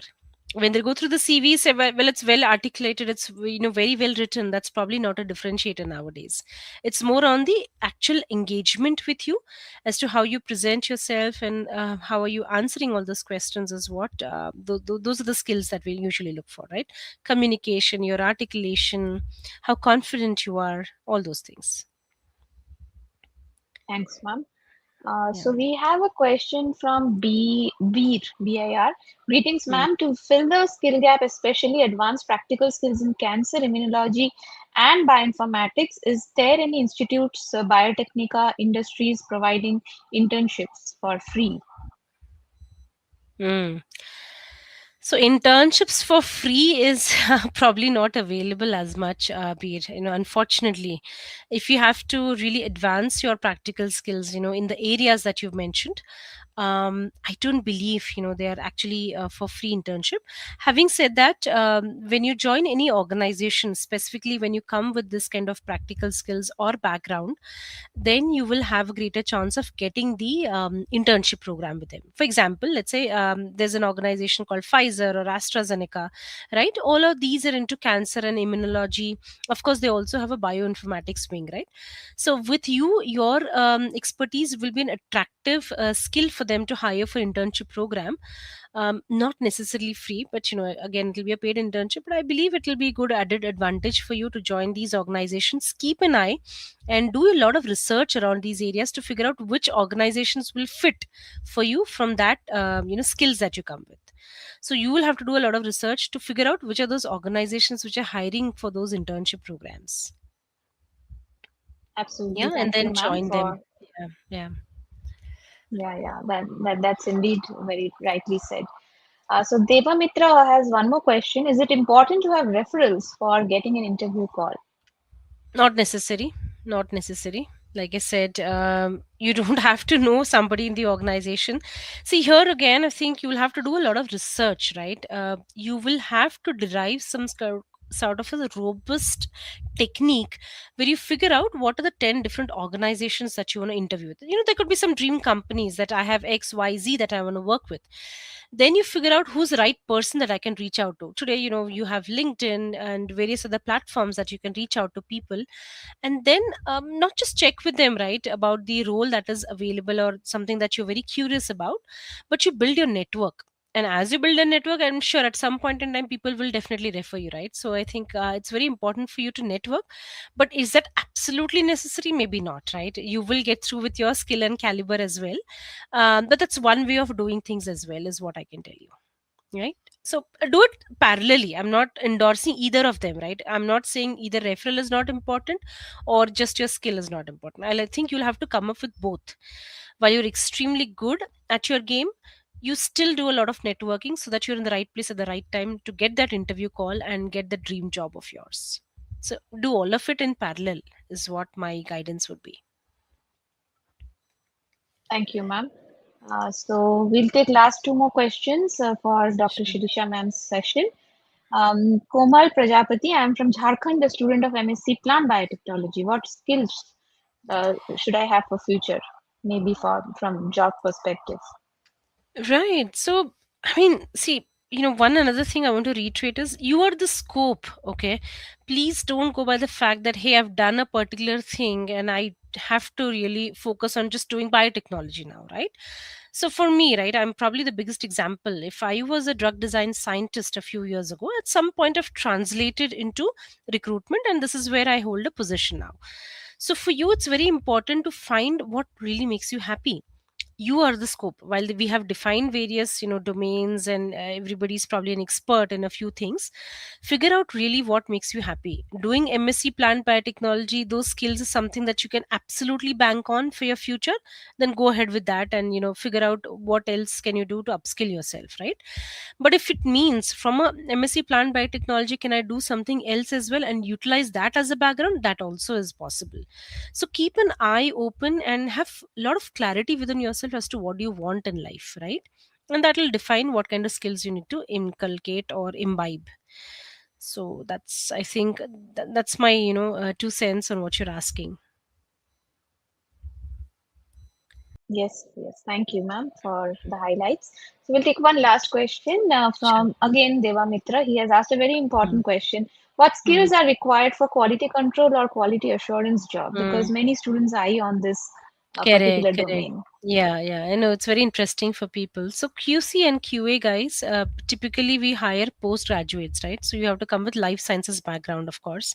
So if it's like a pharmacy background, then you're cut out for a quality control or quality assurance. Again, there'll be a lot of on-the-job training that you'll receive for you to become. So see, what happens is quality control as such does not come with that set of pedigree that we look at, right? So you have to ideally come with life sciences or a pharmacy background, which is where on the job training will set you for a quality control role. That's how it works, right? So there are a few subjects which will be aligned with your pharmacy courses, which will help you get expertise or gain expertise in QC or QA jobs. Yeah.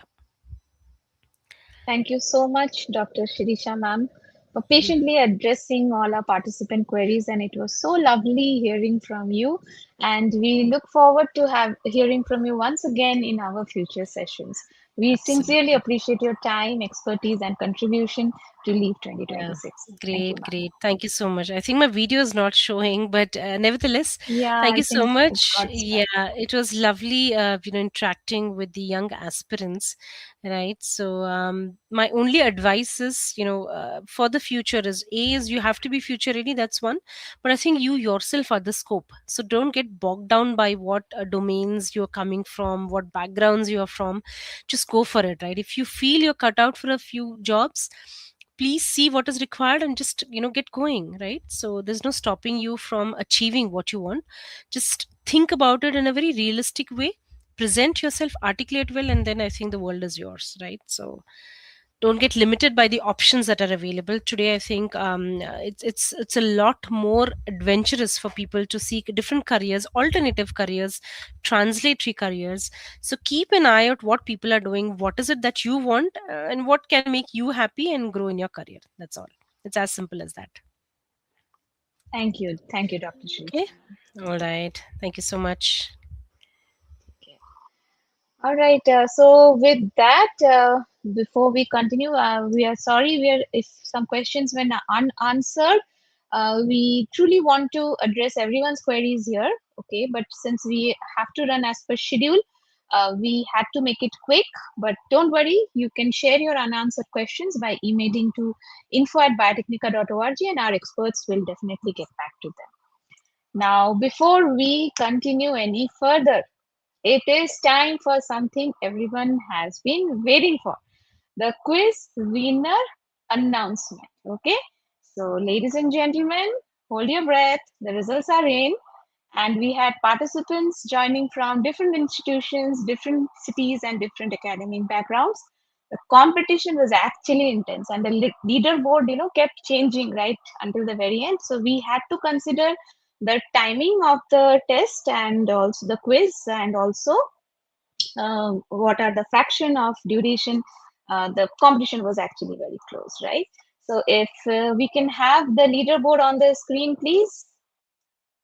Request the leaderboard on the screen, please. So yes, congratulations, huge congratulations to everyone who participated.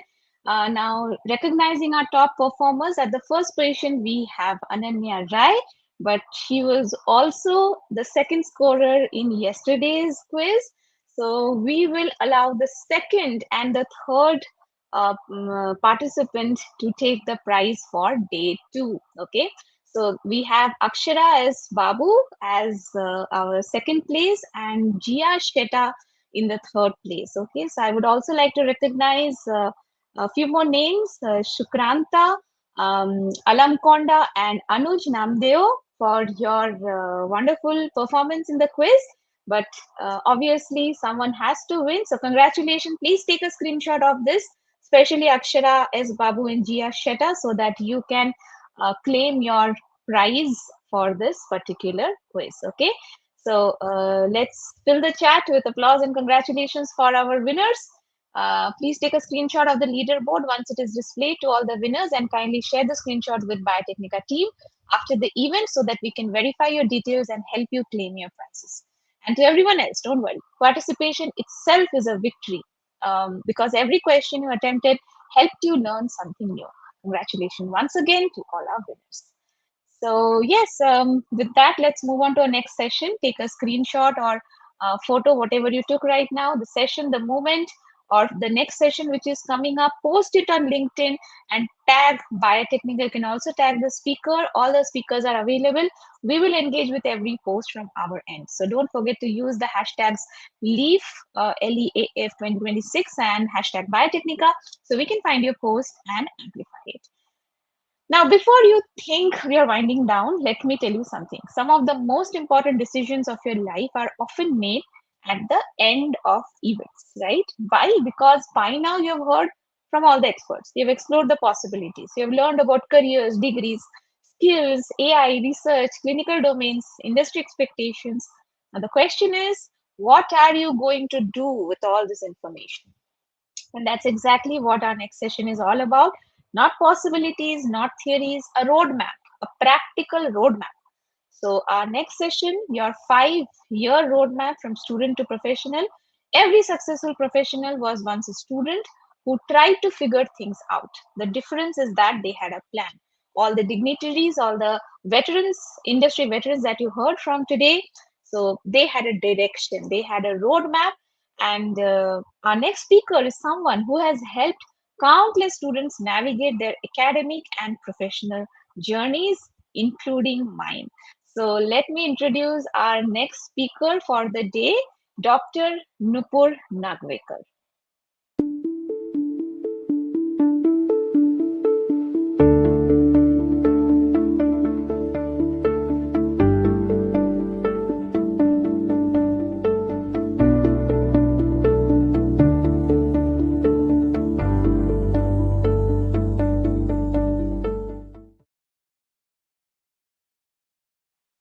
Hello, ma'am. Good Hello, afternoon. ma'am. Good How are afternoon. you, ma'am? All good?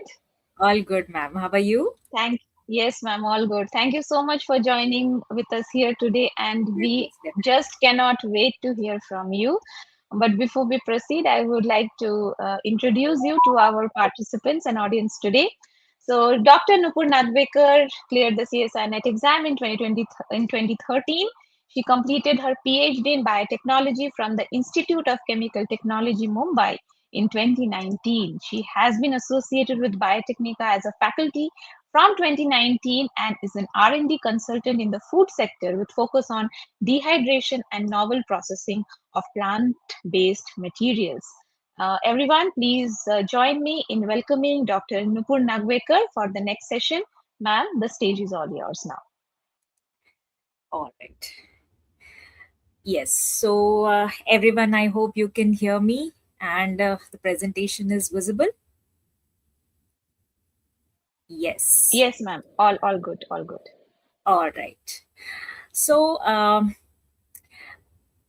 yeah, so good afternoon, everyone, and welcome to this session of Leaf 2026. I'm Dr. Nupur Nagvekar, as ma'am introduced, and so I've been associated with Biotechnica for some years now, and many a times the students come and ask me and also the other faculties whether they should go for industry after, let's say, their masters or BTech or PhD, or should they stay in research and go or lean towards the academia, right? That is one of the major forks that students encounter, especially from the bio related fields. So I'm hoping that by the end of this session, my session, you may not have the final answer, right? But you will have a framework, a roadmap using which you can come to the answer that you're looking for. Like, do you want to go to the industry? Do you want to stay in the academia? Do you want to stay somewhere in between? That's also a possibility these days. And that decision, right? So, what to choose, how to pursue it, and how to get there, that is what we are going to see now in the next 40 minutes. And this is applicable to all students from any field related to bio, right? Whether it is life science, biotech, food tech, agri, bioinfo, any of the allied fields, pharma, any of the allied fields, this is applicable to you, right? So what are we going to cover? Firstly, I'm going to introduce the two worlds. I'm sure you already have a background, but primarily what happens in the industry and what happens in the on the research side. Then how to choose between the two. It's a small 5 question questionnaire self assessment. Once you have made the choice, how to pursue it, how to get behind it, common mistakes that students make, and what you're ideally supposed to do instead of those mistakes, right? That also we'll discuss. And a stepwise action plan, or let's say a year wise action plan, that you can start doing from today if you have not already started. So the first thing we'll see is the two worlds, the world of the industry versus the world of the research. Which one fits you, or which world is it that you fit in, right? So firstly, the industry track. Usually in the industry track, you are going to make a product or a service. Not you yourself, overall the company overall makes a product or a service, which they then roll out on the ground, meaning the product or the service will reach the customers, and you're solving real world problems, right? Metformin for treating diabetes, isn't it? Now that's a real world problem that you're solving, right? You're making convenience food so that people who don't have time can still get the calories and the nutrition by making convenience food. So monetary benefits is on one side, but you are solving the real world problems. You are turning science into impact, and you are delivering solutions that improve lives. Now in this big scope of things, you are going to play a small role, right? So what is it going to look like working in the industry? Now what type of industry? Like I said, it can be anything. It can be pharma, biotech, food, agri, fast moving consumer goods, diagnostics, contract research organizations, whatever, anything related to bio we are dealing with today, isn't it? So all of the all of these industries, they have one thing in common. They are trying to get a product or a service on field, on ground, which can be used for the customers or the consumers. So when you're working in the industry, your work is going to be very, very goal oriented, and it's going to be extremely timeline bound, right? You have to ship a product, and you have to do it in a certain deadline. And this is one of the major things from the industry perspective, that everything needs to be on the fast track. You do the work fast, you are expected to get the results fast, you get the faster feedback also, whether you're going in the right direction or whether you've made a mistake. That feedback also you get very fast. You have defined hours. And now this is not always true, but in general it is believed that the industry would have a higher starting pay as compared to the research. You may have cases otherwise, but in general this is the trend that has been seen. Now when you're working in the industry, you will also be working with cross functional teams, right? Because the industry has multiple departments. R&D is there, production operations is there, quality control, quality assurance, regulatory, sales, marketing, all these different verticals are there, and you have to decide where you fit in, right? Which particular vertical you want to go for. But usually if you want to stick to the technical side of it, then the career ladder would go something like this. You would join in as a scientist, then become a senior scientist, then the lead, and finally the manager. Now, which kind of people thrive in the industry? Again, this is a framework, okay? This is not something which is set in stone, but this is something that will give you an idea whether you want to be here, whether you want to belong in such a scenario. So, who thrives in the world of the industry? If you are someone who wants to see the impact of the work that you're doing immediately, like having a drug that solves some medical issues, or having your product on the shelf or in the clinics, right? Or providing a service that is going to ease the life of people. So if you thrive in this scenario, if you want to see the impact, then you be here in the industry side. uh, if you like working in a structure, meaning you need the start, the middle, and the end, you need to plan things, you like deadlines, you like the structure, you work well within a team, you work well with people, then again this is where you should be on the industry side. You're comfortable with applied science over basic science or theory, and the financial stability part. Now again, this may be a little tricky to understand, but usually, like I said, because industries may pay a little higher at the start itself, if you value your financial stability, that means let's say 1 or 2 years you have given yourself to establish financially, then again the industry track would be for you. You see yourself in production or operations or the business role in the later years of your life. Okay, so maybe 5 years down the line, you know that you want to be in a managerial position, or you want to get into the project coordination part of it. So in that case, again the industry is for you. So these are the different verticals in which you can build your career in. Every company will have R&D department. Now it varies. So how much level of R&D is happening? Like, is it like really deep core R&D, or is it superficial R&D, just reducing cost and all that?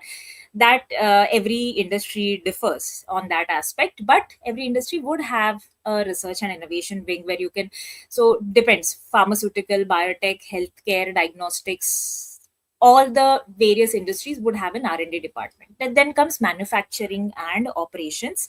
So here, let's say getting a drug production, basically production of the drug, production of the food product, anything, food and nutrition industry, bioprocess, biomanufacturing, CROs, medical devices, chemical industry, agri-tech, right?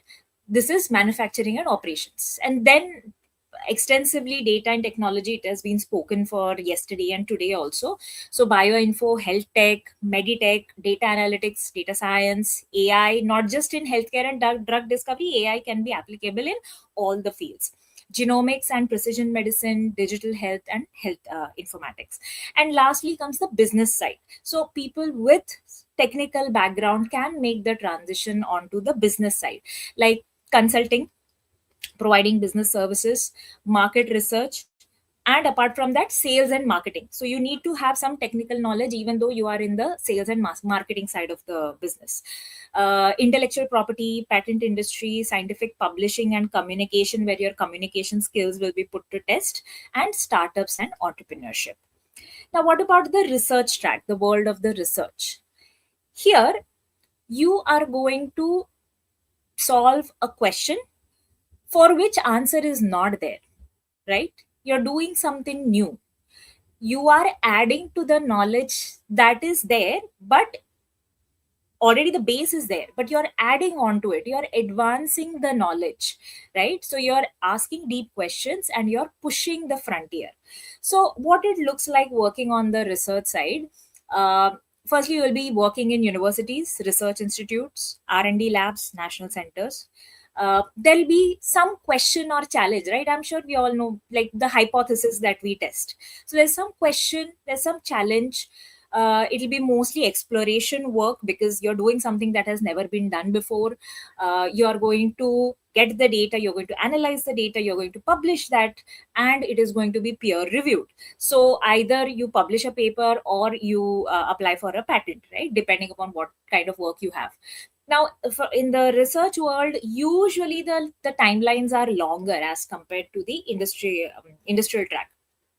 So longer timelines means usually the project itself will be 2 years, 3 years, right? So you don't have someone breathing down your neck that I want the results tomorrow itself.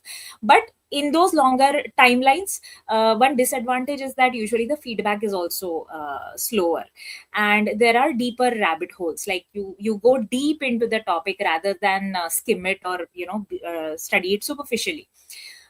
Here you are also working with smaller teams, not much cross functional work is there. Smaller teams, you have more autonomy and your name will be on the work that you do. So the path here is after masters, PhD, postdoc, and either you become an assistant professor, or if you get grants and you bring in projects to the institute, you can work as a principal investigator or a group leader. So who thrives here? The kind of people who love to ask why behind it, right? You're very curious about the mechanism behind it, the logic behind it, the reasoning behind it, rather than getting some product into the market, right? So if that is what you love, this is where you will thrive. You can sit with uncertainty and failed experiments. Patience is a huge virtue for people in the research field, because you know that failed experiments are not really failed. They are nudging you towards the right answer. So if you can sit with uncertainty, you don't get the answer for 6 months, you are okay with that, right? You belong here. You're excited by reading papers and arguing new ideas. You're okay with delayed financial rewards. Now, I'm not saying you won't get money once you start your research, but the curve is not as steep, the graph of is not as steep as the industry track. So you will get financial rewards, but it will be a little later. It will take a little more time to establish yourself. You aspire to teach, mentor, or lead a lab someday, then this is for you. So again, here there are different career opportunities. One is, like I said, discovery and scientific research. So you work as a PhD scholar or a research scholar, a postdoctoral researcher, a research scientist, get in projects and be the principal investigator or a co-PI on that project, ultimately faculty, professor, and lab head. Then computational and data driven research. This is also research only, but more on the computational and data side. So bioinfo scientist, computational biologist, data scientist, data analyst, AI ML researcher, any field, okay? Systems biology, omics scientist. Then comes teaching, training, and scientific communication. So here, your work in the lab will be a little less, but you will still be you still have one leg on the research side. So faculty, lecturer, assistant professor, where you will conduct research, you will probably have a group of students working under you, but you are also teaching at the same time. Curriculum development and academic coordinator, this is a little away from the actual work, but this is more like planning the year for the students. Scientific writer, editor, science communicator, outreach specialist, these kind of roles, they basically test your communication skills, how good you are at grasping the concept and then explaining it in a very simplified manner. And trainer or mentor. Research infrastructure and program management, so this is more about managing either the lab or certain projects, okay, rather than actually doing the research work. So lab or core facility manager, research program coordinator, grant or project manager. So what these people do, they will write grants, they will send in the grants to the organizations. Once the money comes, they also manage the budget. They keep in touch with all the stakeholders, and basically they give them information of what is happening in the project, right? So it's a project manager sort of role. Scientific instrumentation and facility specialist, and research administrator. And then comes this one small field like innovation policy and global research. So many institutes have these wings for technology transfer. Right now, what is this technology transfer? It comes in between the lab and the ground. So you have lab on one side, which is doing the work, which is either bringing the product or the service. It's making it at the pilot stage. Now, from the pilot stage, can you directly start applying it on ground? Can you directly start applying it in the field? You can't, right? So you need someone in between, and that is the tech transfer guys. So technology transfer comes in between. Even innovation manager, almost a similar role. Patent analyst, IP specialist, public health policy researcher, global research, startup incubation, commercialization lead. Now, how to choose? We saw both. There's the industry track, there's the research track. This is a self-assessment, 5 questions, and you have to answer it to find your fit.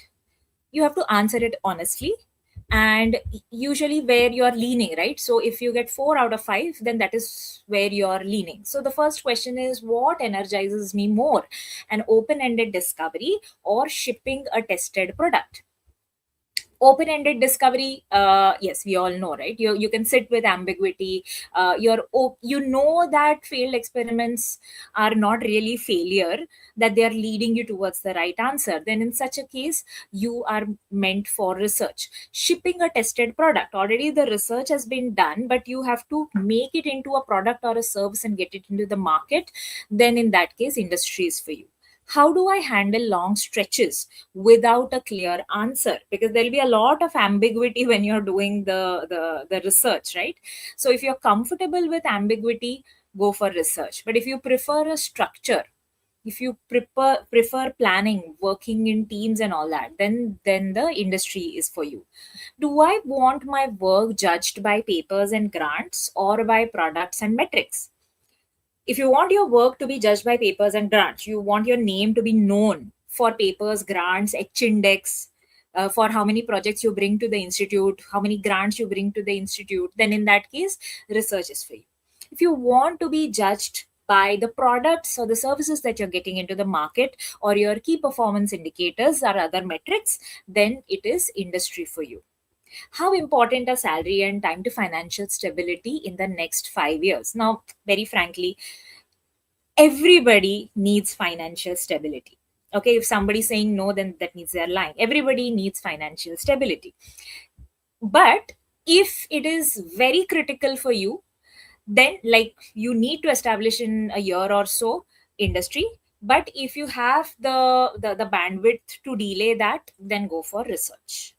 Where do my favorite role models work, and what do they spend their day doing? So if you have someone, a mentor, a guide, a peer person, or even an alumni, right, who you look up to, just see how they're spending their day. Don't just look at the title. The title may seem fancy, but understand how they spend their day, what they do in their day. You put yourself in their shoes and see if that is what you want to do, for the next 5-10 years.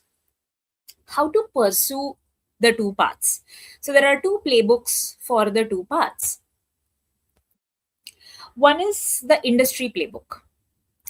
In the industry playbook, you have to first build the skills, whatever is the industry you're planning for, right? We've seen so many sessions yesterday and today, and many of the speakers have spoken about all the different skill sets that are needed, right? So different industries need different skill sets. You identify the industry, you identify the skill sets, like for example data tools, GMP, lab automation. Or if you want to go on the business side, it could be communication, project management, project coordinator. These are the skills that you need to develop. Do real work. What do you mean by that? Studying theoretically is one thing, but doing hands-on practical work is a completely different ball game. So you have to go for internships. Cooperative education is there. Capstone with a company. Capstoning with a company means your final year project you do with a company, like actual hands-on work with a company, and you're actually seeing the effect of your work. Or if you're not able to do any of this, you can take up freelance projects.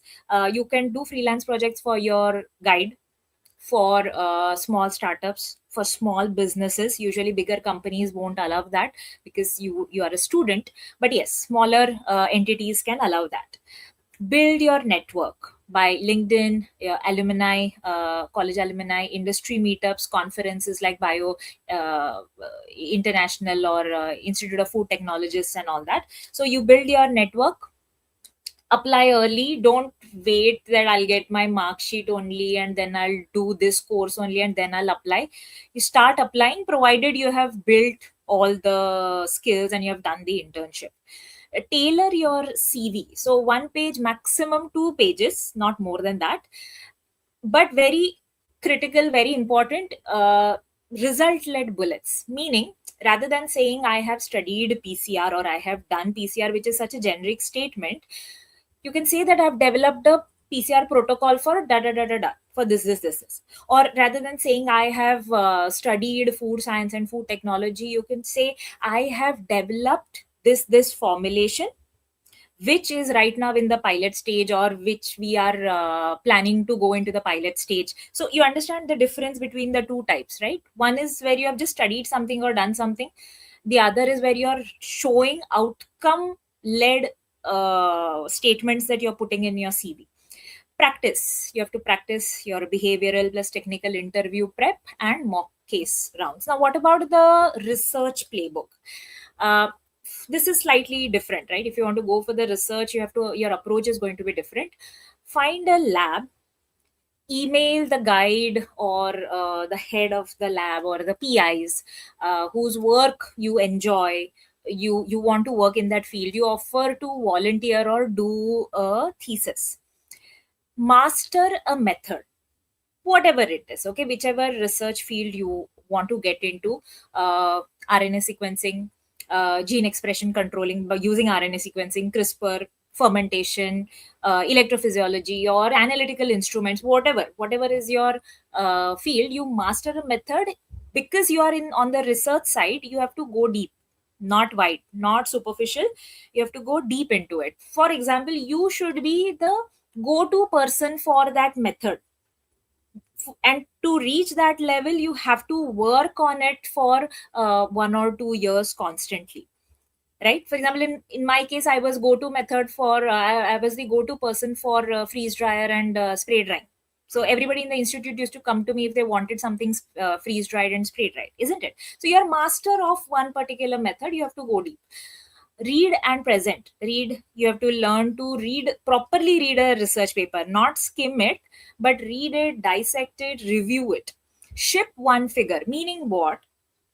You do some work that is completely your own. Okay, you're not just a name in the long list of people who have worked on it. It's completely your own. You own that result. So it makes it into a poster or an abstract or a paper or a simple scientific communication. You can apply for funding. Now, usually, if you're doing it on your own, usually you will not get that. But if you're doing it with your guide or with some faculty going through the institute, then you can apply for funding. DBT, ICMR, Inspire, many different funding options are available for students. And since you're on the research side, you have to keep on building the writing muscle.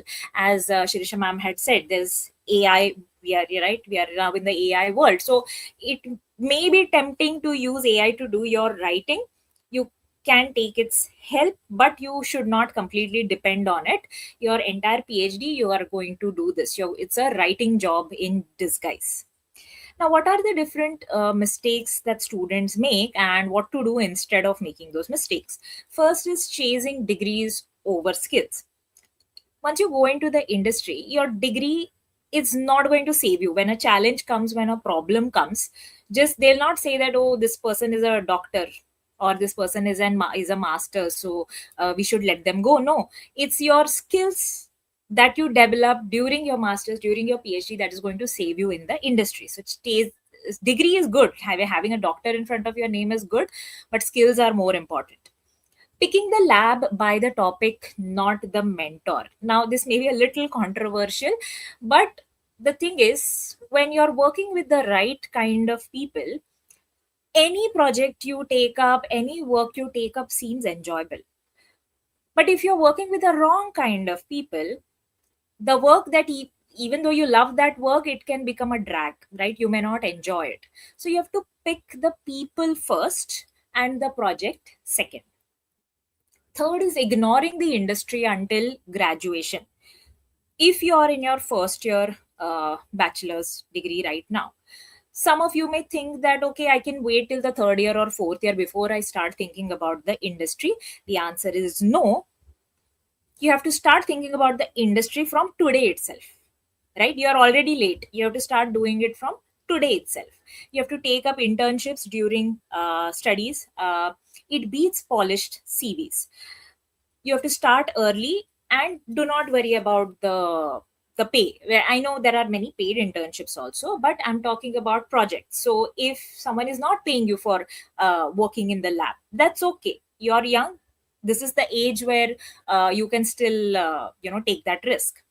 No online presence. Again, some may argue on this, but in today's day and age, you need to have an online presence. I'm not asking you to become an influencer, right? I'm saying that you need to have a nice, clean LinkedIn page. Whatever you are doing to upskill yourself, you have to keep on updating. Your CV is also important. Your GitHub profile is important. Your portfolio matters more than your transcript today. Like Shirisha ma'am said, now all the CVs look the same, isn't it? So what you do, you need to keep on updating. So presence matters. People need to know that you have these skills so that they can hire you. Treating research as a backup plan, this always fails miserably. You have not you have not able to enter into any industry, so you think that you will do PhD because at least you will get some stipend out of it. That's a very bad plan. And lastly, trying to do everything alone, you can't, right? It takes a village. You need to find communities, mentors, alumni networks, and careers are built on conversations. So lastly, we are going to see some stepwise action plans that you can start doing today onwards, your roadmap from today. First and foremost, audit yourself. That is exactly what the self-assessment was. When you answer those 5 questions honestly, you will come to know what are your interests or where you lean towards. So you identify your skills that you have or you want to develop, your interests, your values, where you stand on finances, and honestly write it down. Pick a path hypothesis. When I say pick a path, I'm not saying pick it and stick to it, right? You pick a path where you're leaning towards and then you study it more. Later on, you can change it. talk to 5 people, 2 from the industry, 2 in the research. You can ask, maybe if you have someone in your family or friend circle or acquaintances, some mentor, someone whom you know has good things about you in their heart. So ask them real questions, not just their CTC and all. Okay, don't of course you can ask CTC later, but ask them real questions like what did they do, what skills are needed in the industry, how the industry and the research side works. Ask those questions. Build one project, internship or lab rotation or side project. Ship something real. Okay, now I know that many of you would be wondering that, right, we are students, no, and we probably don't have that much time to do that. But this is something which needs to be done. Even if you don't have the time to go out of your institute and go somewhere else and do the internship, you can approach your faculty and say you and maybe your friends, you want to do this project. It could be a very small thing, right, just 1 month or maybe a part-time thing, but you have to get it done to reflect it on your profile. Sharpen your CV, LinkedIn, portfolio. One strong reference is enough from someone, a senior person. Track everything, apply, iterate, repeat, improve every cycle, and don't wait. You have to act. So this is a 5-year roadmap. Now, the 5-year roadmap, let me be very clear, will be applicable if you are in the first year or the second year, right? If you're already completed your bachelor's or master's, then you have a very small timeline to do this. You can't wait 5 years to do this. So then in that case, your timeline would be in months rather than years. So the first year is building foundation. Now, this foundation thing can happen over years also. You can take 3-4 years to do that, but that's something that should become very strong by the time you reach your last year. So you have to ace core courses, do one industry workshop, build your LinkedIn. Then this is for the industry track. Okay, skills. Now, whatever industry you choose, you need the relevant skills. Now, I have written here stats, R, Python, etc. But it could be anything. It could be your lab skills. It could be some analytical skills, whatever. But your skills should be there. Internship. Land a paid internship at a biotech. Again, it's written paid.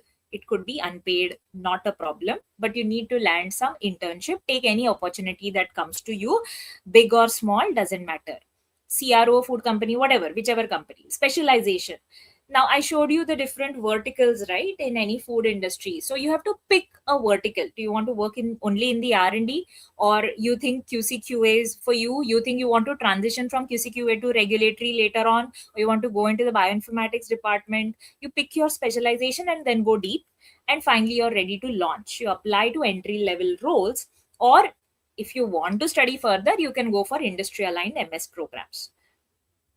The research track, starting from your first year of bachelor's, you need to have extensive curiosity. You need to take the initiative to volunteer in any lab.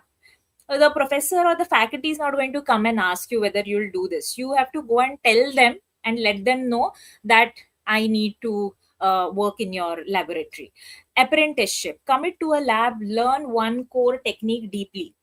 There is a possibility that maybe first month they will make you wash beakers only, but gradually, if you show the right enthusiasm, they can actually take you in, and they can introduce you to all the machinery, the techniques, and all that. The first project, own a side question. This is yours. This is your idea. Your faculty did not ask you to do this. Nobody asked you to do this. This is something that you started. You went to your faculty. You said, I want to do this. You present it at a department seminar. So you are owning that question and the results that are coming out of it. Of course, attend conferences, submit a poster, abstract, apply for summer fellowships. And lastly, your PhD applications. You need a strong statement of purpose, 3 good reference letters, which I'm sure you would have accumulated by year 5, and publishable result in hand. Where does this publishable result come from? From the projects that you have done. Even though if they are small projects, it is okay, right? So, a little bit again about the industry. Here you're solving real world problems, you're building impact at scale, you're innovating, leading, and transforming. the society basically. At the research path, you're asking bold questions, you're discovering new knowledge, you're advancing science, and you're inspiring the future. You're getting more information, you're discovering knowledge that was not there before, right? So truly exciting. But there is no single right path to a meaningful career, right? So right now, if you ask yourself, should I go industry or should I go research, there's no right answer. You choose the path that excites you today. It's not going to be a wrong decision, right? Whatever is exciting you today, you choose that path. You always have the option to change that path later on. From industry, you can go to academia. From academia, you can go to the industry, right? With the right connect. So grow with purpose, create your impact, and remember, grass always seems greener on the other side, but that's not the case. Okay. So thank you so much. I'm concluding my talk here, and in case you have questions, we can answer that. Thank you so much, Nupur ma'am. What an incredible session, and it was so motivating. It was so inspiring, and with all the practical tips and suggestions, I'm pretty sure the students are now in a much better place to think clearly. One of the biggest challenges that students face is uncertainty. So today you helped transform uncertainty into a clear direction. The idea of building a career one step at a time with clarity and purpose is something every participant can take away from your session today. So if we have the permission, we would like to take a few questions from the audience. Sure. Yeah, let's do that. Thank you, ma'am. Thank you, ma'am. So our first question is from Sneha. Sneha has asked, hello, ma'am, which certifications or practical lab skills will improve my chances of getting hired as a fresher, and which companies are hiring freshers? All right. So, Sneha, it depends on which industry you're talking about, right? So you don't want to go into on the research side, you want to get hired into the industry. So which industry are you talking about? That will depend on partly. That will partly depend on what your degree is, right? Have you done biotechnology? Have you done food science? Have you done bioinformatics? What have you done? That will determine the industry that you're going to choose. Again, it is not hard and fast. It is not fixed. You can do a crossover. You can switch to another industry where seemingly you thought that your role would not be there, but it is there. But once you've identified the industry, then you identify the skill sets that are needed. Okay. So one very quick thing that everybody can do is we all spend a lot of time on LinkedIn. On LinkedIn, if you just type in whatever role it is, right, that you want. In the previous session, they were talking about clinical data management, right? So if you just type in clinical data management and see all the open positions, I'm not asking you to apply for it. Just look at their requirement. When you go through their requirement, you will understand what skill sets they are looking for. And once you understand that skill set, like what is their requirement, then you decide what the courses are that you want to do, right? You can do that for any field, any industry. Just type in the word, look at the open uh, basically the openings, and look at their requirement, and then you accordingly you will understand. So you will understand what are the current what is the current need of the industry, what skill set they are looking for, and then accordingly you can make the decision of joining the courses or doing the internship. Thank you, ma'am. Million dollar advice over there. When they know what is out there, then they will be prepared for the same. So do that LinkedIn task, and seriously, that is going to help you a lot. So we'll go to our next question, ma'am. Akshara Suresh. I completed my BSMS from ISER and would like to explore industry R&D options. Did master's thesis in developmental genetics, used molecular and cell biology techniques. Can I find some opportunities? Yes. So Akshara, definitely in today's day and age, right, with the startups that are coming a lot, we have a lot of startups on the genomic side, on the genetic side. So yes, your masters in developmental genetics is going to be used from the industry side. Now, I know you did not ask about the industry. You are asking about uh, wait, sorry, R&D. 1 second. R&D. Like to explore industry R&D options. Yeah, I'm sorry, I got confused here. So definitely, because these startups would invest in R&D, the field that you are from, the industry is going to have an R&D department, and the R&D is not superficial R&D, it is hardcore R&D. So yes, your skill sets are going to be applicable there, definitely. Thank you, ma'am, for the guidance. Moving on to Arjun's question, what should be a realistic 5-year plan for a BSc Zoology honors student targeting a computational biologist role? All right. So, your BSc Zoology honors, Arjun, and computational biology. So, once you finish your BSc, because your BSc is going to give you the base of zoology, in your masters, you can pivot rather than going for MSc Zoology, which is not a bad idea. But since you're saying that you want to become a computational biologist, I would suggest you pivot in your masters, going from pure science into an application based, any field of application based, like data science or AIML or computational biology, whatever. But you make that switch during your masters, because if you don't do that, if you continue zoology in your masters also, then of course you will have in-depth knowledge of zoology, but the application part, that is where you will be lacking, and then you may have to do additional courses and all to catch up, right? So this is my suggestion. You complete your BSc, but for masters, okay, so you've said you have after BSc masters you switch. If you are not able to switch during your masters itself, you take on additional courses that align with your computational biology target. True, true. So, Arjun, you can also explore the computational biology related courses that Biotechnica offers, and they come with projects. So, projects are a very important addition to your CV and resume.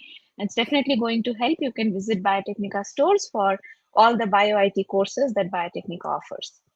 Ma'am, next question is from Beer. Hello, ma'am. MSc in Medical Biotech from Ethiopia. I'm unsure about PhD discipline topic for future. Is publishing in multiple or specific areas strategic for career path? Any suggestions or tricks? Please suggest. All right. So, hello, Beer. You have done your MSc in medical biotech from Ethiopia. Okay. You're not sure about PhD discipline or topic. So, you want to do PhD, but you're unsure of the topic or the concepts on which you want to work. Is publishing in multiple or specific areas strategic for career path? So if you have chosen the path already that you want to do PhD, then you have no option but to publish. Okay, so it's like you either publish or you perish. Once you have taken the research side or even the academia side for that matter, you publish or you perish. So you have no option. You have to publish.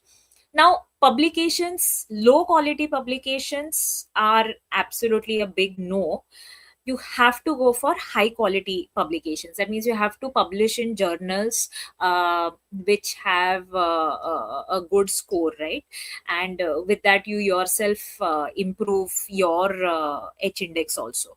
So yes, you can publish in multiple areas, you can publish in specific areas, you can do a crossover. It doesn't have to be by you can tie up with other people from related fields, and then jointly you can do the work and publish it.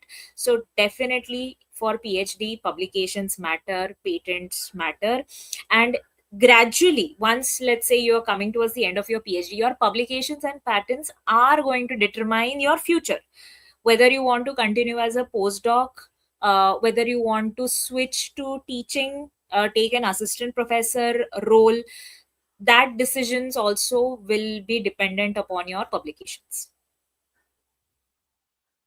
Thank you, ma'am. Thank you. So we'll be taking last two questions for this session as we are running a bit short of time. This question is from Shubham Saket. It's a very interesting question.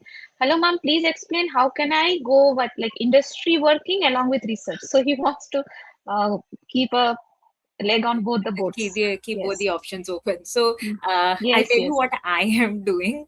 So I work as a consultant, meaning I have my one leg in the industry and one leg on the research and the academia side. I work with both the institutes, like I work with ICT, I work with NIN, National Institute of Nutrition. So this is where my research work happens, and then I work with companies, food companies, where R&D is happening.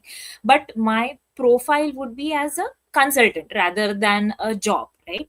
So this is one way you can do it. Second is, I told you, right, tech transfer, technology transfer, or technology innovation managers. So in these profiles, you're working with both the academia and the industry. If you're working in the academia, you can pick up projects where once you reach a certain level of expertise, the industry people come to you with challenges, with problems, which you can solve with your expertise, right? So even though you are in the academia, you're on the research side, but you're not completely giving up the industry side. You're working closely with the industry via projects. So that is another way that this can be done. Thank you, ma'am. So we have two questions on food tech. So I'll display both of them. The first one is from Jia Sheta. Hello, ma'am. I'm currently in BSc Micro and I want research in it. I'm also interested in food technology. Can you suggest me? I can continue MSc Micro or food technology. And we have another similar type of question. I'm interested in food technology. I'm currently in my 9th semester of integrated BTech MTech. Are there any scope of food testing too in India? Can you please enlighten on this? Food testing. Okay, so okay, I'll answer this question first because it's in front of me. Ananya, you are asking, you're currently 9th semester integrated BTech MTech biotech. Okay, so you're from the biotech background. Is there any scope for food testing? Do you mean testing, food testing in India? Lots. Okay, so nowadays, you know, the influencers, they are all coming up with the they read the labels, they read the packaging. So our industry, our government is getting very, very, very serious about the ingredients that go into our food. Earlier it was a bit lax, but now things are getting a little serious. So from the industry side also, from the government side also, there is a push that we should be having clean labels. The consumer should know what is going into the food, right? So food testing is a huge thing now, where you can apply like food testing, either the industry itself. So within the production industry, like there's a manufacturing company, food manufacturing company, they themselves will have their QC, QA departments, their R&D department. So that is one place where you can apply. Second is, there are third party testing companies, right? They don't belong to one particular company, but they will test anything and everything. So one of the things they test is food. They are NABL accredited labs. So that is another option for you, where you can food testing can be done. Now you're from a biotech background. Usually in food testing and all, either an analytical background or some related this thing is preferred. So if you have the skill sets, your biotech degree is not going to be a hindrance in that. But if you have those additional skill sets where you have worked on analytical instruments, that would be a best case scenario for you to enter into the food testing sector. And Urmi ma'am, I just forgot the earlier question. I think she was from BSc Micro. Trying to get back to the question. Yeah, this is the one, ma'am. Your BSc Micro, you want research in it, but you're also interested in food tech. Can you suggest I can continue MSc Micro or food tech? Okay.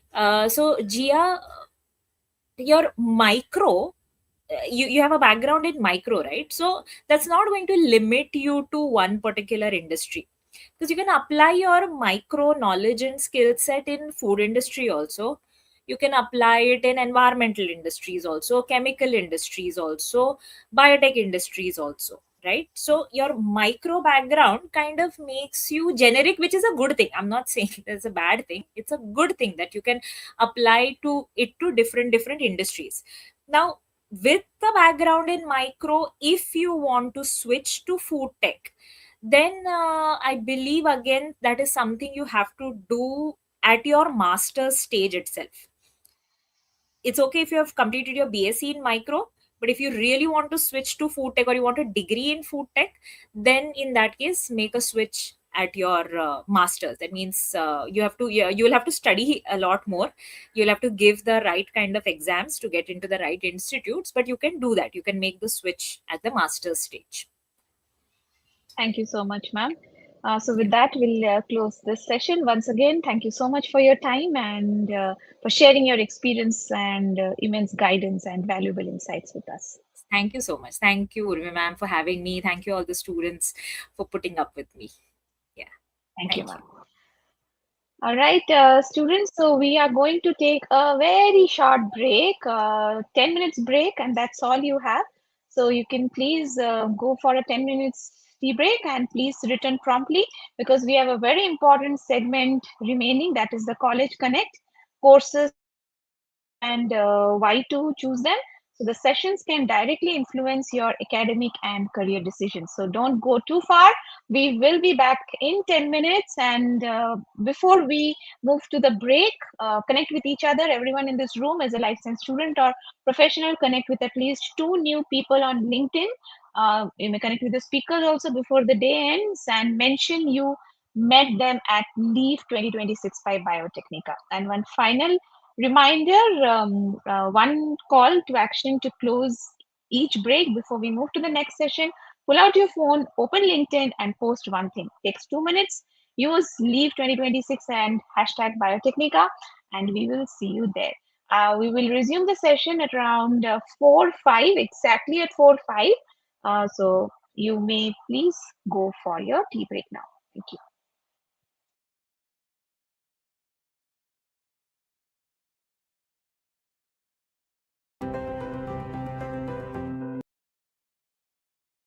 Dear GK, I am a microbiologist and bioinformatics enthusiast. I have completed my master's in microbiology from University of Mysore, where I developed a strong understanding of microbial techniques. I worked on the project titled Prevalence of Syphilis, which gave me an expertise in serological techniques. Currently at Biotechnica offline session, I am doing 2 distinctive projects. The first project focusing on leveraging ML models to predict toxicity of aflatoxin B1 in humans. In this project, I have learned skills like data collection, data pre-processing, and optimizing models using Python. In my second project, I'm working on optimizing microbial strain for bioplastic production, especially PHA. Thus, being a part of Biotechnica offline session exposed me to emerging technologies and computational tools and industry relevant projects significantly shaping my expertise in microbiology and data science. Biotechnica not only enhanced my technical expertise but also instilled a confidence in me to innovate and contribute to the scientific community. The guidance provided by Biotechnica mentors is truly unmatched. Here at Biotechnica, there is a dynamic environment where you'll get the support needed for your professional advancement. I'm grateful for Biotechnica for providing resources, skills, and knowledge to step into professional world. I'm excited to contribute to the projects which are scientific driven and looking forward for the opportunity where I can make a meaningful impact. Hi, myself.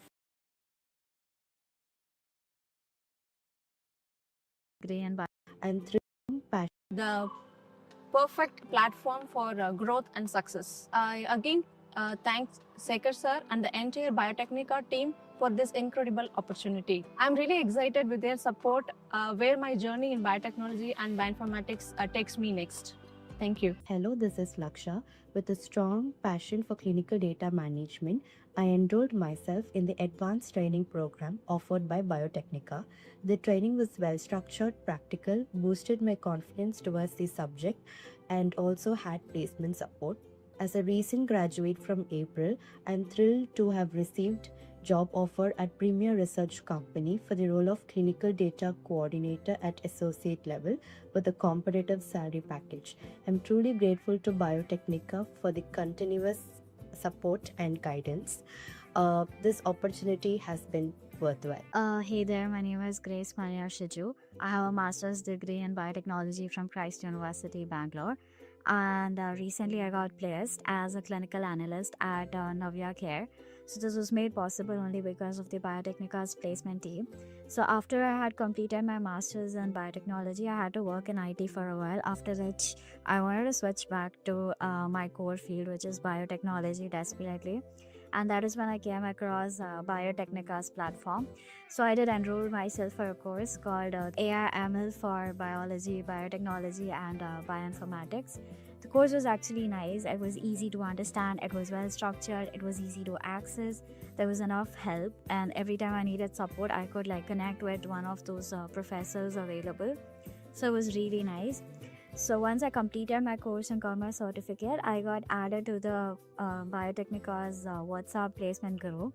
And after that, I registered myself for Biotechnica's Connect platform, from where I applied to a whole bunch of jobs that I was interested in, from which I got shortlisted for the clinical analyst role at Navya Care. And after I was shortlisted, the placement team from Biotechnica helped me a lot. They coordinated really well with me, and they made sure that I was well prepared for the interview, because they sent me a whole bunch of resources that helped me prepare for the technical round. And they conducted seminars and classes that were all about how to clear the HR round. So yeah, all in all, it was all great, because the resources really helped me crack the role. So from starting from getting shortlisted and application process, everything until getting my offer letter, the placement team was great. They coordinated well, they kept me updated, and they gave me all the info that was actually required for me to get this job. So I am super grateful for the entire Biotechnica team for helping me get this job. So thank you, Shekhar sir, for taking this initiative, and thank you so much the whole placement team of Biotechnica for helping me get my first job at in biotechnology. So thank you.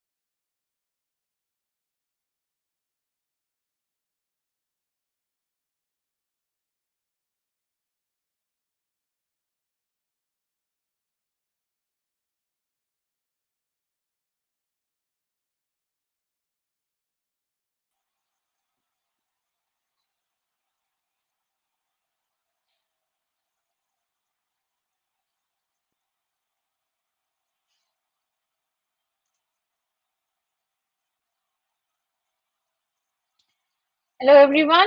Welcome back. Am I audible to everyone? Please confirm if you are back from the break. I hope you are refreshed now and ready to begin our last and final stretch of LEAF 2026 day 2. All right, wonderful. Thank you for confirming.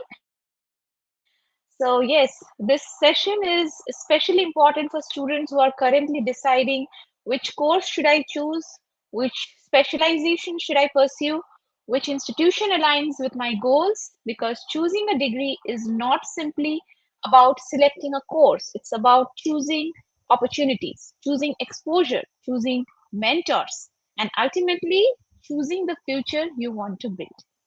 So every session you attend here is a learning milestone. Treat it that way on LinkedIn. Write one line about you, what you took away from the session that you're going to attend now. You can take screenshots and post it. This is how recruiters see you grow in real time. If you have never posted on LinkedIn before, so today is the last opportunity to make it a good day to start. A simple attended LEAP 2026. Here's what I learned from career planning in life science. That should be enough. So let's get into our College Connect segment now. Our first speaker for the College Connect segment is a highly accomplished academician and researcher whose work has significantly contributed to biotechnology, education, and research. So please help me welcome, please put your hands together for Dr. Rima Gabrani. Ma'am, if we can kindly have you on virtual team.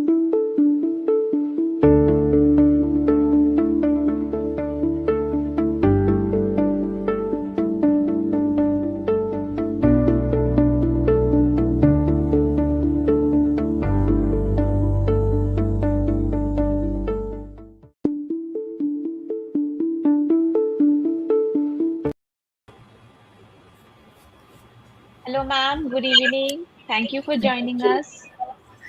Good evening. How are you? I'm And good, thank ma'am. you for How are you? inviting me.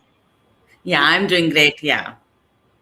And yeah, Nice to I'm have very you glad here to be on part our of the platform. discussion. Absolutely, ma'am. It's a pleasure to have you here joining us today.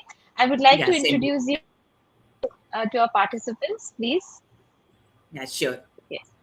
So, Professor, thank you, ma'am. Professor Rima Gabrani is a distinguished academician and researcher in biotechnology with over 2 decades of teaching and research experience at JP Institute of Information Technology, JIIT. She holds a PhD in biotechnology from the National Institute of Immunology and completed postdoctoral research in molecular virology at the University of Minnesota. Her research expertise spans medical biotechnology, molecular virology, cancer biology, antimicrobial resistance, and phytotherapeutics. Professor Gabrani has led several government-funded research projects supported by DVT, DST, CSIR, and ICMR, contributing significantly to translational healthcare research through publications, patents, and interdisciplinary collaborations. She is widely recognized for promoting innovation, academic excellence, and research-driven learning in biotechnology. Please, everyone, join hands with me to welcome Professor Rima Gabrani. Over to you, ma'am. Please take over. Thank you so much, Urmi. Thank you so much, Urmimala. I'll Pleasure, just ma'am. present it. Yeah. Sure.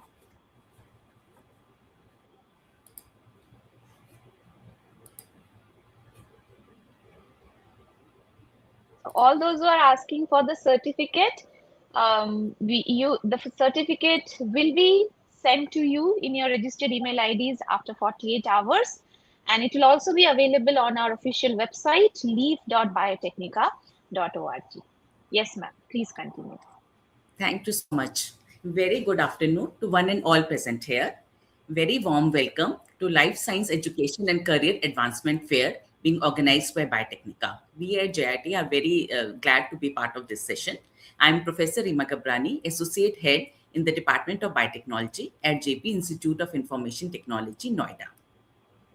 I'll be taking you through the PG programs which are being offered by our department, that is MSc Microbiology, MSc Bioinformatics, and MTech Biotechnology. These programs are offered by the Department of Biotechnology at JIT Noida. JIT has 25 years of legacy.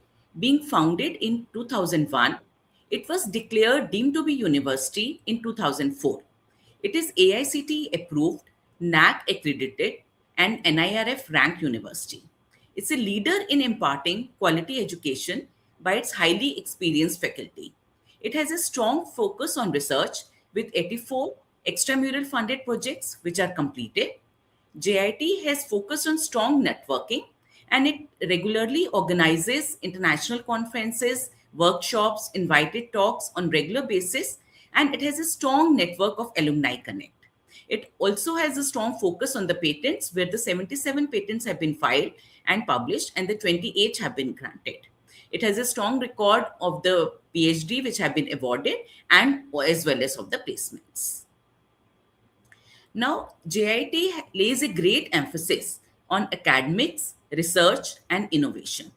In fact, 2021 to 2030 has been declared a decade of innovation by our Honorable Chancellor. JIT offers a fully air-conditioned campus having a large auditorium with a high-speed internet. We have state-of-the-art laboratories with latest equipments. We have many clubs, both technical and non-technical. Technical hub like the Ribos is there, which is being offered by the Department of Biotechnology, and the non-technical or the extracurricular ones like related to the dance and the music and the other ones. So there the students actively participate in those. We have 24 hours medical facility with doctors are always present round the clock. And we have, in terms of the facilities, we have separate swimming pool and gyms for boys and girls. So overall, it's offering you the complete package. Now coming to the Department of Biotechnology, it has been doing exceedingly well under the leadership of our HOD, Professor Pammi Koba, who is also Director R&D. Our faculty with rich doctoral and postdoctoral experience from prestigious institutes both in India and abroad are our pillars of strength. We have state-of-the-art curricula and the research laboratories that are very well equipped with latest instruments. Thus, teaching with lab training in the very current areas and research are our forte. Being a tech institute, and there's always a support from the other department that allows us to offer the interdisciplinary areas or the interdisciplinary research areas as well. And there's a lot of focus on the innovation activities where we have a separate hub, like the RIDE hub is there, that is at the institute level, which focuses on the development of the entrepreneur activities. So if we come to the key highlights of the department, our faculty strength is of 34, which have the rich doctoral and the postdoctoral teaching and the research experience in very prestigious institutes, both in India and abroad. We have a strong PhD scholars network. Currently, we have 98 scholars who are pursuing their PhD in our department. Our research is being funded by JIT and as well as the government agencies like the DBT, DST, ICMR, and currently we have funds of around 20 CR which are supporting our departmental research. We have 7 granted patents and many have been filed and they have been published. Our publications, we take our pride in our publications because most of us publications are published in Scopus, SCI index with high impact factor, and many of them are even in the Q1 journals also. And all of this has been supported by the laboratory facilities, and also for related to the in silico work, we have a high performance computing facility at the Ramanujan Universe, which supports the research in the field of the in silico research. And currently the government of India has also laid a lot of focus on the entrepreneur activity, and through this we also had applied for the grant and we got the very prestigious BioNest funding, which is the 6 crore funding which has been given by the DBT, by REC, and under which we are like providing the collaborative space. We are giving you the very advanced facilities and the funding opportunities to the pre-startups and the startups. And we have a very strong network of the mentors, and we organize the regular workshops for them. And we are providing them the tech support in terms of that.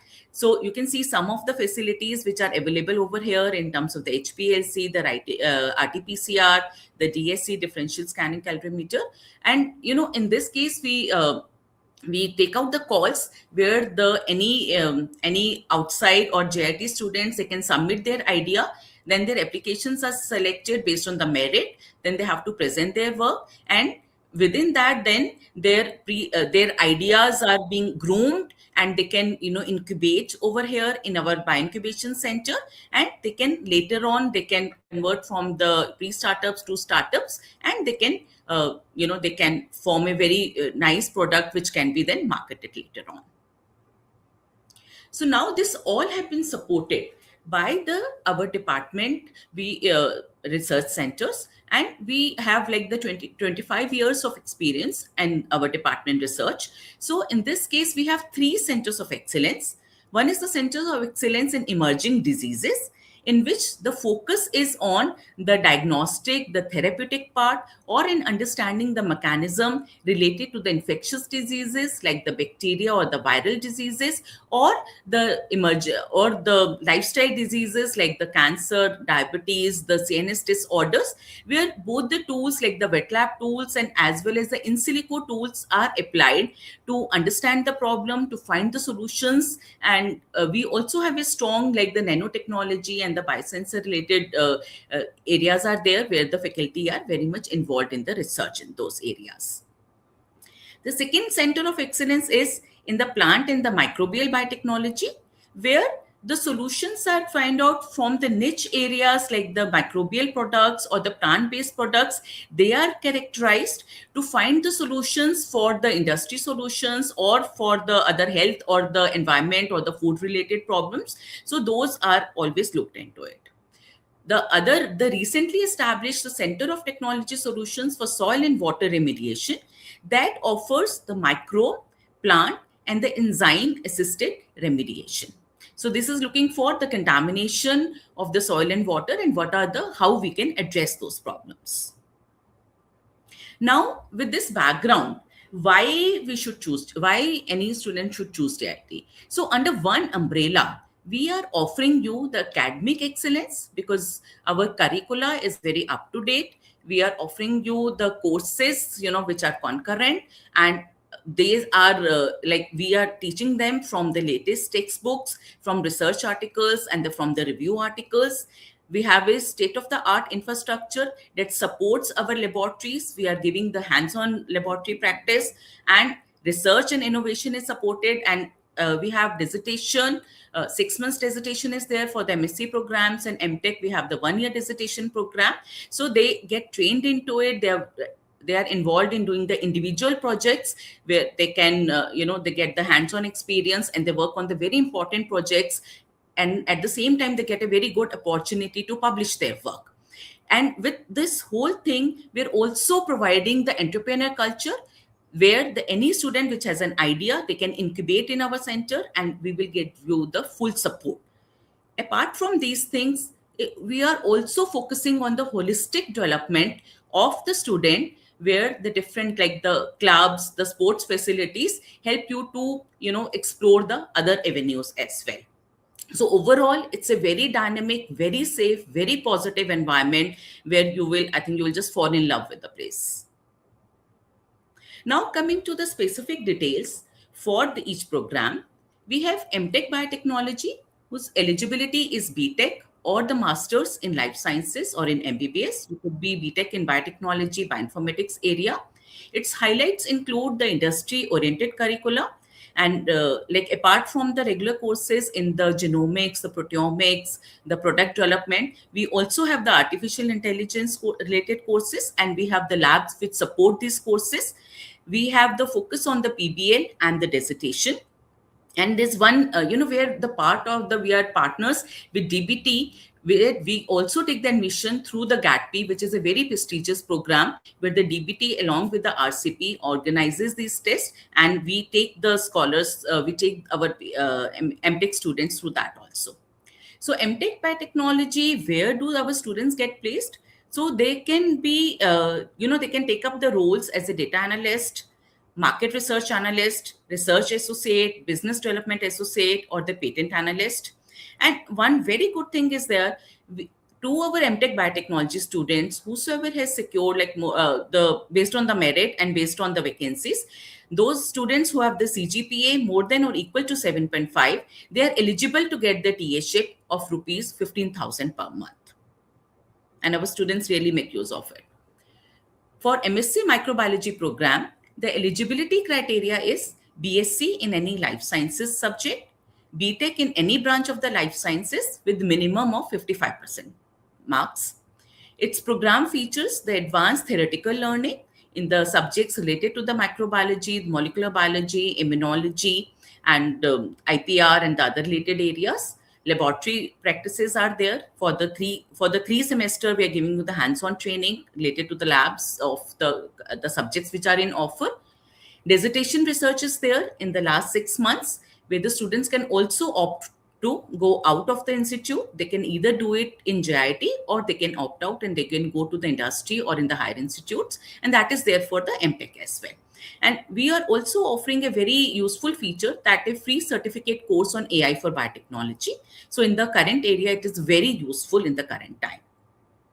So the opportunities for the students include, apart from the higher education, they can go for the pharmaceutical companies, the life sciences companies, and the IPR firms, and also some of the the teaching companies. So where they have been offered the roles of the research associate, junior product support manager, pedagogy and counseling lead, or business and development associate. For MSc programs, we offer a fee waiver up to 50% for CGPA equal to or more than 7.5 for eligible toppers. MSc Bioinformatics programs, the eligibility criteria is BSc in Life Sciences, in Bioinformatics, Computer Science, Statistics, or Mathematical graduates with a minimum of 55% marks. The key courses which are being covered as part of MSc Bioinformatics, they include related to the algorithms, the programming in Python and R, and as well as in Java as an elective, then artificial intelligence and machine learning. And apart from this, we also offer the systems biology and the big data analytics. The career opportunities for MSc Bioinformatics, that include the bioinformatics as a scientist, data analyst, informatician, and they can join any healthcare sector, in hospitals, in AI startups, and in certain AI related companies. Again, for MSc program, there is a fee waiver up to 50% for eligible MSc students with CGPA of more than or equal to 7.5. And MSc Bioinformatics program is being highly supported by our high performance computing facility, and which is supporting the genomics and the AI and the big data analysis related work. Now, in the final semester, that is in the second year or the fourth semester, our students can opt out to go for the internship outside, or the industrial training or the dissertation outside the institute. Also, they can do it either in JIT or they can do it outside. So we have a very, our students have interned at very prestigious institutes, not only within India but even in abroad. Like within India, they have gone for their dissertation in AIMS, in NII, in THISTI, CSIR, ICGB, in IIT Delhi. In fact, they have gone to the various labs also, like the Haldiram, the Rajasthan Antibiotics, Varun Beverages, in Chevron Biotech, Rapture Biotech. So they have gone to the various other institutes for their 6-month dissertation, and some of times it gets converted into a job offer also. Now, what are the overall placements and the academic progressions for these PG students? This is just an approximate numbers. So these numbers can vary from year to year. So approx like the 40% of our students, or they could be more depending on the year to year, they get placed through our TNP or the training and the placement cell. So where they get the offers from the various companies related to the biotechnology of the life science companies, the pharmaceutical industries, R&D, the regulatory companies. They could include like the Biocon, Dr. Reddy's, Cipla, IDS Infotech, the Empirico, Researchfire, Unimarket Healthcare. Around 30% of the students, they go for higher studies. They go for PhD from universities like Delhi University, Banaras Hindu University, JNU, JIT, Triple IT, and PhD from international colleges like the UCLA, Georgia Tech. So they have gone to the many prestigious institutes and university within India and abroad.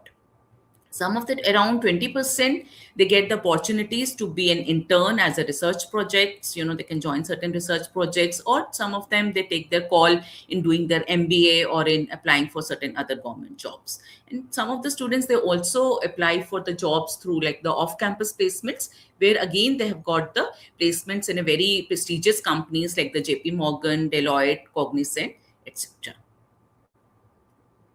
Now, for admission process, how can you apply? So first thing is you have to check your eligibility. As we discussed, for MTech, you need to be a BTech, you need to have a BTech degree. And for MSc programs, you need to have a BSc degree. Then you can go to our site, which I'll be sharing very soon. You can fill up the online application and just ensure that the email ID which you use, that is, if possible, it is like not an official one. And please check your spams also regularly. And you can register it through your mobile number. Once you have filled the form, then your application will be evaluated. Then based on your merit, we take the admission through your merit, through the CUET, or through the GATE for MTech. So these are all the eligible criteria for taking the admission. And once you fulfill the criteria, then you will be offered an admission letter. And after that, you will be given a date to submit your fees. Your documents will be verified, and finally your registration will be done, and your will be commence the classes, and you will be part of the JIT. Now, overall, what we are offering to our students are, like, we are giving you the hands-on experience through our labs. We are giving you the very advanced skills in the teaching, labs, and as well as in research. In fact, many of the students, they have published very good research articles as a review, and the research articles, and in a very reputed journals. So, and we are giving you the very good opportunities to advance your career and to join any industria or the academia. How you can reach us? So if you have any doubts, you can contact us for the PG admission. This is the number of our PG coordinator, Professor Indra Sarthi, and her mail ID is also written. You can scan the code and you can go to the Get Admission site and you can fill the form and you are ready to go. Thank you. Thank you so much, ma'am, for the presentation. And your insights have certainly provided valuable guidance for our students who are exploring higher education pathways and opportunities within all this domain. So thank you for helping participants understand how the right academic environment can shape their future success. Ma'am, we do have one question, if you can kindly address that. Sure. Thank you, ma'am. So this is from Anushka. I want to build my long-term career in plant biotechnology. Could you please guide me on the ideal career roadmap? What should look like a fresher? You are, what is your background? May I just know, Anushka? You are from the BSc or the BTech background? Sure. Okay, while she replies, ma'am, we can take up Okay. another question. Yes. So Anushka, do post what is your background, then ma'am can guide. So this is from Beer, and as an MSc graduate without publications, how should I select a medical biotech PhD topic? What emerging research areas do you recommend for a successful doctoral journey? For MSc graduate without publications, I think you can. First thing is, there you can check like where your project or the dissertation was, so whether it has any scope of publications. And at the same time, you can also apply being JRF in the certain for any projects. You can also explore the opportunities for the PhD in the meantime. And as well as, I think you can give the test like the CSI UGC, the NET test. Those are also very useful for if you have to apply for a PhD. So that is also kind of a must. So I think that will be very useful to you. Thank you, ma'am. So Anushka has replied, she is BSc Biotechnology and Botany. And I will display her question once again. Her background is BSc Biotechnology and Botany. This was her earlier question. Okay. So, see, currently our institute is offering, if you want to go for the plant biotechnology, you can go for the MSc in those areas. But at the same time, if you want to choose like the MSc microbiology or the bioinformatics, there also you can, merge it. You can use the microbes research in the plant areas. And at the same time, if you take the bioinformatics, then also the bioinformatics is applied for the plant-based applications. So these are the areas where your knowledge can be applied in these areas. So you can, Thank you. you can choose bioinformatics and you can still go for the plant-based subject. That's what I want to say. Right, ma'am. Thank you so much for your valuable suggestion, and thank you so much for taking right out time today and for your contribution to Leaf 2026. Thank Thank you, you ma'am. so much. Thank you. Okay, everyone. Now we move on to our. So we move on to our next speaker in the College Connect segment. So please help me welcome our next speaker for the day, Dr. Dibyajit Lahiri.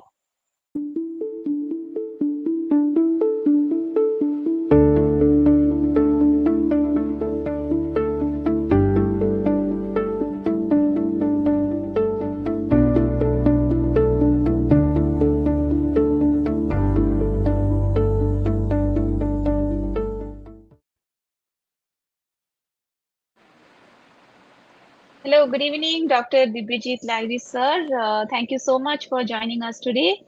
And I would like to introduce Dr. Lahiri to our participants. Dr. Lahiri is an associate professor in the Department of Biotechnology at University of Engineering and Management (UEM). His research focuses on microbiology, microbial biofilms, antimicrobial resistance, and microbial biotechnology, particularly biofilm formation inhibition and biofilm associated infections. So I request all participants to join hands with me to welcome Dr. Dibyajit Lahiri. Thank you, sir, for joining, and the stage is all yours now. Thank you, ma'am, for the introduction. Am I audible? Yes, sir, you are audible. Thank you.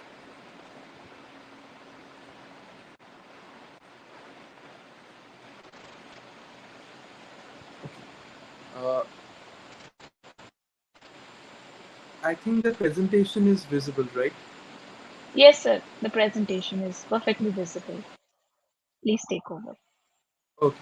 So thank you for the opportunity to present in front of the August gathering. So I am representing a 38 years old institution, which is an institute of engineering and management, which has a legacy of last 38 years. And in 2015, the state, under the State Legislative Act, the University of Engineering and Management, Kolkata, was formed. And I would be representing the University of Engineering and Management for the upcoming courses for students who are willing to apply.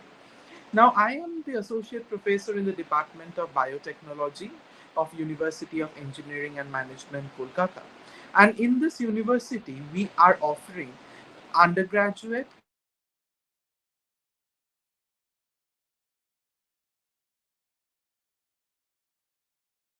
other programs we are offering. We are offering BTech in biotechnology, MS in microbiology, molecular biology, and bioinformatics. Now, MS programs are all UGC approved programs, and in BTech, we are AICTE approved program having 6-7.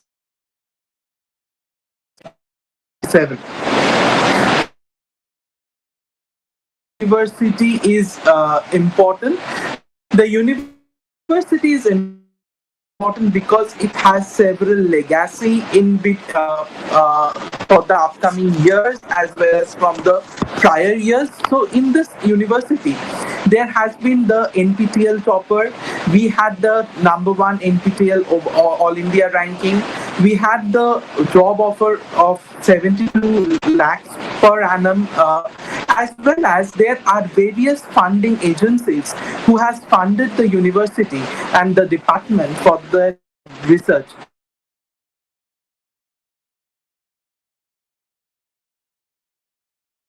Of Health Research, of Health Research, Government of India, AICT, that is All India Council of Technical Education, as well as we have the AICTE, we have the AICT postdoctoral as well as the postdoctoral fellows. Now, in this university, we organize an international conference on biotechnology and as well have AICT approved workshops and faculty development programs, which we undergo every year, every semester. Now, for the MS programs, we have an eligibility criteria of 55% marks. For MS microbiology and molecular biology, 55% marks in graduation, that is BSc level, and that can be any life science streams, as well as for MS in bioinformatics, the person can be from any life science streams as well as from any computer application as well as computer engineering streams too. Because the MS bioinformatics and has been a very new program which is catering both biological sciences and implication of computer science in biological field, mainly focusing on the artificial intelligence, etc. Now, why the students will be choosing this programs? Because this university is providing the ecosystem where the students are being given the hands-on opportunity, where the students can work on their own research projects after they complete their own lab-based works, as well as they are being provided various opportunities to showcase their research activities both on national platform as well as in the international platforms. Now, as I have already mentioned, that BTech Biotechnology, the admission procedure for the BTech Biotechnology is that there is an ongoing examination which is known as IEM JEE. This IEM JEE is an admission program for the BTech Biotechnology, as well as the students need to be having at least 70% marks throughout, as well as the students who will be admitting for the BTech Biotechnology program will be provided a GATE coaching along with their normal courses they are being taught, because in the third year it is mandatory for our university students who are pursuing the BTech programs that they need to appear for the GATE exam, and all the examination fee is being refunded back to the students who qualify GATE. As well as there is another very good opportunity for the MS program students. The students will be provided a monthly stipend on the basis of their prior educational background as well as the outcome they have shown in their prior education. So that's why the department is highly research oriented, and we believe on the research based education than on the theory based education. And as life science is research based education, that's why it's very essential the students are research minded, and we focus on publication, because every BTech students and MS students land up with at least 2 publications at the end of their programs. Now, these are some of the GATE qualified candidates who has been our students. Dr. Lahiri. Now, that's another thing is that whenever we are talking about the MS tracks, what is the outcome of this MS, where MS molecular biology, microbiology, they can go for the hospital industries, and we are offering jobs in the hospital industries, in the quality controls of various hospital labs, as well as in various production industries like the beverage industries, etc. Now, for this important. This is actually setting up the ecosystem for our students for getting an opportunity to go for an worldwide, world-based outlook, and hence students should have a important outcome, that is they should have a research mindset. And as I have already mentioned that all the students, it's a mandate of our university that students should be doing research, and at the end of their BTech or MS degree they should be having at least 2 publications. So these are some of the success notes which we are having in the university. So thank you for giving us the opportunity to present in front of the in this gathering. Thank you. Thank you so much, Dr. Lahiri. Your insights were very valuable for students and those who are exploring academic pathways and seeking to understand emerging opportunities. So thank you so much for sharing your knowledge and helping students make more informed educational choices. We truly appreciate your participation in LEAF 2026. So with that, we come to the conclusion of today's mega event, yesterday and today's 2-day mega event. So as we come to the end of this, I would like to ask you a very simple question. When you joined yesterday morning, how many career options did you know? How many possibilities did you consider? How many pathways were visible to you? Think about it. And now, after 2 days, you have heard from scientists, researchers, industry professionals, young industry professionals, recruitment leaders, educators, entrepreneurs, career mentors, and experts from across the entire life science ecosystem, right? So you explored emerging technologies, future ready skills, higher education opportunities, industry expectations, research careers, clinical domains, and so much more. So, if there is one message we hope you take away from this year's LEAF 2026 is this, that your future is not decided by your degree alone.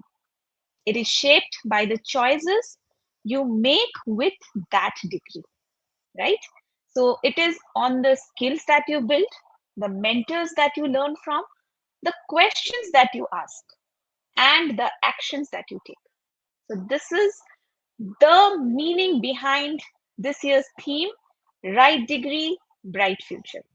The right degree opens the right door, but it is your effort, curiosity, and persistence that help you walk through it. So tell us what you learned today. Drop a final post sharing your biggest takeaway from the sessions that you had yesterday and today's combined. Use hashtag LEAF LEA 2026. We are watching the feed and we'll comment from Biotechnica's page, and that's where visibility matters. Many opportunities begin just with visibility. So let people know what you are learning and where you are growing. So, with that, we would like to officially conclude our mega event.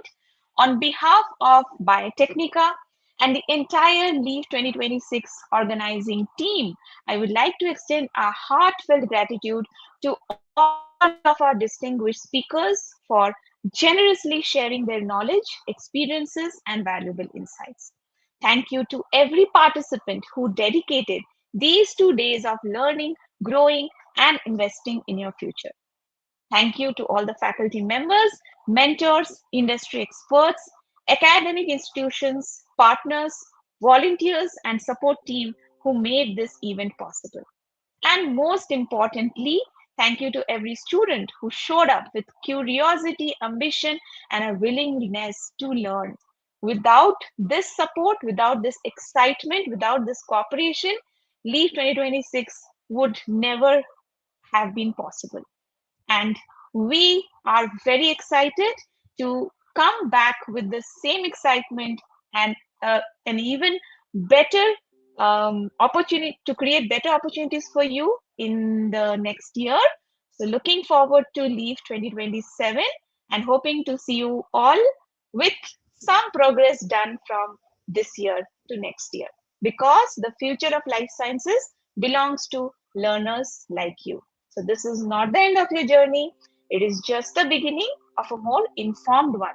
Keep learning, keep exploring, keep asking questions, keep building, and keep moving toward the future you deserve. Thank you all for being a part of Leave 2026. You can get your certificates. It will be sent to your email, to your registered email, and within 48 hours, that should reach you. It will be also available in our official website, leaf.biotechnica.org. So have a wonderful evening ahead. Stay curious, stay inspired. The right degree leads to a bright future. Goodbye, everyone. See you in Leave 2027. Thank you and take care.